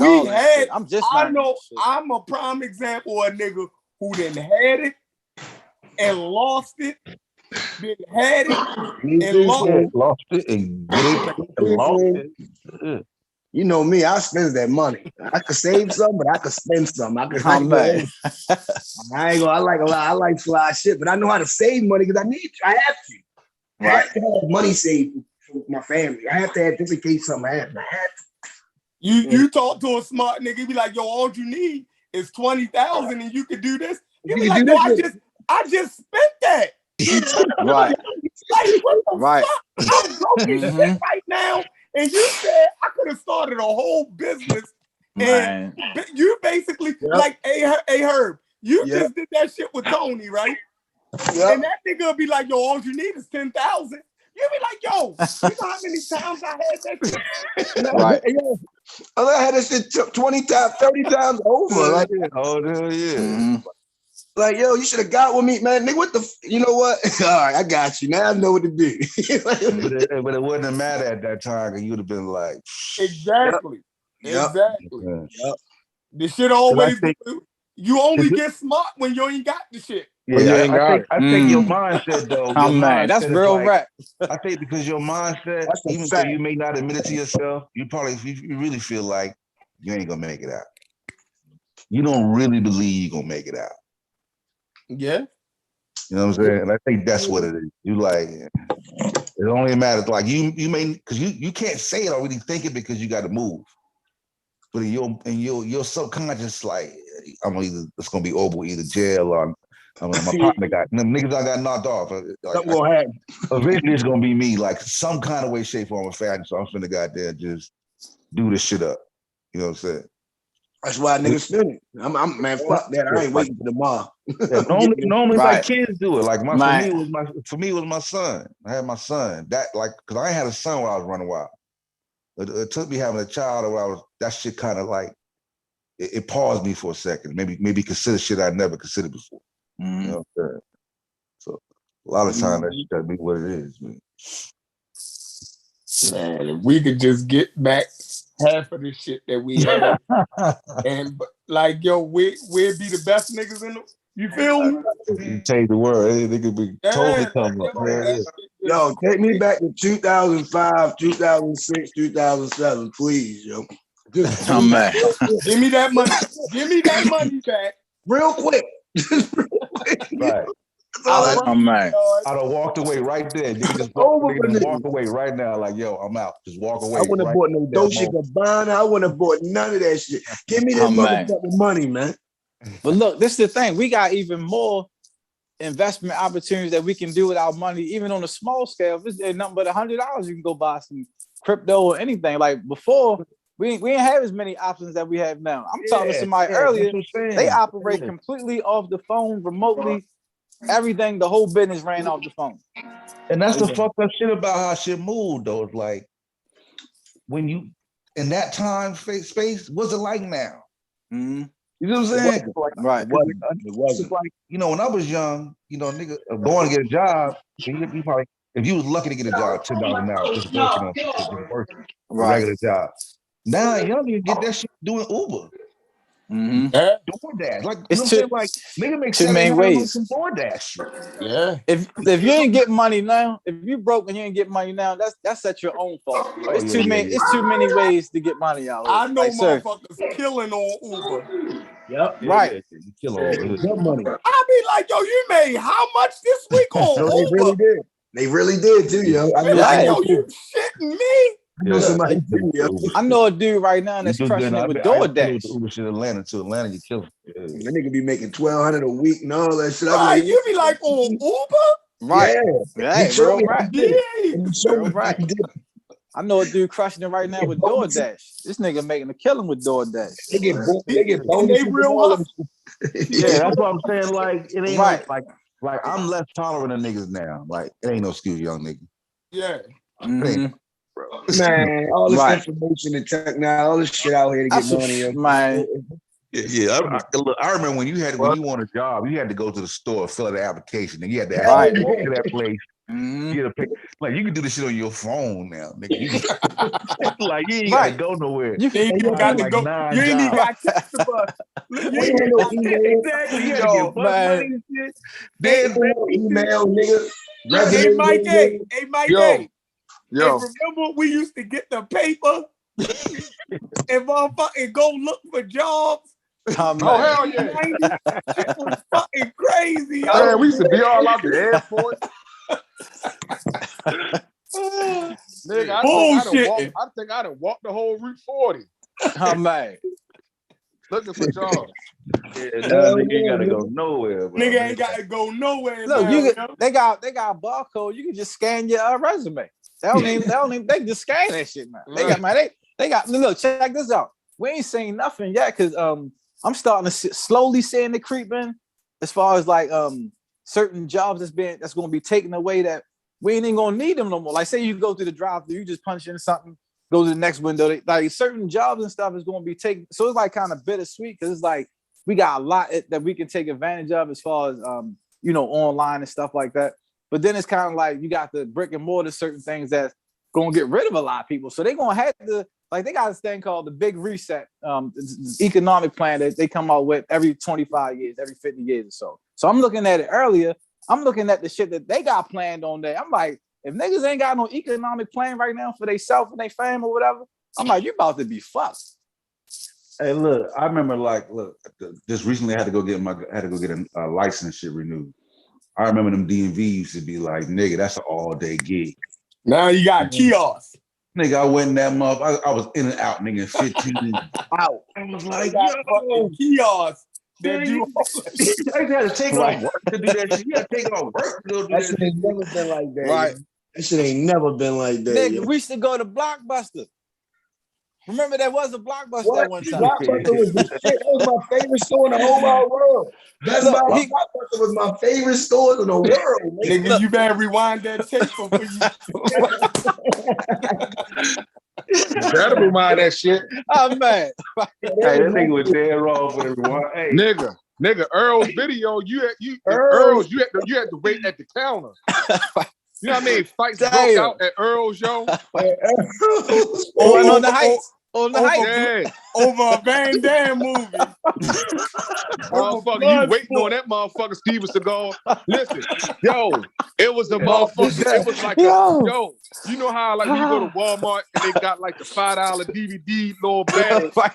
It was like a section like that, yo. It should be like maybe about 7 niggas waiting around that basket. Just watching whoever return the movie. Waiting for that mark to death. Hey, so you had your bag, and when you jump the movies in the motherfucking jump, you get to fighting over that bitch. Look, because Mikey, for an hour waiting for Mike. Nigga was standing there, nigga. I remember being in that bitch with my father for hours, yo. No, right, because Mikey, every time nigga bring something back, hey, what it is? Hey, what that is? Here you go right here. Here you go the new Steven Seagal right here. Right, because look, they only had like 3 copies. You gotta wait for like 3 copies. No, it was only one. It was one. It ain't start being multiple until Hollywood came around. Yeah, later on, when a new joint. But back in the day, Earl's video, nigga, it was one copy. That's why everybody was standing around. That's how they get you too, because they know we want to watch a video that one copy. In the library. In the library was the low key spot. They had all that shit. You know what I mean? But they would only have one. But they would only have one also. So you had to wait for the person to bring it back. But if that library shit was low key, everybody ain't know about that. And you grew up out Columbia. And you had to pay the library fees. We ain't had no fucking movies at ain't our prep. Hell no. Nigga, our library wasn't even open. I do know goddamn Blockbuster was scamming niggas so hard. They had to shut that shit down. They were ripping niggas off. No, but even I thought Netflix put them out of business. Nah, cause they made them change the rule. Cause remember, you have a video for like 5 days, you were like $100 and shit. It was running shit. I'm running that shit up on you. Yeah. Your shit gets so after a while, it costs you so much. You're like, fuck it, I'm out to keep this shit. Mm-hmm. And you I can't even afford to take this bitch back now. For real. You know when niggas' credit got fucked up over goddamn Blockbuster nigga? Blockbuster video, Joe. Mikey, how long you keep that color purple out? I'm right. Hey, no matter how long you was out, you run that guy. Then you had to jump like West Coast. What was the joint up there by my San Road? Was it West Coast video? West Coast video. Yeah. They had the porn shit in the back. I'm about to say they had the porn section in the back. Right. I was right. Yeah. You go to flicks, get the flicks in the back. I'm right. Yeah, you gotta go in the back. You had to be 18 to get the back. And niggas try to creep back there and shit. Vanessa Del Rio. Right. Motherfucker Heather Hunter and shit. Motherfucker Heather Hunter and shit. Janet Jackie and shit. Yo, it was a spot up there on Rolling Road and Route 40 by Sorrento's next to McDonald's. that had the videos in the back and shit. Me, Freddie, and Franny going that bitch. They wasn't trying to let Franny back that motherfucker one night. Yo, the nigga called Big Snooky on Franny. Yo, like, yo, that nigga look too young. He don't pay up law back here. I'm an old grown ass man. He said no. That nigga gonna pull a Pee Wee Herman back here. Nigga older than me and Freddie. They gonna let that little nigga back there, yo. I'm back. I remember like back in Charleston and shit, you know, after a while they start opening up like little starships and shit where it's just strictly all porn and shit, right? All porn, yeah. I remember this time. So like, you don't try to be going there. Had magazines in there. Yeah, you try to be creeping in the middle of the night because you don't want niggas had magazines. And you don't want to go in there and brighter day. Somebody look at this freak ass nigga. Oh, freak ass nigga. Yeah, this nigga at 4 o'clock in the afternoon. This nigga hey, you try to creep late where everybody sleep and shit. Yeah. Niggas definitely did that, yo. Nigga, we see you. Oh, nigga, we see you. That's real porn shit. That's a real porn nigga right there, nigga. Hey, yeah, that shit crazy. The internet come and kill all that shit, nigga. Right. Oh man, they got internet porn killed porn free, nigga. Oh man, anything you want is literally at the palm of your hand. Little, goddamn, scouring through the house trying to find my goddamn Uncle Porn ticket. I know the motherfucker. I know he got it hidden somewhere. He got it hidden somewhere. I'm in the nigga closet everywhere. Nigga. You got he done hit his magazine stash and all that. Oh man. Niggas used to actually look at magazines. Hey, yo, I remember one time I came up on my uncle said he had the goddamn blow dog. I was young. I'm like, what the fuck is this? Man, you could buy a damn near real woman now. The first time I saw that, I was like, hold on, what the fuck? Your uncle was a freaky nigga. like this nigga. Oh man. No, they got some some real life dolls out now. Some real shit. Oh yeah. I seen like some real scientific shit. They got the ass and all that shit. That shit right.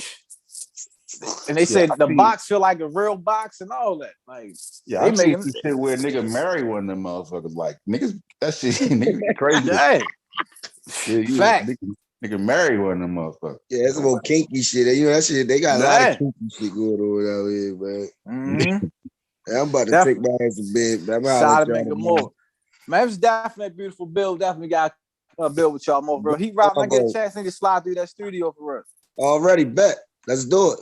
You know what I mean? We gotta build more for real. I need to be around more like-minded people and you know what I mean, people that I know some that's on the right path for real. Versus, you know what I mean, trying to build with motherfuckers I can't build with. I'm trying to see how we can get money together and build our future and all that shit. I got, you know, I said I gotta be on the same page, motherfuckers. For real. All right, man. Hit me, man. All righty. Anytime. Free no left. Stu P's Unbiased Sports. I appreciate y'all. I'm gonna link up with y'all. Anytime. Yeah, for sure, man. It was a good build out there. I said laugh like a motherfucker. Oh yeah, y'all funny. That. Yeah. Yes, sir. Anytime, man. I'm gonna get with y'all. Y'all be easy. Appreciate it. Subscribe and take a keep a look. Oh yeah, I'm definitely locked in. All right, y'all be easy. Yes, sir. Good show tonight. Yeah, definitely a surprise show. I'll tell you that much. Hey, they just let me know like the NOI run deeper than I originally thought, though. Nah, bro, I'm trying to tell you, bro. You know what I'm saying? And their belief system is really it's really impacted a lot of black folks. Because down south they're not that big like that. Like it's on Atlanta because Atlanta's the biggest city. You know what I'm saying? You don't. Right. Yeah, so me from coming from the south, like I didn't think like. You know what I mean? You realize how many niggas was in and was out and all that shit like that. Yeah. Maryland, New York, New Jersey, Philly, for the most part, they're gonna be heavy. Yeah. They know I affected a lot of people's life, I won't say 100% negative all the time, but see the thing is with that, Stupies, is that when you take somebody in, what else are you introducing them to? So on the surface, it seems like it's the right thing. But if from there, all you're going to do is teach them religion, you're not going to empower them at all and make them a mindless slave who just donates money and cell phone calls, and really don't have a great life, like you just preserve. He just on lifeline. He just got a lifeline. That's it. Yo, he on life support. In Atlanta, there's a little spot, right by Stonecrest. Not by Stonecrest. I'll be on Camp Creek. It'd be like 4 or 5 of them out on like the main strip, little highway. You know what I mean? Right on a little island and shit with the little fruits and shit. And I'd be thinking like, what's the end game? Right. You know what I'm saying? Yeah. What kind of living is that? Yeah, like my nigga, like I've been seeing you out here for like 4 or 5 months now, like. Right. And that's forever. Yeah. Again, I don't know how many members, like they talk all that talk, but somebody said something earlier, like how many? No, Supi said that. Supi said how many high value men that they produce? Like 0. Yeah, I gotta agree. And the more money you make, the burden falls on you to do something for the nation. Yeah, because I'm like, what's the next level? You know what I'm saying? You Like, gotta I be get more people who's spiritual. like masonry, like this is the first level, then you step here, then boom, boom, boom, then you get, you know what I'm saying? But it's like, yeah, I wish they did.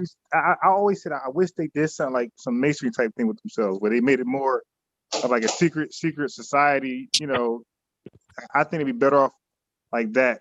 It'll serve more of a purpose. Yeah, but they have to have a business though. They gotta have a business where they can actually employ a motherfucker. That's the only way to make it worth it. You know what I'm saying? Right. Like then I wouldn't mind selling bean parkers, but I know this is the level. Once I at this level, then I go up and I move. You know what I'm saying? So this is something that he did have when I was around. Right, I'm gonna give him a little credit. So they did have the security game on lock, but now everybody do it. But security to Captain Tazariak got a security thing, so everybody do that now. But at one point they had security with no guns unbiased. Yeah, flashlight. Jeez, I was out there with the flashlight. I had a flashlight. I see you. It's top flight security. Top flight security.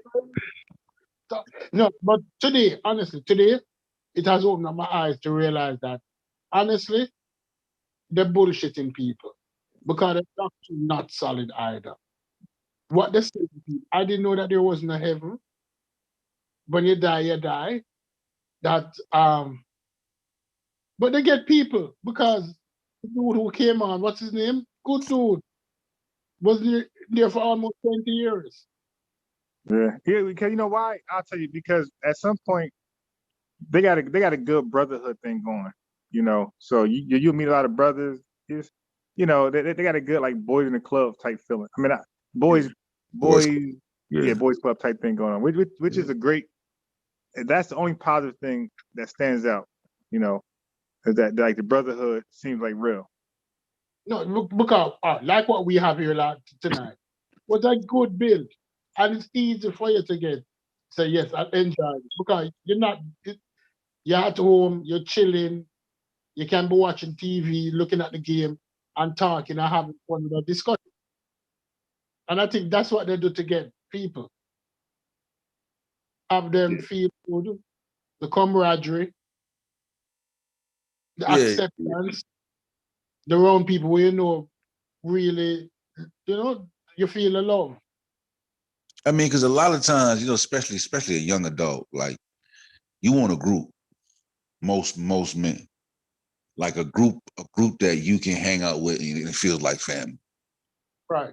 You know what I'm saying? And so they offer, so that's what that offers. You know what I'm saying? Like no different than somebody being a Boy Scout or getting on the football team. It's the camaraderie. You know what I'm saying? I feel like, these are my brothers. You know what I mean? But like I said, for homie to be in it 20 years and get out, shit, that's wrong. Yeah. You know what I'm saying? And I mean, but it's a good chance. If I was to question him, I think we'd get more out of him because they probably pushed him out. Once you start asking questions, because he started not really. Don't forget the Friday class when they asked about that mother plane, and you said you ain't see it. That's the first yellow. That's a flag. Like, all right, I gotta get him out of here. Nigga like, so did you see that mother plane? Ask if you see the mother plane. Yeah, I saw that shit last night. That's a standard question, man. Yo, that shit crazy about like So that. think about it. You got 20 people in a circle because we sit in circles. You might have 2-3 circles. When everybody telling their experiences and they get to you, and don't forget, like they got non-believers, first-time visitors. When they get to you and you can't testify, it's like, yo, you know what I mean? Like, you're like, oh, what you doing? At least lie. Like, say, don't tell this non-believer you ain't see it. Yeah, you fucking up the membership. Yeah. Yo, but see, Dad, I forgot because see now I want to ask every NOI member that need to be the first question because I forgot to ask old boy that, and I like the older dude we was talking to that night. Yeah. You know what I mean? Like, he was so cool. I didn't want to ask about the doctrine at all, bro. yeah, because he was a good brother. He was a good brother. He Like, said he saw the mother plane. I asked him if you remember see the mother plane, and he said he saw did? the mother Oh plane. yeah. So we was because I don't mind like that because I don't mind if your view is different because he was respectful. You know what I'm saying? As long as we can go back and forth, we can talk like we good. You know what I'm saying? He never just snapped out. It was always cool. Okay, go ahead, brother. Go ahead. You know what I'm saying? Go ahead, beloved. You know what I'm saying? And it was a good bill, even though, you know, it was like, because Hassan was challenging him on some shit, some real tough questions. Oh, yeah. Hassan relentless. Yeah, but it was always still respectful, though. You know what I'm saying? So it was a good bill.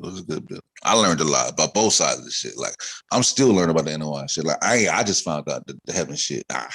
Now, it's a reason why you don't know about it. I was telling Sue Peas earlier. There's a reason why their doctrine is not well known. You would think, again, when I said in the teachings, or about the white man and how he was, his origins. The black man ain't much there. So when I was looking at the Supreme Wisdom Lesson book yesterday, everything's about the devil. Like, really nothing about God. Really nothing about black people.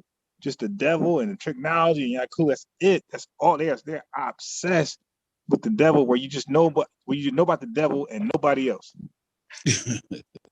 Yeah, I mean, we are justified calling them devil worshippers. Yeah, your knowledge is based on the devil. You gotta know who the enemy is. Yeah, that's what you know. Hey, it is funny because that's how the Pan-African, the pro-black shit, they kind of run with that same type of mindset. Because they'll be like, so you know who the enemy is, right? Like that's like code right there. Because right. You gotta agree to that. You gotta agree to that. Yeah, don't you dare forget. Yeah, as long as you understand who the enemy is, my brother. You know what I'm saying? You're like, what? You know what I'm saying? Yeah, because DJ Focus called me and Stu P's white apologists.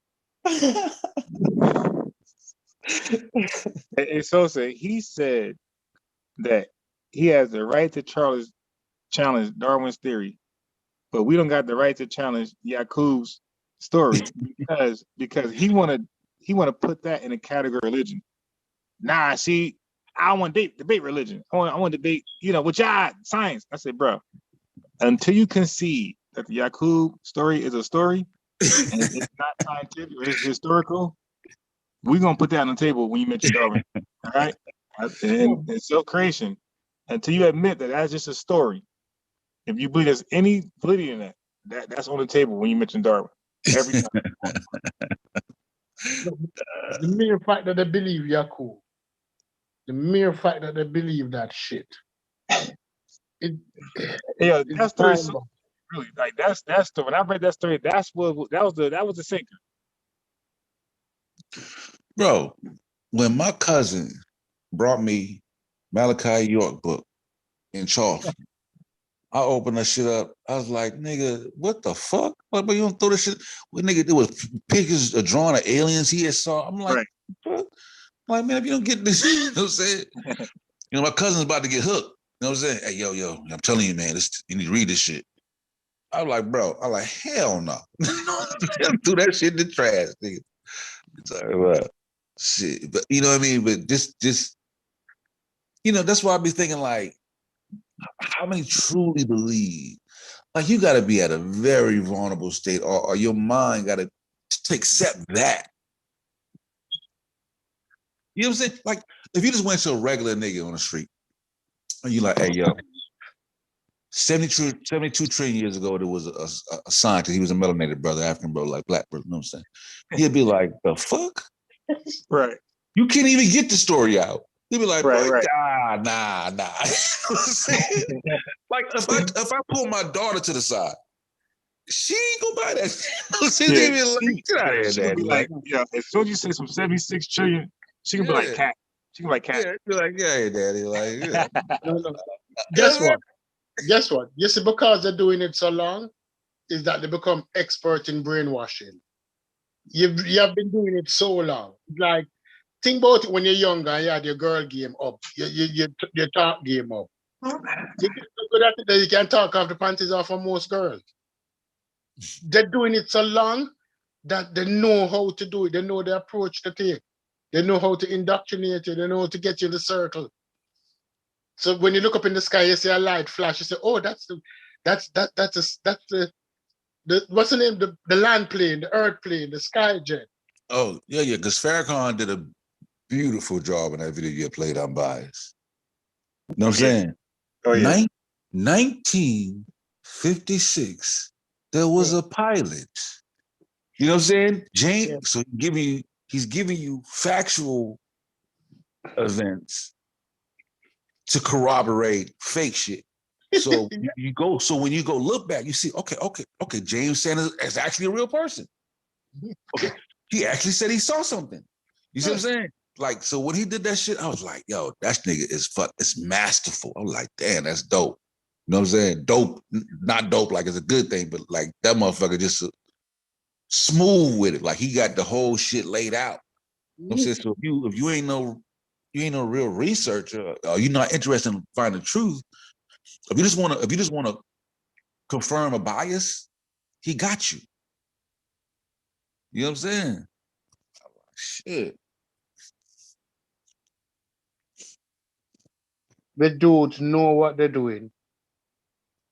They know what they're doing. It's like too smooth. And he's smooth with it too. And him selling success. Oh, you're successful, you wear suits, you look good. Yeah. I'm about to take my ass to bed. I gotta get up early, y'all. But good bill, though. That shit was fun as hell. I laughed my ass off, bro. Yeah, so I most likely going to start it live in the morning. Me and Melvin going to finish up on the making of America. Yeah, so it's a good live. Everybody, you know what I mean? All right. Hey, I've been watching a lot of shit on that too. Like, yo, 13th and 14th Amendment. Mm-hmm. Crucial. Right, very. Crucial. Every black person should know that. Yeah. I just watched like a couple videos on that shit. Yeah. So, all right. So we out here then. All right, later. So peace. Peace. How do you stop this thing? I'm on the phone. I don't even know how to. You might have to turn off the phone. I have no idea. Let me just. If I end it, maybe it stops me. It's weird. All right, 2 Ps. I'll see you. I'll be on early in the morning. Okay.